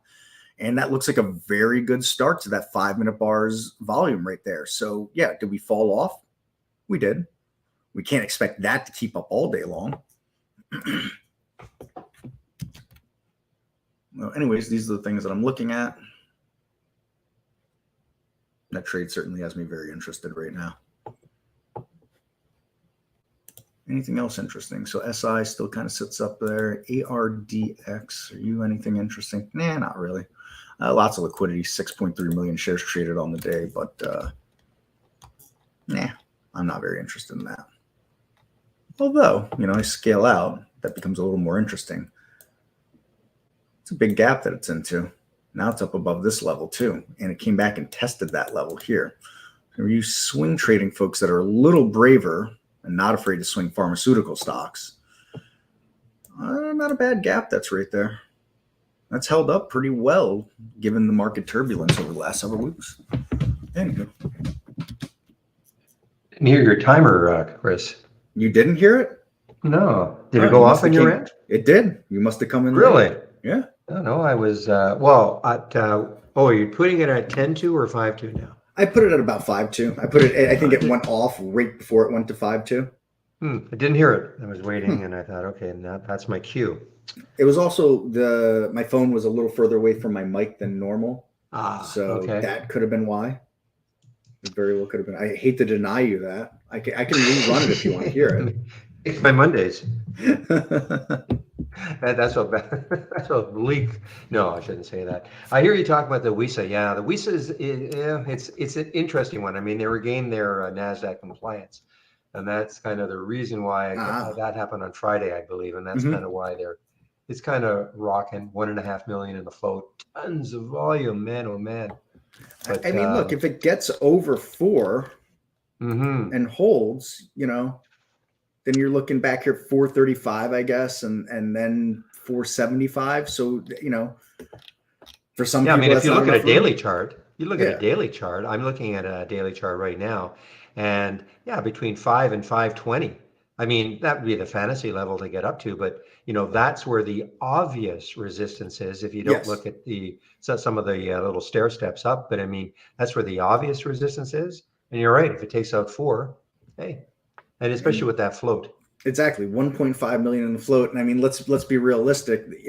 There's not a whole lot else going on in the market anywhere. Today's another day. We gapped up. We've closed the gap on the SPY. Yeah. Us gamblers are looking for something out there still. Yeah. Well, I'm actually looking at Dawn right now, DAWN as a short.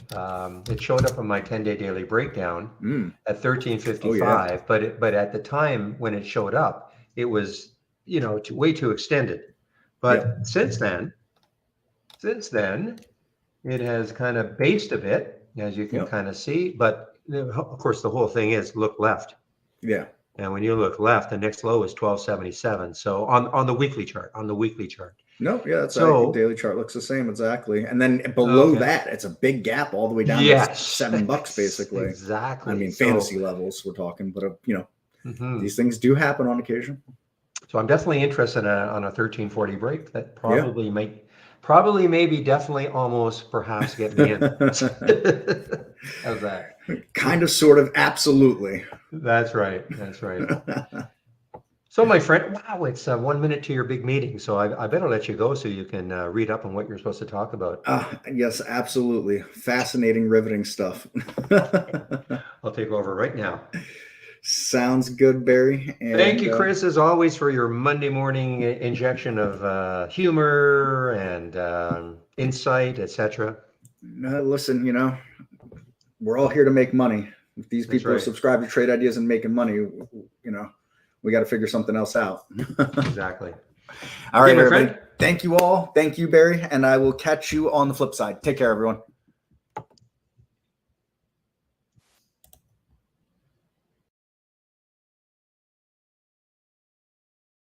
Okay, guys, I am now back in all the rooms.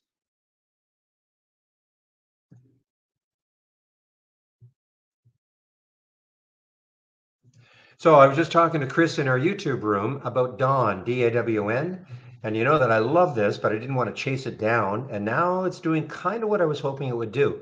Maybe just basing just a little bit. The alert happened at 11:25 at 13:55, but at that point it was really pretty extended. But what I said was it'd be nice if it could just kind of base a little bit. So I'm inclined on a 1340 break to perhaps take this one on a short. And why? Because looking left, has room. 1277, yeah, 12, sorry, 1277 is the next low looking left. And man, if somehow it got through that, look out below. And that is DAWN. And as we speak, there we go. We saw, well, I didn't miss it. I mean, I saw it. Um, I didn't miss it. In fact, what I was wanting to do is short it, but I can't. There are no shorts available for that interactive brokers.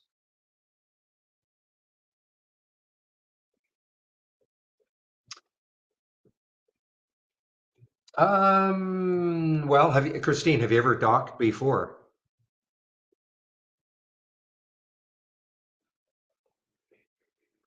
Have you ever created a dock before?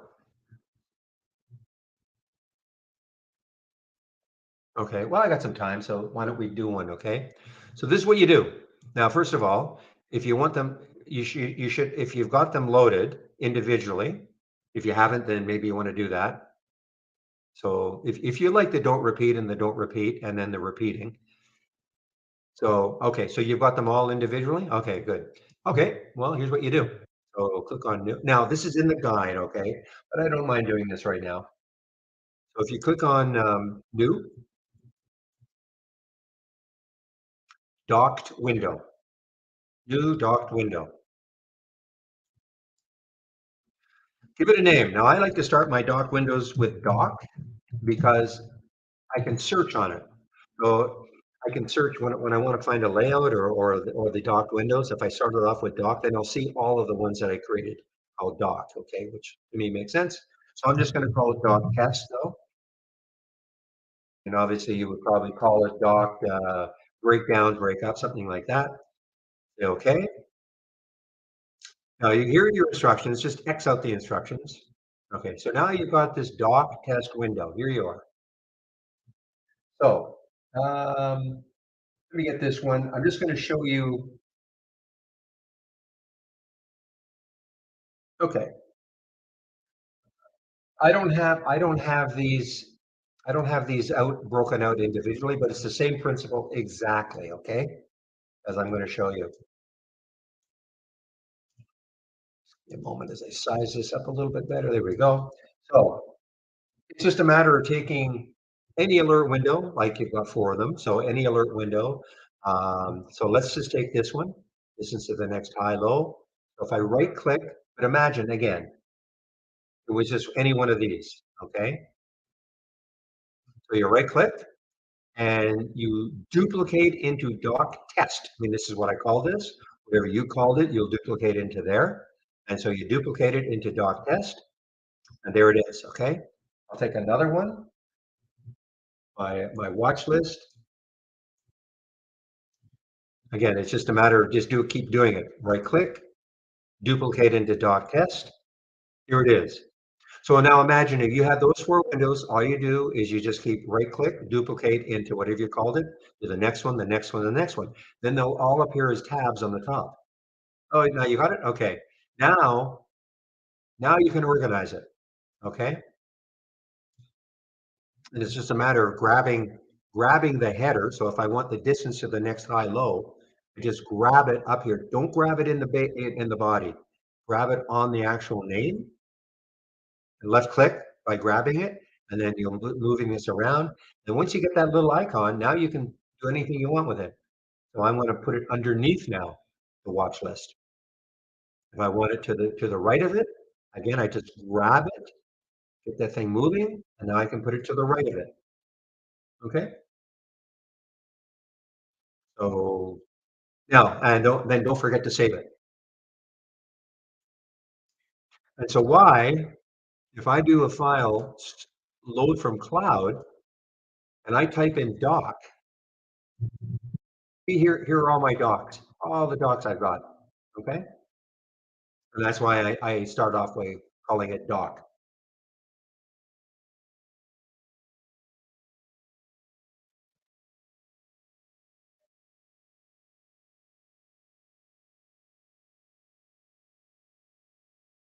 No problem.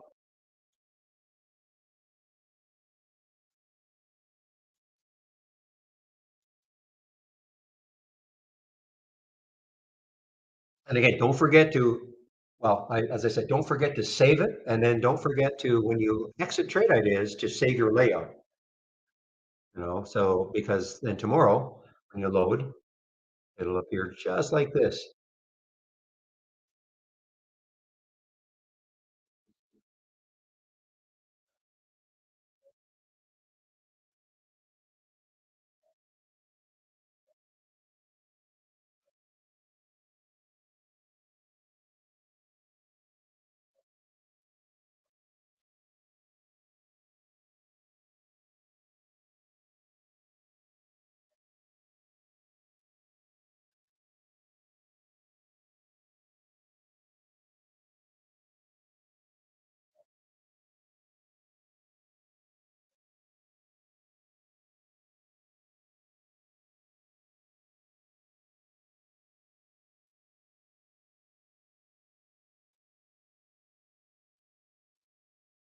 All right. So while I was explaining that, I was almost going to take that Dawn short, but it just popped up a bit.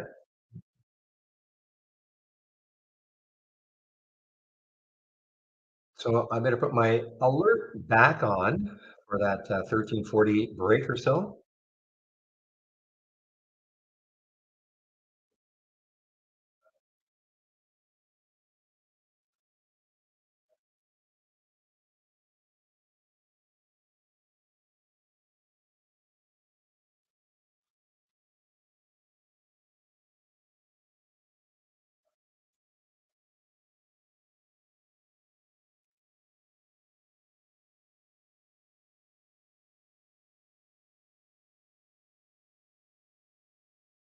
Meanwhile, what's the market doing? So the SPY has just been flattening out for the last hour or so. Not really much happening. Dow is still up pretty big.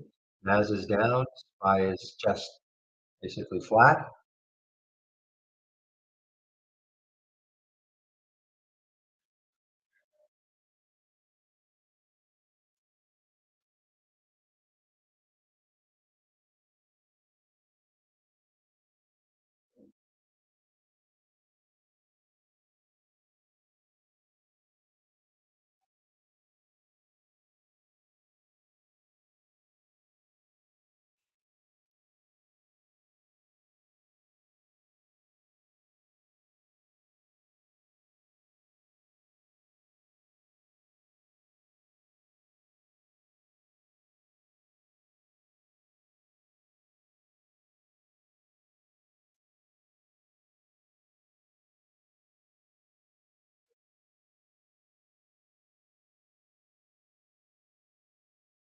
All right, guys. Well, just waiting to see if Dawn breaks down again.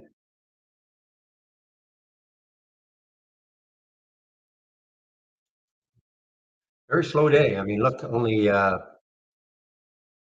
three alerts total from the 10-day, well, one from the 10-day daily breakout, which was Mattel, which I was actually looking to see if, no, not a short, waiting to see if it broke this area right there, which is 1674, but really doing nothing.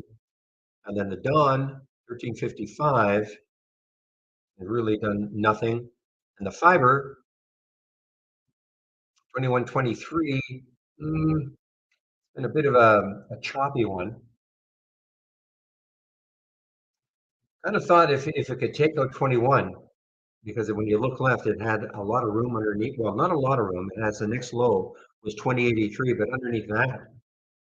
But again, just not smooth. Nothing.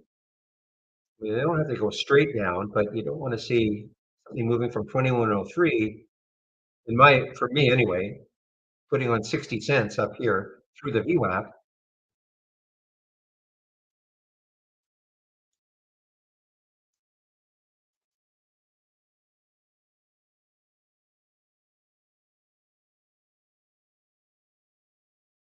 Meanwhile, SQ just continues to inch its way up. SQ recovering after that slamming by Hindenburg. High of Thursday is 66 or so. 65.75. Yeah, that's the high. So it still has some room.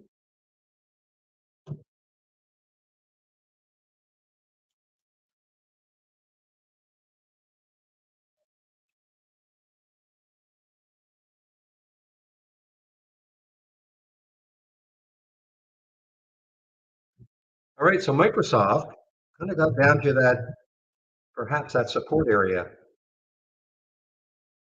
If you're looking at Microsoft, 275 looks like it could be support. 275.28, 275.20. So yeah, just around 275. So it's not that far away, maybe 40 cents away from that potential support area. If it broke down through that,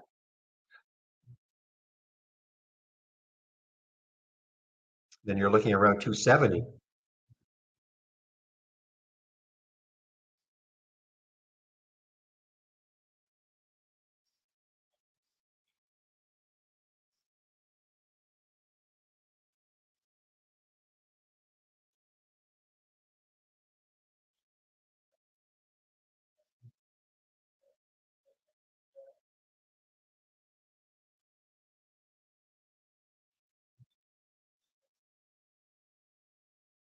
All right, guys, I must do a video.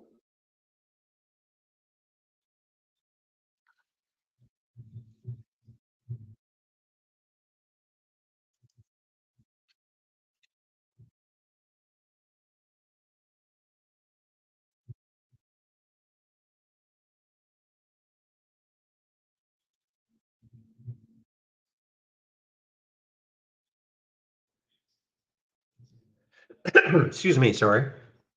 All right, so I will do my video now.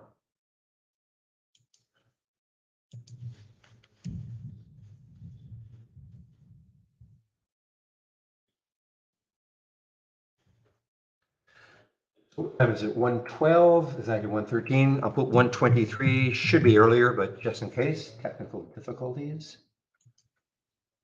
Okay, so I'm muting myself now.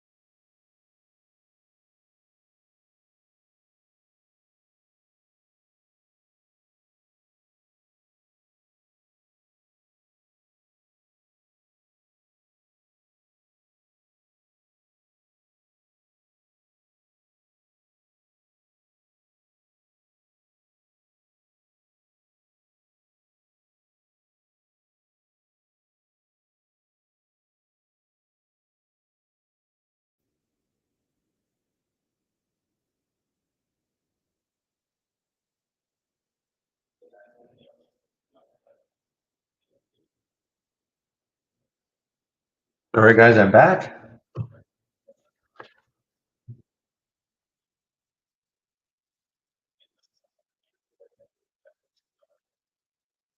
Okay, so I don't know if Chris answered you, Nandani. So as far as using the AI, well, I mean, here it is. So here's your you have an entry. You have an entry. You don't have to get in right then and there, and now you just trade it. If you're talking about auto trading, no, don't auto trade. Okay, if that's what you're talking about. So how to set that up?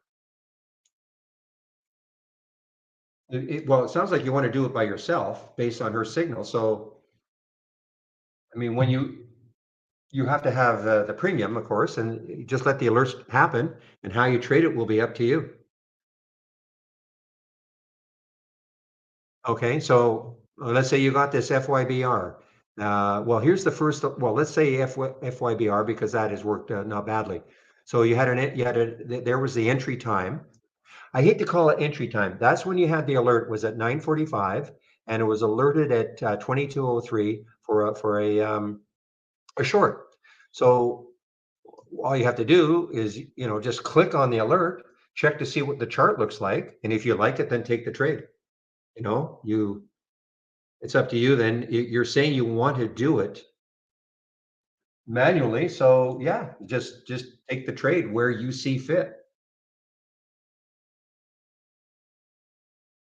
I mean, these are real time alerts. Okay, just like anything else.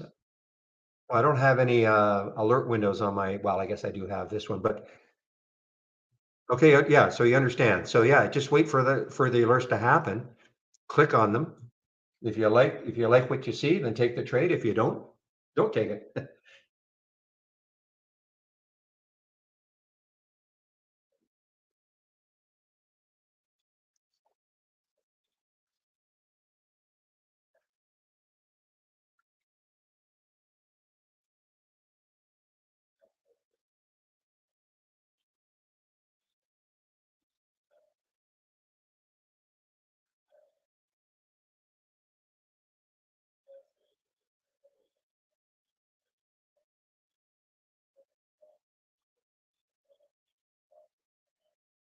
Newtonix, okay, NTNX, interesting. It's got some room. 2564 or so is the next 2565 is the next high looking left. Having a nice day.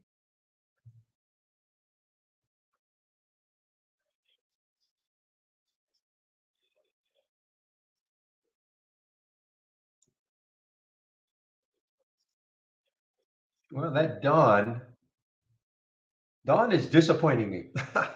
I'm not in the trade, but I really was hoping it would take up that 1340 in a big way.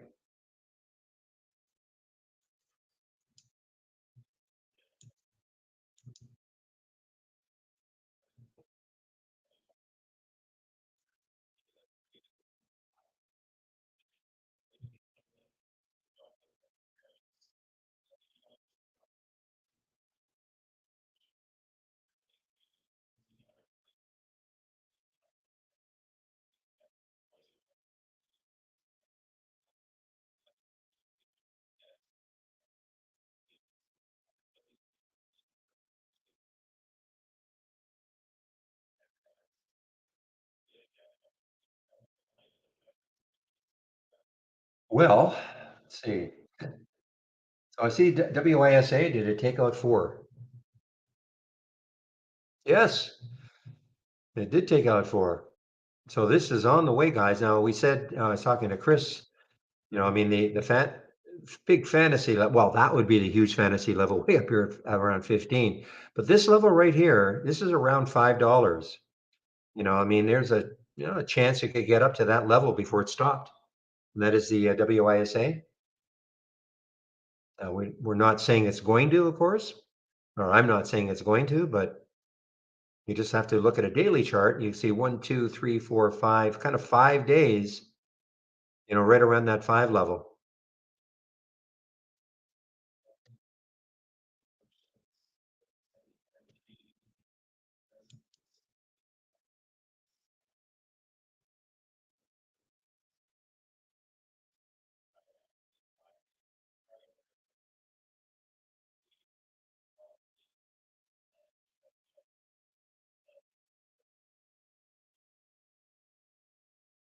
Again, all about reclaiming NASDAQ compliance. So they got their, wow, a long time ago, they received their delisting letter back last June.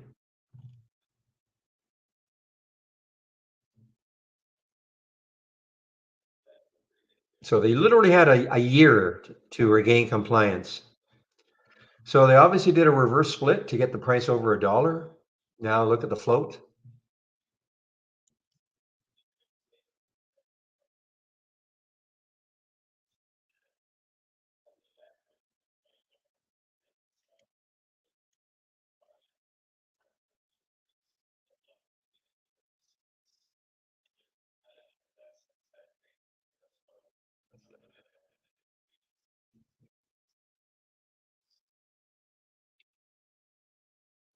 Look at the volume, 29 million shares,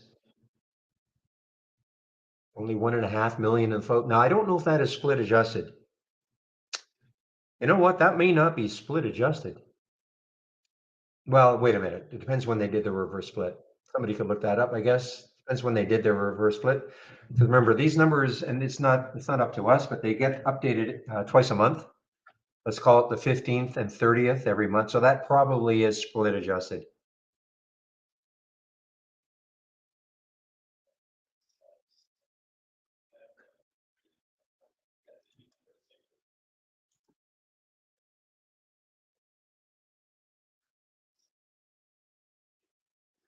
You know, guys, I'm continuing to watch.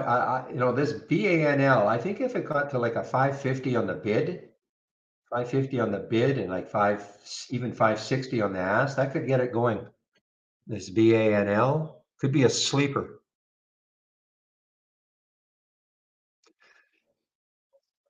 So look at that though, 438 right back down to 394 for WISA.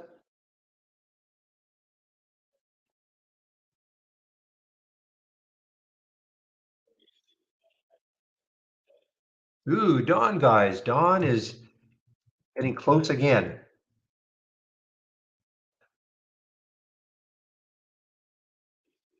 Well, this is a nice base now. I mean, it's a pretty good base, between 1340 and say 1355-ish. If it just ever gets some, just takes this 1340 out.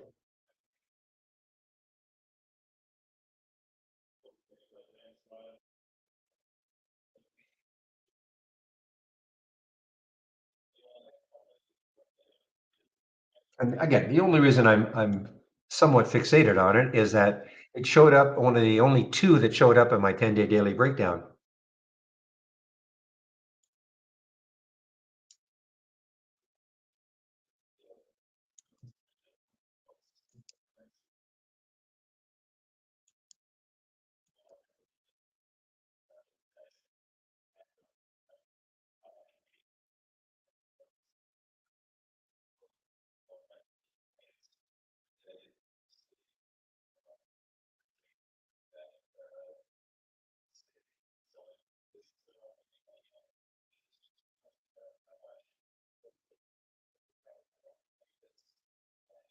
So it looks like that 275 level kind of held so far for Microsoft, MSFT, Microsoft.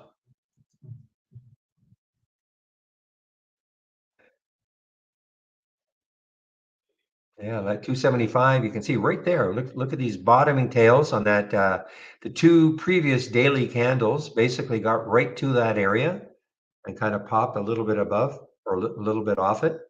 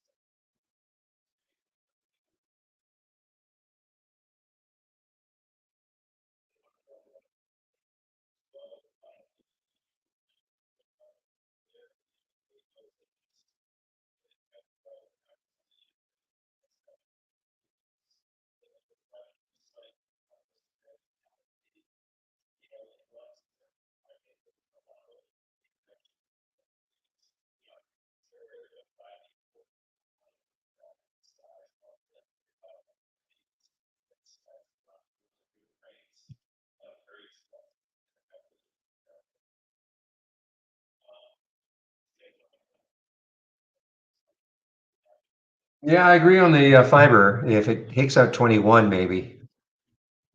So look at these now. I wish I had shorts available for this WISA, WISI. I mean, you've got four pretty big topping tails now in a row for WISA. Sorry, you've got four big topping tails now. So the buyers tried, sellers knocked it down. Buyers tried again, sellers knocked it down a little bit.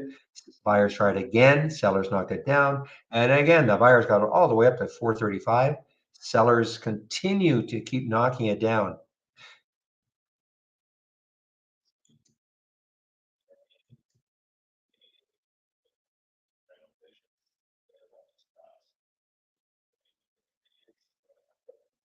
Visible weapon.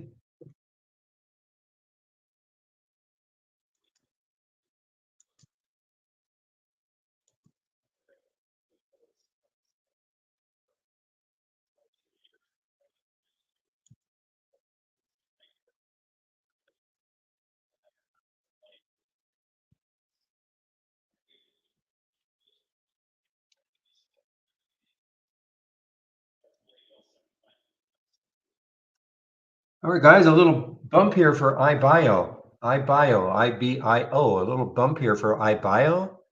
For some reason, some volume coming in. I don't see any specific news today on it, but some volume definitely came in.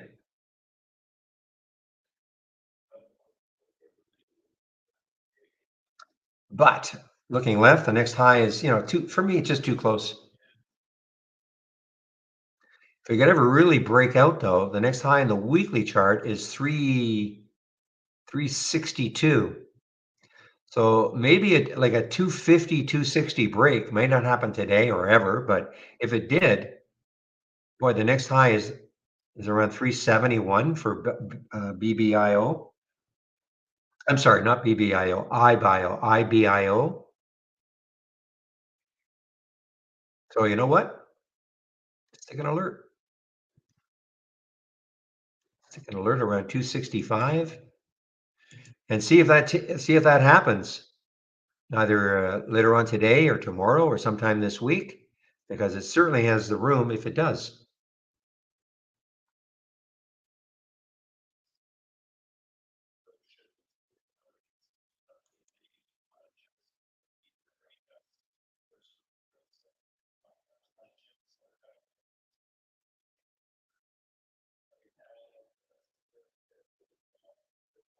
But I'm getting no new alerts.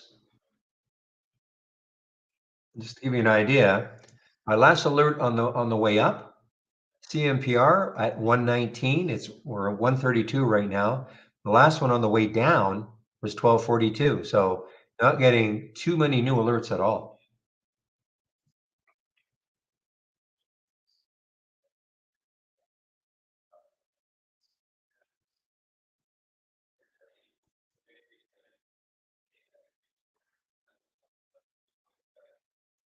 Wow, something's going to charge under. Now, the reason why it's not showing up on that momentum play is that the relative volume right now is only 0.74, but look at comms. I mean, the volume is coming in. My guess is that obviously the relative volume is increasing.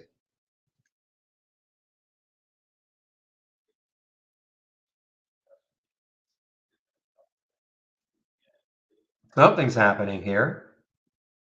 And but it would not show up on the momentum because the relative volume right now, but look how it's increasing. So there is a race that you can run on increasing relative volume. I should bring that up. Let's see what it look. Wow, look at this, guys. Look at this run here. 2.7, 2.6 million in the float.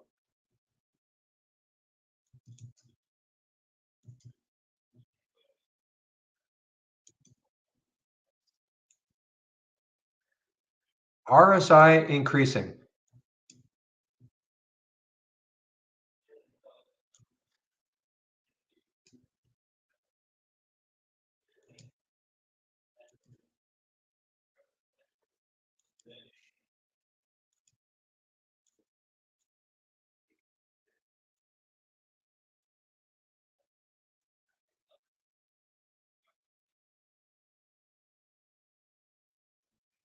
All right. So this is the RSI is increasing. So you can see, I mean, you can see, I mean, look at the RSI, how it increased. I think when I first looked, it was like 0.7. Now it's 1.6 or 1.16.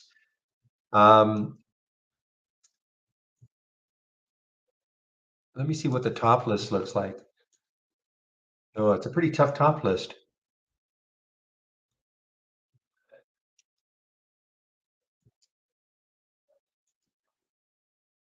So the current volume is at least 3. So you can see that one. I might put that at, 1 because, or even 0.8, because the thing is that what you want to do is just see the things that are increasing.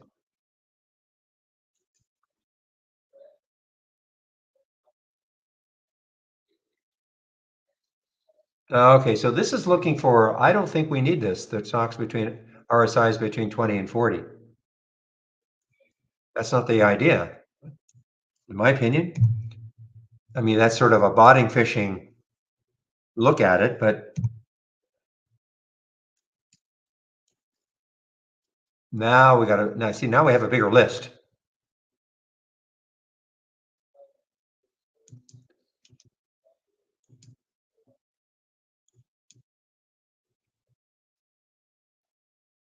Get rid of this stupid, sorry.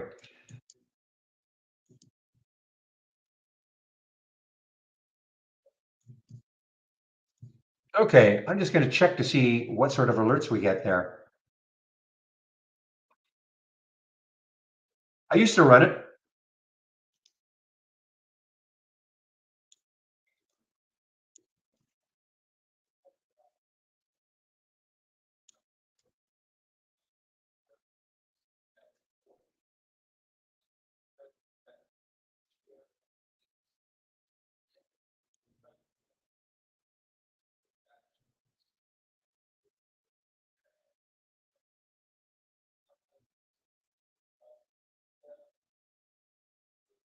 Well, I mean, look how that relative volume increased amazingly.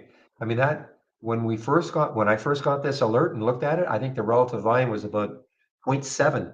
Now look at it, 1.87.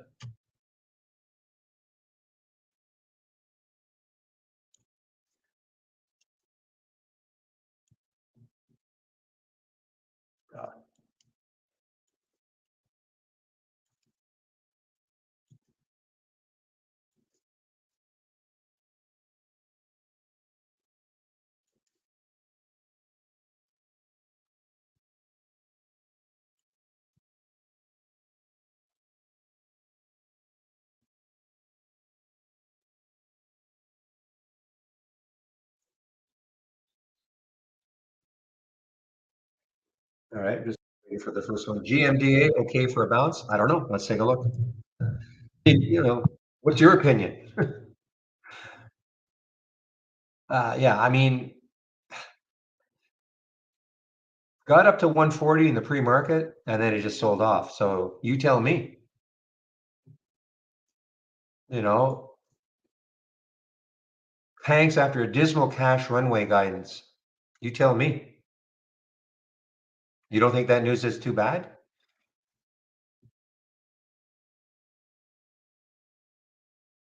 I mean, that's a headline, but I mean, I haven't dived into this, but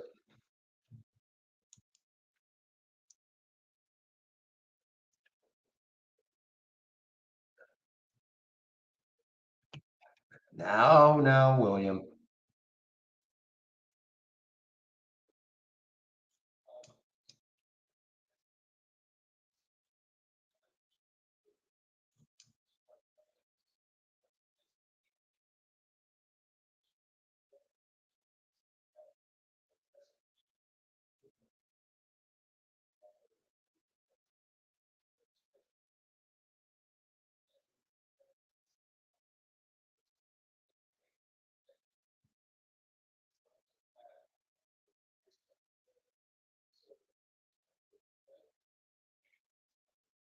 All right. Well, I'm just going to have to just almost forget about. Well, I shouldn't do that, Don. I mean, if it takes out 1340 in a big way, I'm probably in it, but it's just kind of doing nothing.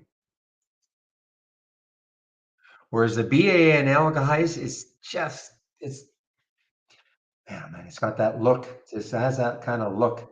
You're gonna take it though, be careful. Don't take too many because I have to check to see what the float is. I think it's less than 2 million.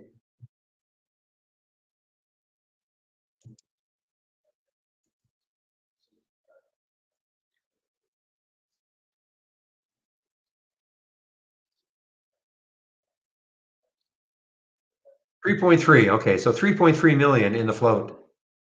Oil and gas stock.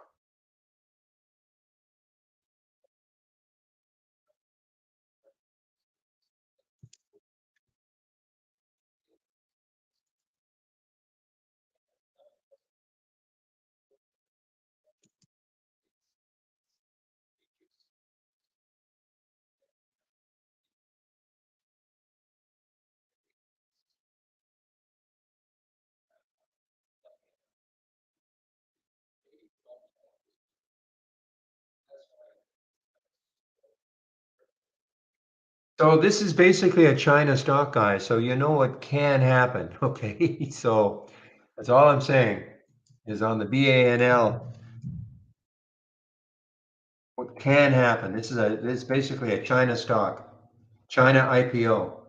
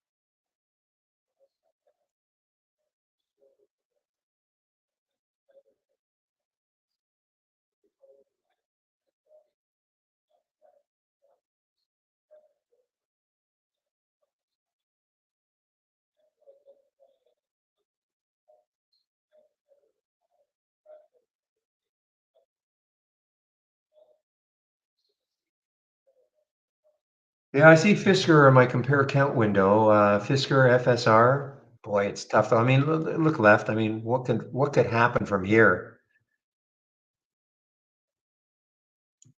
Meanwhile, comms guys, comms. Wow, comms just hit another new high here. Pulled right back down though, but it did hit another new high.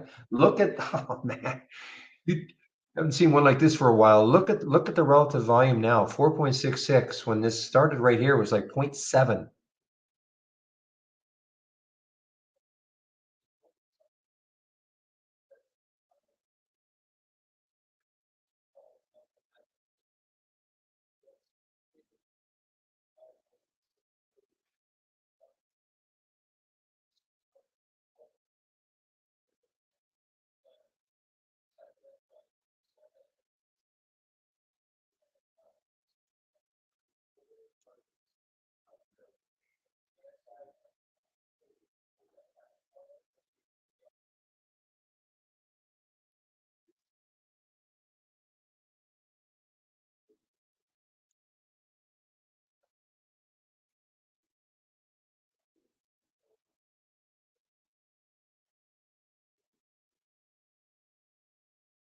I don't think this is shortable for me.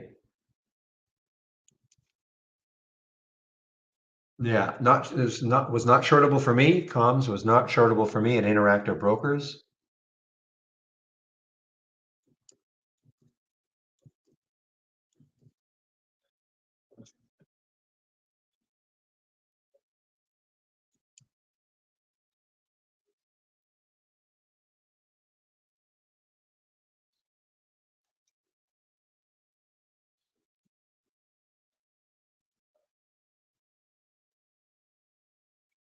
All right, guys, give me a moment. I'll be right back.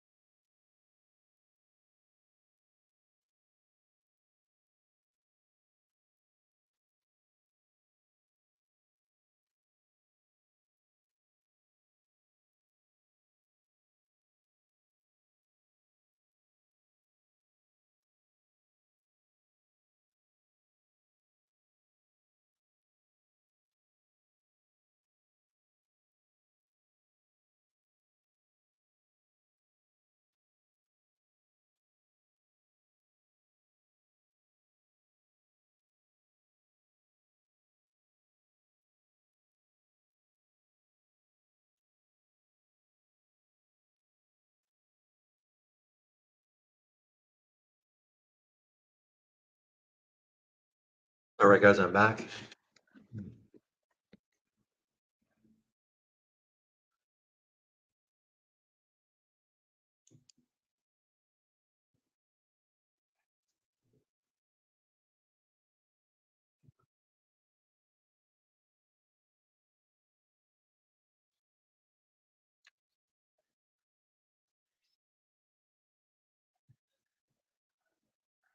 All right, guys. Well, I'm not saying too much right now.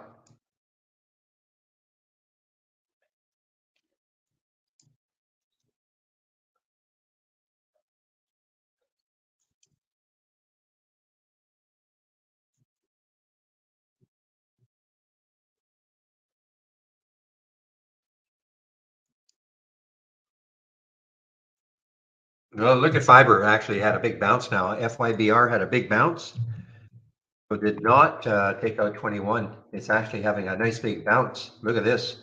And that's through the VWAP. 2145 is the VWAP. So it's through the VWAP. This actually has a chance now to keep going off that bottom of 21 when you look at it, because yeah, 2162, 2160, 2161, and 2161. So these are the three little high, or the three highs really close.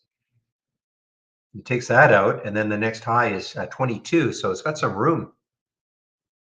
Or does this stall it? I mean, that's, we just don't know, do we? Through the VWAP 2145, but will this 2160 area stall it?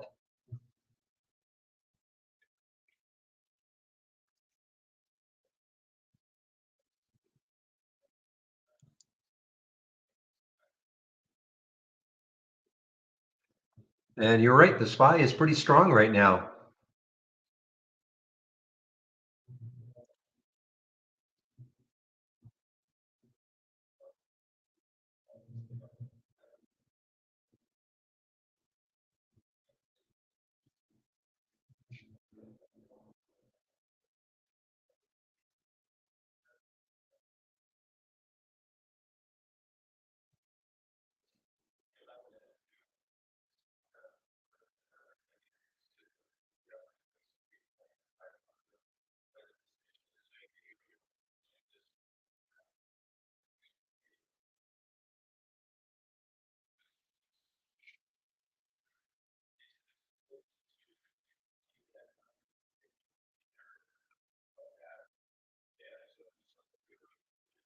Well, I mean, Aries got some room. ARRY has got some room. Look at the daily chart. 1970 is the next high looking left.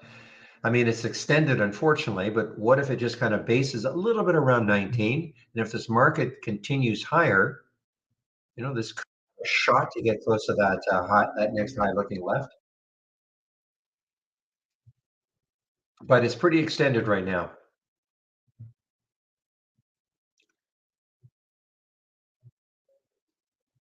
So you may be the type of player that says, you know what? I might wait. I'd like to wait for a pullback to the VWAP 1863 or thereabouts. So you could stick an alert, say 1870, and see if it pulls back to that area of the VWAP and then bounces off it.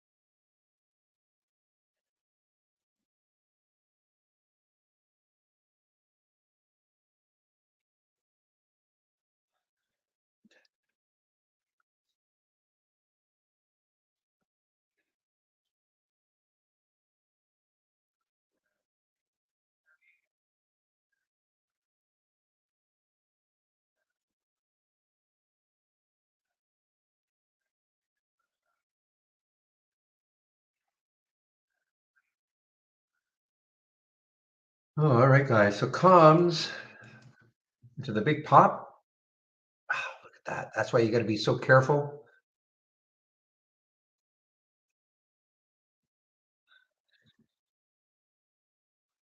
Look at the float, 2.6 million in the float. So yeah, it had a huge, huge run. But then look at that, 347 drops a dollar just like that. Just not shortable for me.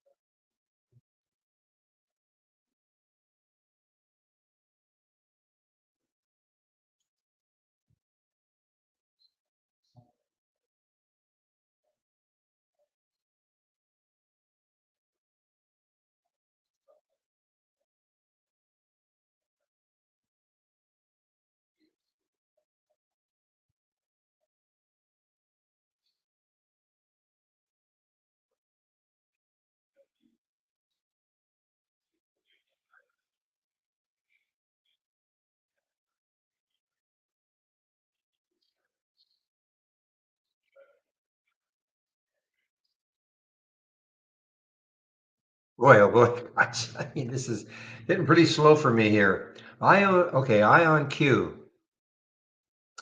Well, actually, this has got some room, a little bit of room. I mean, takes out 520. 521 is the kind of the next highs looking left. And then after that, it is 560 or so. So it's got a little bit of room. It's not a low float either, 134 million in the float. If there's any news on this one, March 30th, that has earnings. That is Thursday, I believe. So that's after the market closes on Thursday.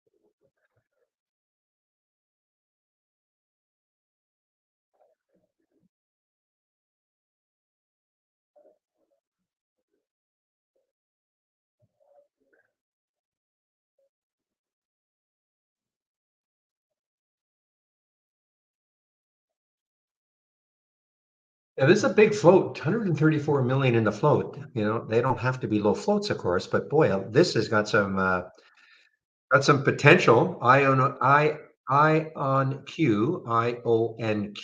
has some potential if it can take out 520.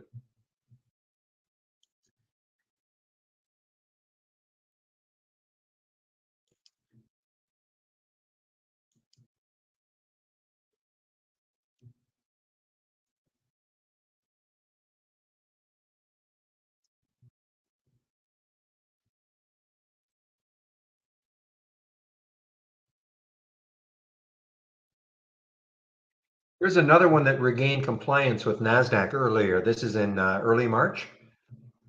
This is this comms. Another one that regained compliance.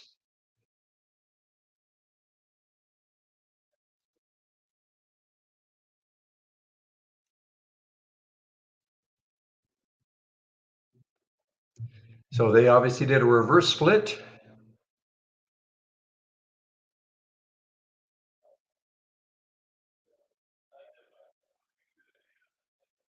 That looks like that. Well, that announcement came out on March the 1st. So earlier this month, really had not. Let's see if there was any really. That was the day. Yeah, and then look,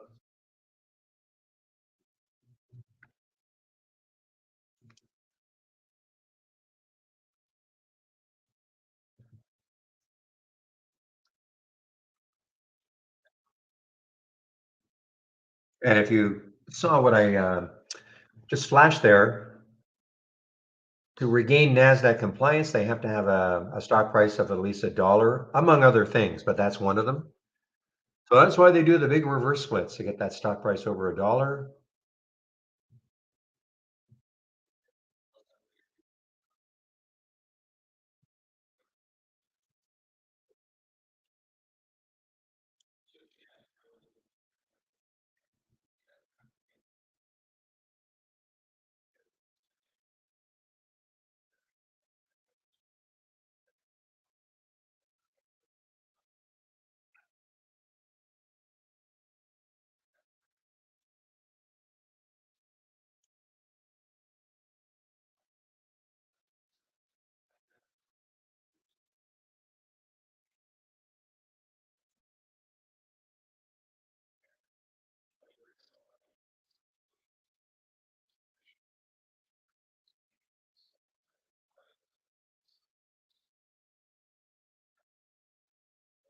Yeah, just try to trade them on the day of, or after, sometime after.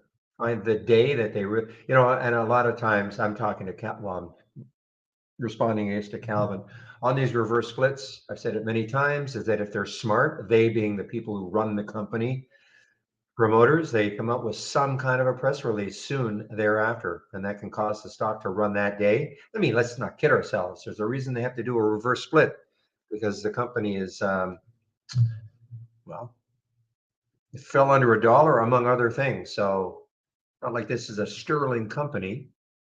But if they come up with a press release soon after, that can just cause the stock to spike. All we try to do is take advantage of it that day anyway. It's certainly not anything to hold.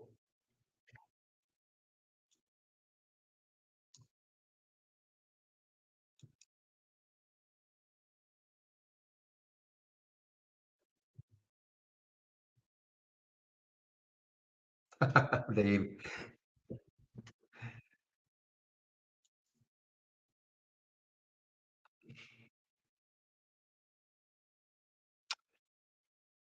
well, guys, slowing down a lot for me right here. So if you have any questions, please ask them so I can keep my interest up here. This NIR, I was surprised that there's 1,500 shares right now. There were a few more earlier today available to short at Interactive Brokers. Typically, so starting to, well, that's not typical. Used to be sort of typical. This is yeah,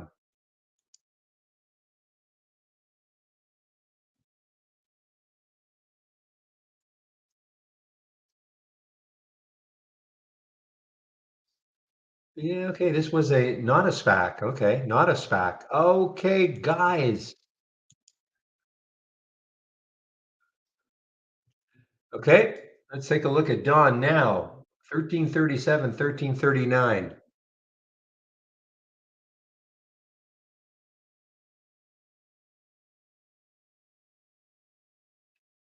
Will there be a spring promo? Well, when's Easter or Good Friday? I'm sure there'll be something around then. I don't know when that is. Sometime in April, probably.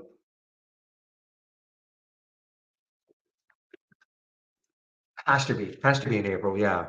So yeah, there will be something around Good Friday.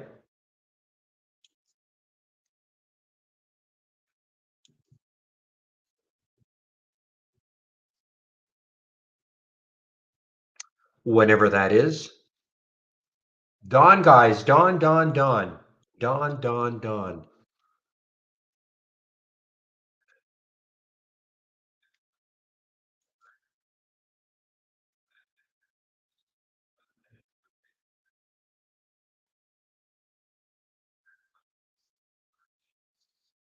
Only if you wanted to take out an annual. There's an annual promo that I can give you for 25% off, but not a monthly. There are no monthly promos other than my 15%.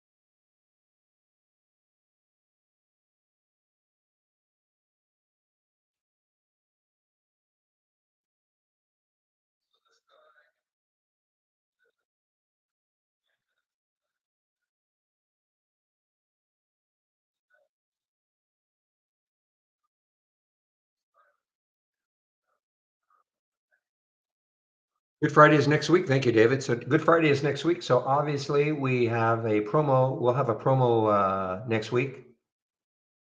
There we go. Yeah.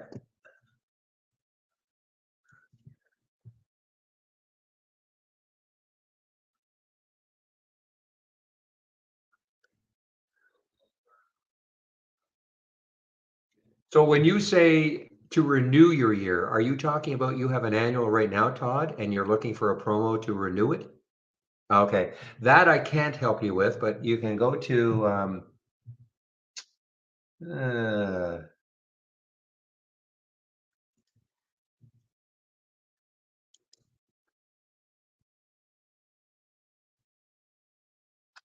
give me a moment. For existing annuals, I don't know what they'll do, okay? But probably if you plead your case, you might get a favorable account rep. But if you just click on TI Home, click on the TI Home, okay, the link, and then when you get the questions and answers, ask the question, give them your email, say, hey, when is your annual up?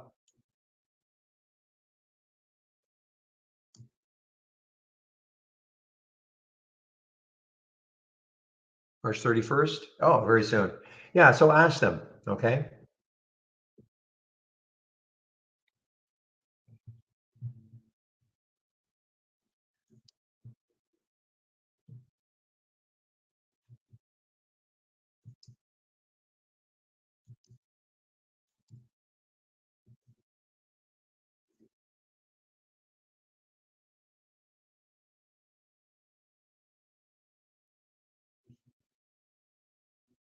Hey guys, I'll be right back.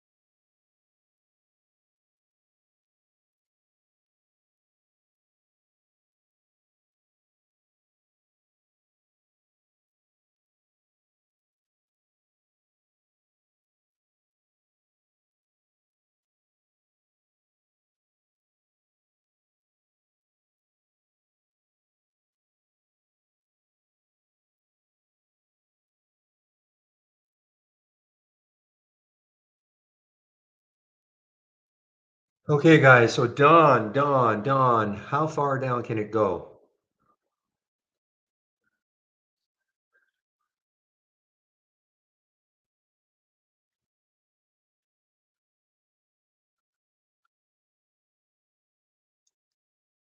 Nothing like waiting all day. Yes, oh yeah, I said I would take some on the 1340 break. That was my key.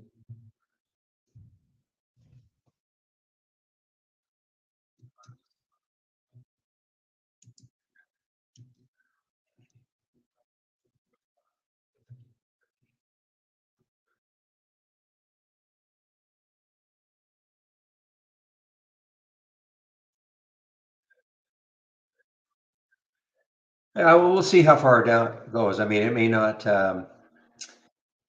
If it gets right back up there, I'll just get out.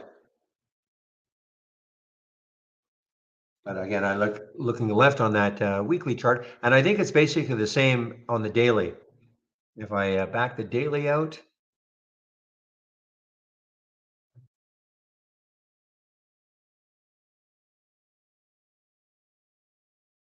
yeah, so it's the same on the daily and the weekly. That low, that low.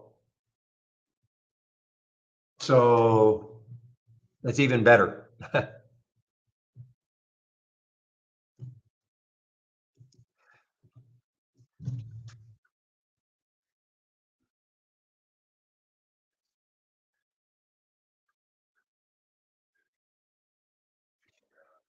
And again, it's all because I saw it here in my 10-day daily breakdown.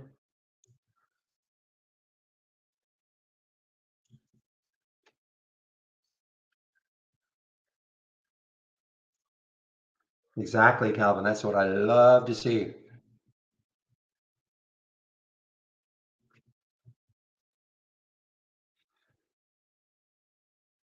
No, again, I don't know if it's going to get close to 13 or not.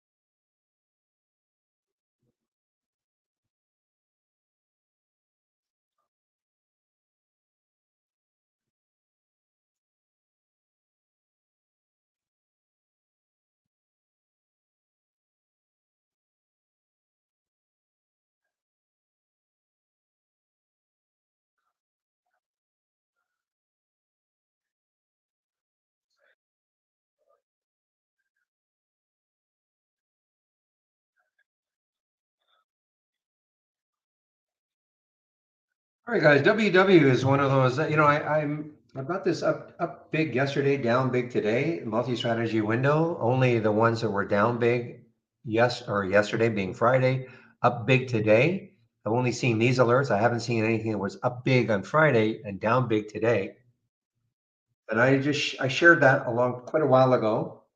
This is what in fact, do I still have that in my homepage? I know I used to.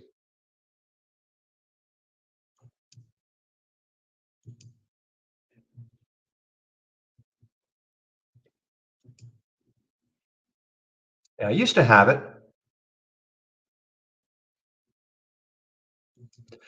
Anyway, I loaded it today. I wanted to see how what sort of alerts we're going to get from it.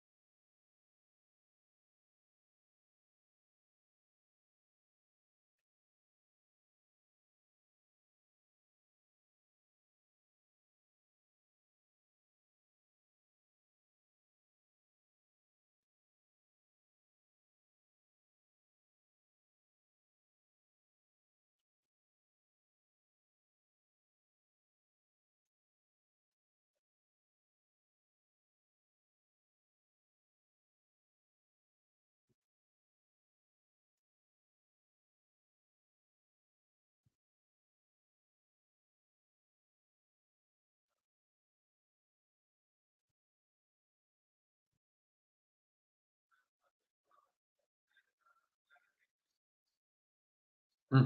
Well, everything is just sort of at a standstill now for me. Talked about ARRY just a little while ago, ARRY. It had a little bit of room to the 1967 mark. It took out 19 and it did. But you know, you're kind of chasing it. That's the problem. You're kind of chasing it.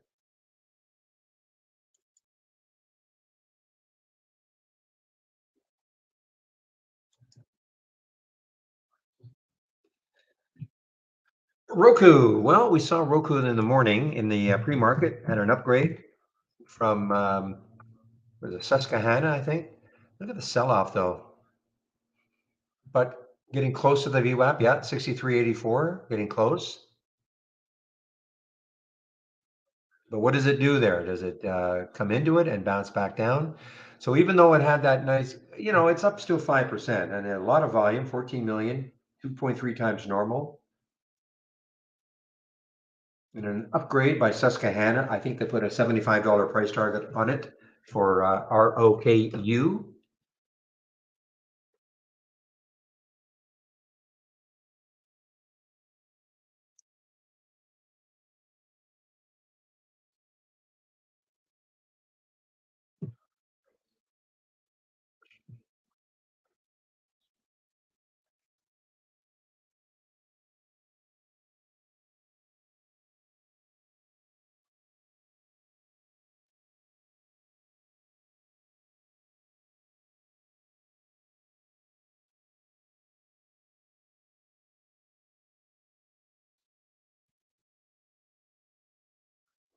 The Bumble could be interesting, guys. Maybe on a short. There's the VWAP down here. I mean, not a huge amount of, well, 1941 from to 1976.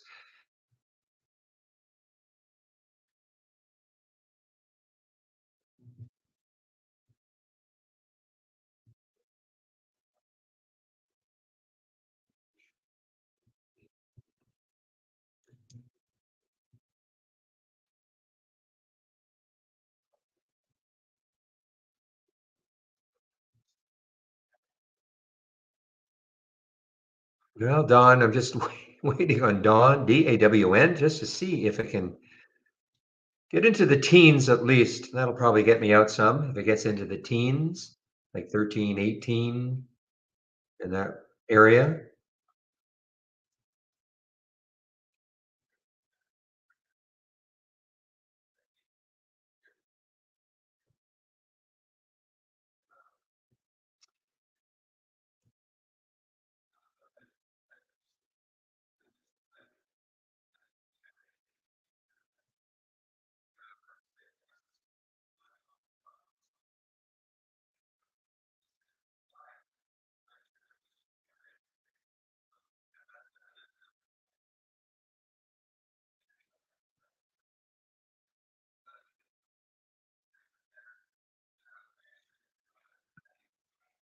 Go to GOTU. Yeah, not too much room. 436 is the next high looking left, so not a ton of room. It's showing up again on the down big on the previous day, and these are the filters, just so you know. So down big yesterday, but up big today, okay? Yesterday now is, of course, Friday. So this is what has to happen. So the price, so it had to be down at least 5% the day before.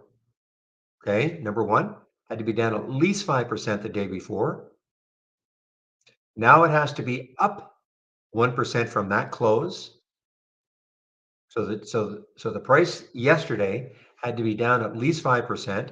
Then today it's got to be up at least 1% from that close. And it's got to be above the high of the previous day, 100% above the high previous day. Okay. And 150,000 shares, but that's, you know, but this is the key.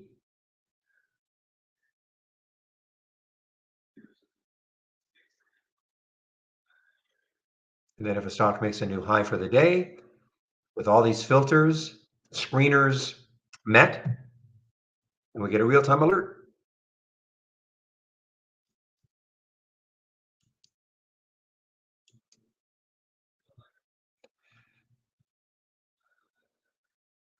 And Dawn, yeah, it was making a couple of little lows.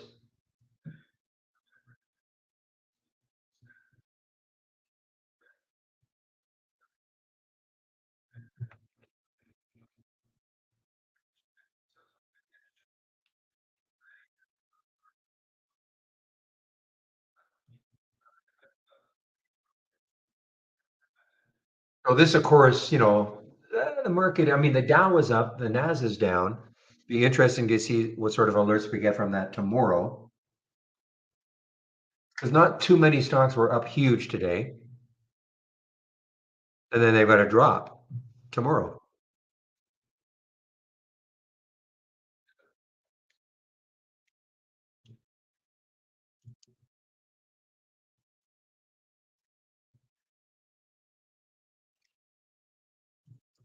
Uh, well, depends, I guess, Mara. Well, I think the Bitcoin stocks follow with the Nasdaq or the SPY. I don't know. I can't answer that. I mean, these are Nasdaq stocks. Mara and Riot are Nasdaq stocks, so I guess those follow Nasdaq, I suppose.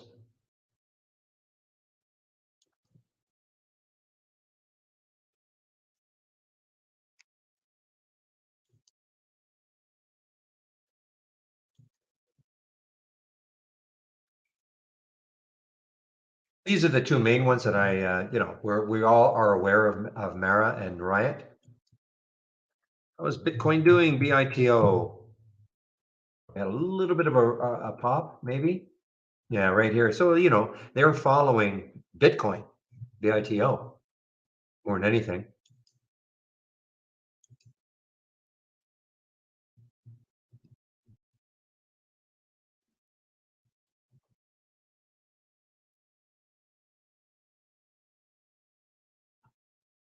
Boy, that SQ, guys, just been a sleeper today, SQ's been a sleeper. Just, just kind of been inching its way up and up and up. Yesterday, or Thursday's high was 66, or sorry, 65.75. If that takes that out tomorrow, I have to put an alert here. Have to.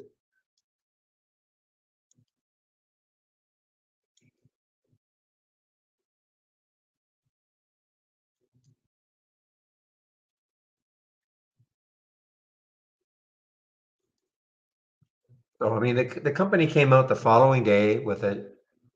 I don't know what they didn't. They just said they were going to defend it, and perhaps sue Hindenburg.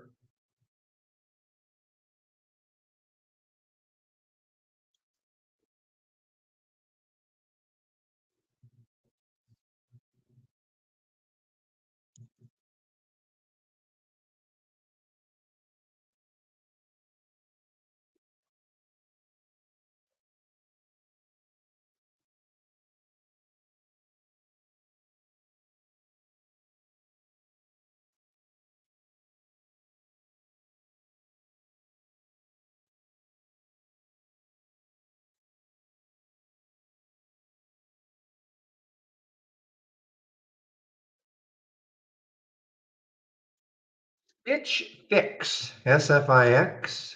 Ah, well, coming into the 200-day moving average, what a drop! It's almost straight down all day. One little pause, another little maybe slight pull up.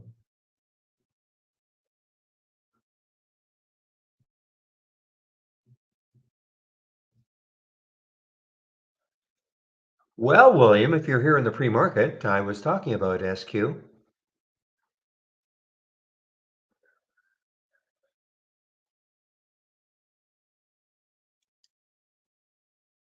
All right, COEP. I think Shady was long, I don't know, a while ago. I don't know if he's still long on that pullback down here. But anyway, COEP coming and right into the 200-day moving average and stopped.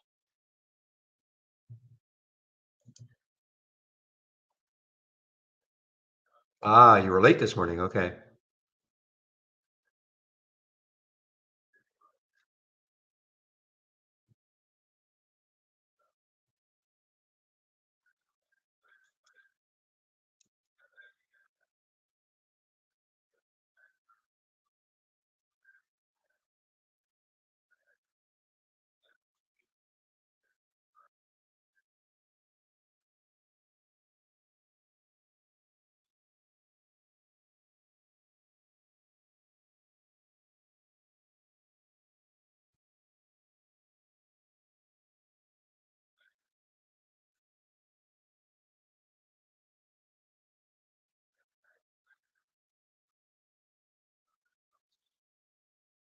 I didn't see him today.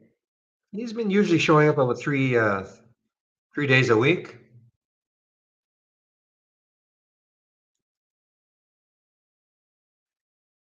All right, guys, look at Mattel now. Maybe Mattel has a late day run. There's the VWAP 1690, so it's through the VWAP a little bit. Maybe if it gets through 17, it could have a late day run, especially if the market, does something like this.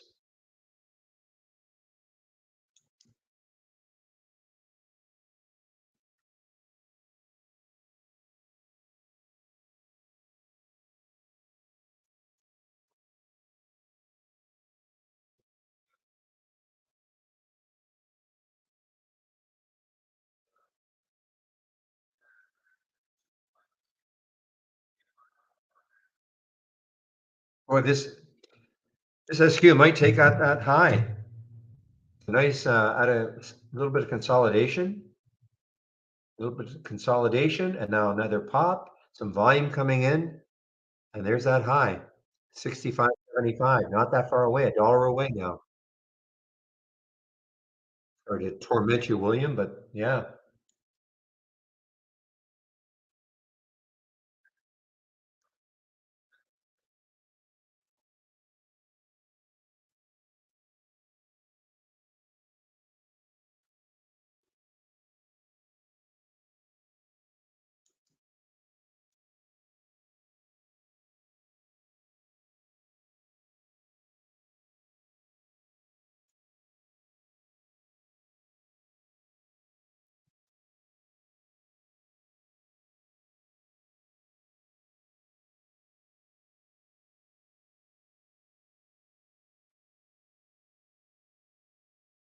What's the float for this Dawn?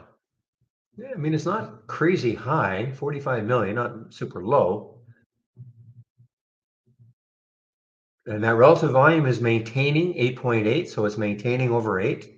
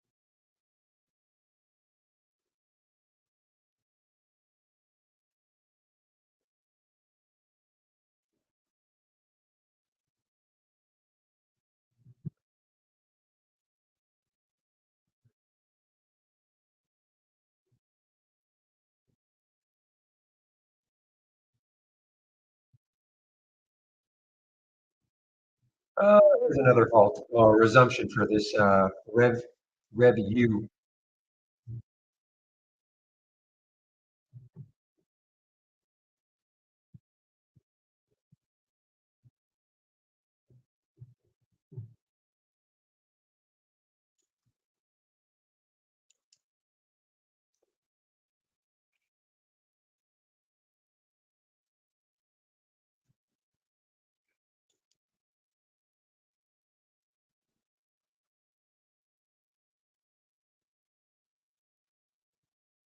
All right, guys. Well, it's 2:30, so in about 15 minutes or so, I'll be putting myself on mute. But if you have any questions, please ask them. Don't be shy. SPY is making another move up, higher lows. Maybe we get to that 400 mark again today.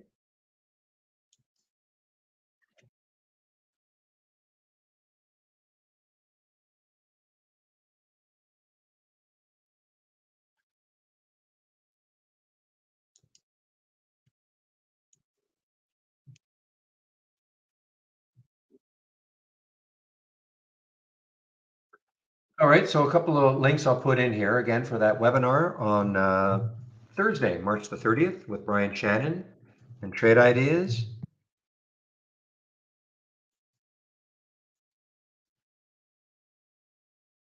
The biggest guest speaker we've ever had on a webinar.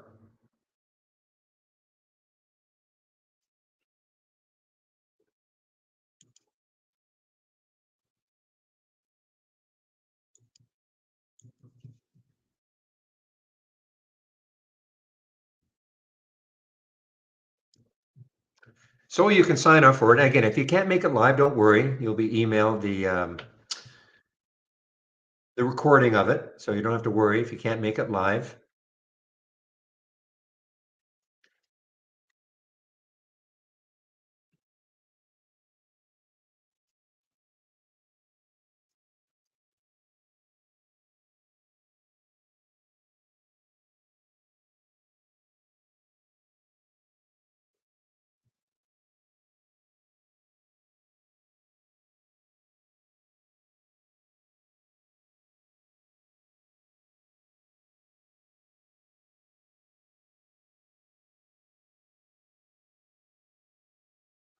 Okay, and one last look at my homepage. So if you click on my homepage link, you will see obviously a way in which you can take out a subscription. Okay, you can use this promo code Barry15 for 15% off the first month only or the entire year of Trade Ideas. But again, if you're currently a monthly subscriber and you'd like to take out an annual, right now, I can give you a 25% off promo code for an annual if you're currently a monthly subscriber. Please do the get started. If you do take out a subscription, not please do, you must do the get started. It'll be 10 short videos, take you about 30 minutes. Starts off with your downloading the installation and your first startup and login, etc. If you're new to trading, Trading 101 is for you. Put on this course designed by Michael Noss at Trade Ideas. And a lot of you might know Michael. Michael will be in our YouTube room tomorrow between 12 and 1. That's his day. I do a daily stock of the day video. You can sign up for it right there. Trade of the week is sent to you before the market opens every Monday morning. The trade of the week this week is ASO, but it did not trigger yet. Just take a quick look at ASO and see if it's trying to come back. Yeah, so the trigger is 65.47 and it never triggered. Yeah, it got up to 65.33, so it did not trigger. So before people start saying, well, this is not a very good trade of the week, it didn't trigger. So right now it's a non-event. Oh, you mean you could say, well, it's not a great selection, but it's a non-event so far. Who knows, tomorrow maybe it pops.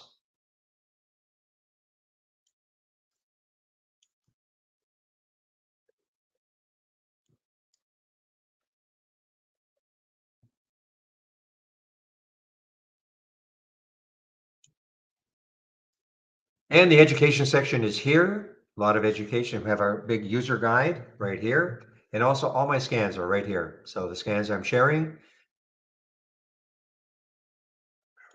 This is what I'm using in the pre-market. Pre-market actives up and down. Give me one moment, please.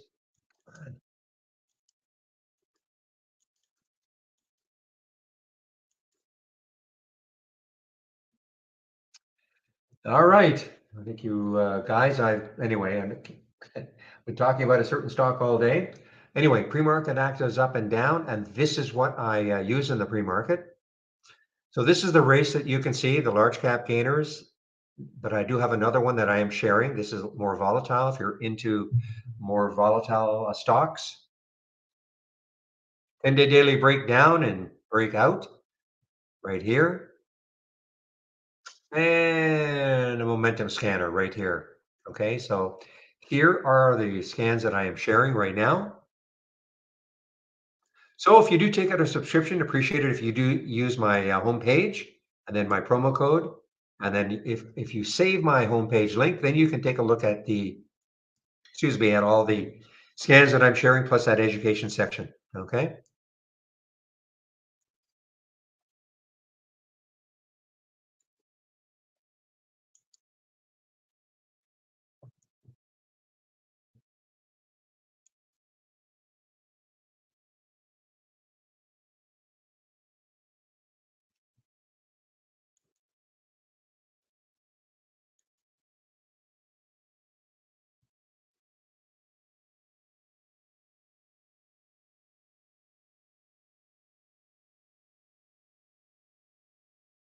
All right, guys, I'm under the dawn. A little bit of profit on that one. It just isn't dynamic enough. But down to the 21, I think was the low. Yeah, 21 was the low. Kept waiting to see if it would get into the teens. It didn't do it. So I'm out. I've covered it. Small gain. But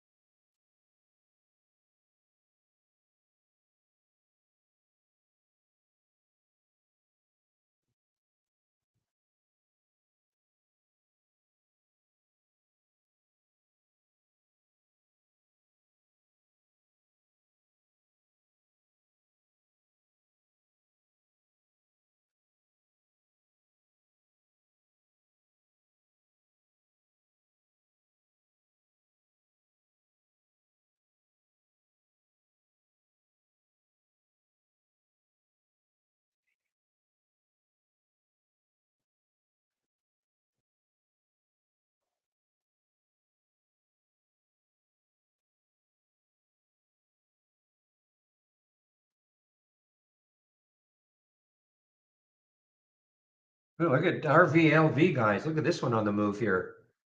RVLV. The next high looking left is 26.94, so about 50 cents or so to that next high. And it took out, 26.38. So it took out that 26.38. It's through the 200-day moving average of 25.65. So it's through that. Problem is, as usual, straight up. Like to see a pause or something.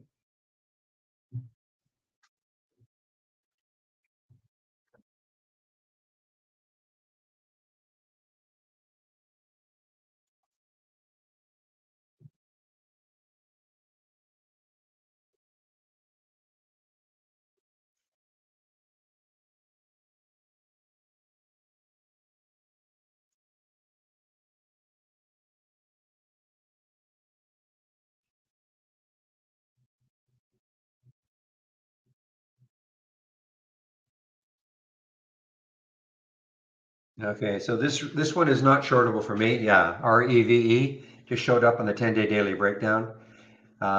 This is SPAC, and they've doing a business combination with Two-Bit Circus. Well, that was the big pop. That was in the pre-market. No, actually, that wasn't in the pre-market. First candle of the day, or second candle of the day. But until it's done, it's not done. Announces their intention to further.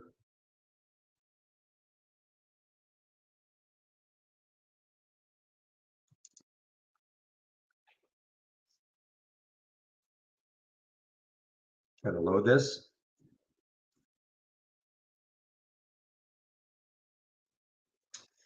So a special meeting on the 28th, I'm sorry, on the 28th? Okay, so they're gonna have the meeting tomorrow. So I mean, tomorrow, so see if I can figure this out. If it's supposed to be done by tomorrow, further adjourn its special, it's currently scheduled, compens consummate the deal. Oh, the redemption deadline would then be extended until March 24th, 2023.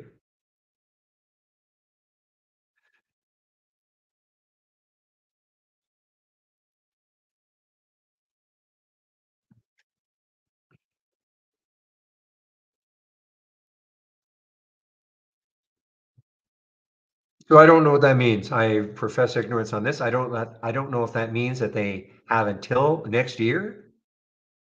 They're going to have the meeting tomorrow. Does that mean they have till next year in order to actually get it done? If that's what that means, then this is way, way early.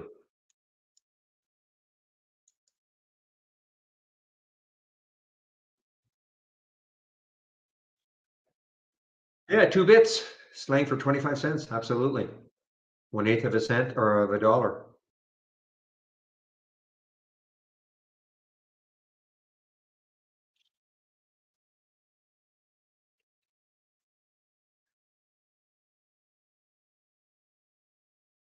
That's before my time too.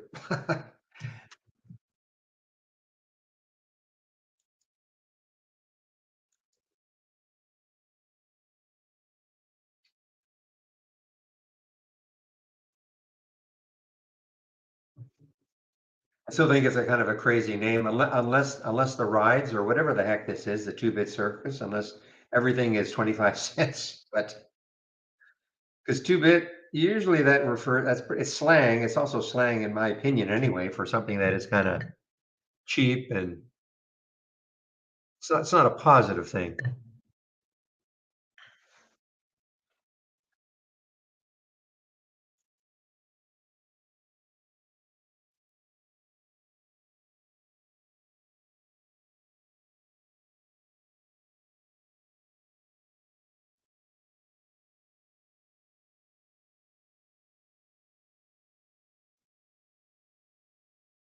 William, SQ just made another new high for the day.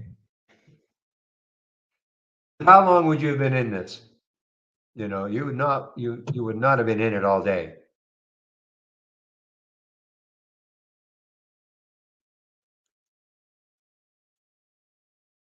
12 seconds. A flash.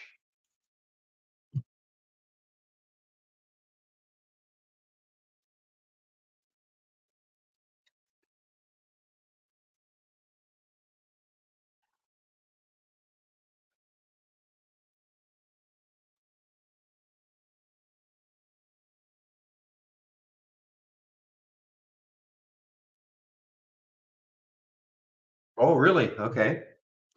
Well, if it takes out, yeah, if it takes out Thursday's high tomorrow, look at all the room it still has.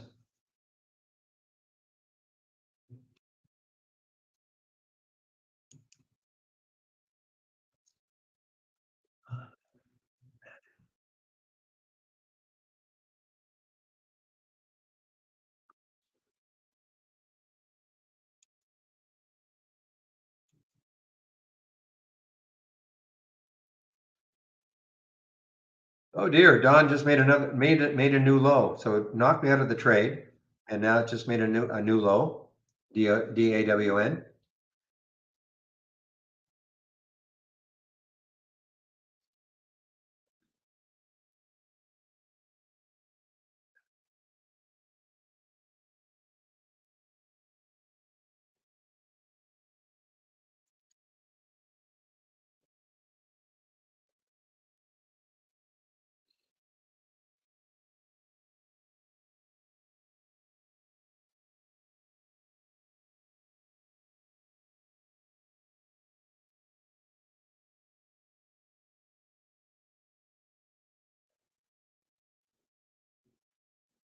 And another new low for Dawn, DAWN, another new low.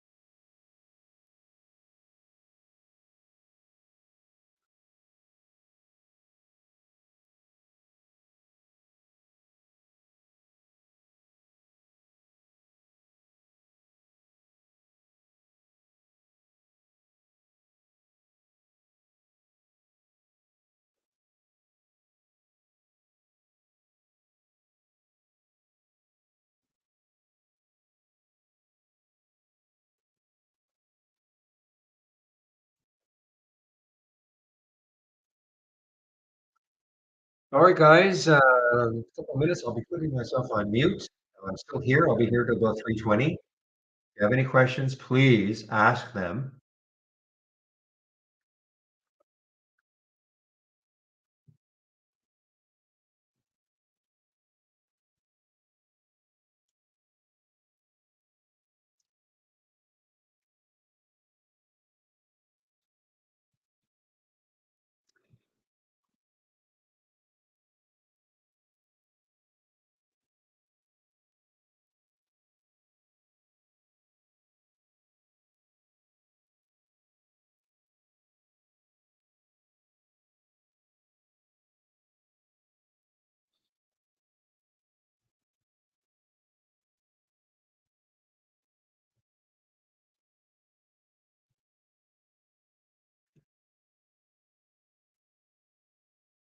Okay, guys, so I think I'll put myself on mute now.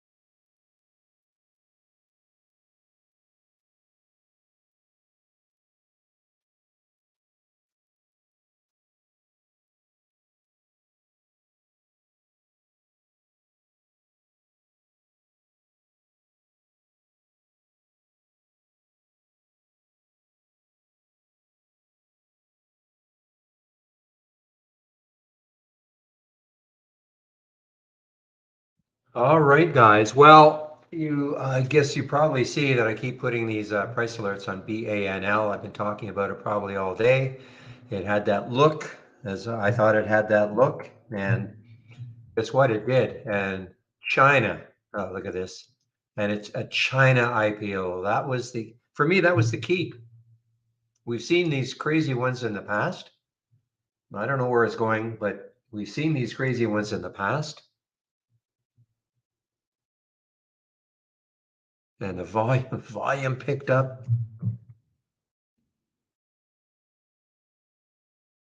Look at the volume, it just picked up.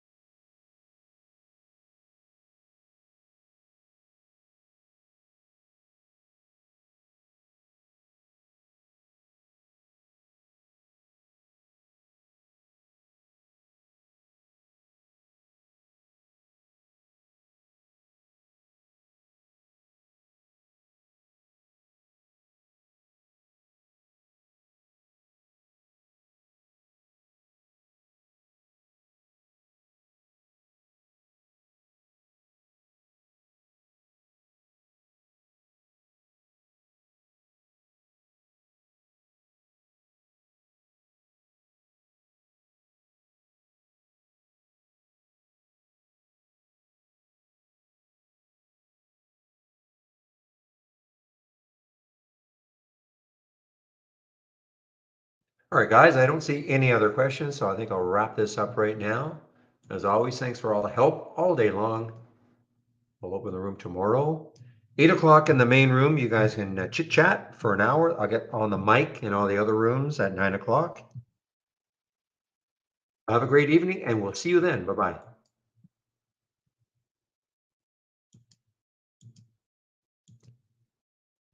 Chit chat. Okay, YouTubers. Gotta find out where you are. There you are. Okay, we'll see you guys tomorrow also.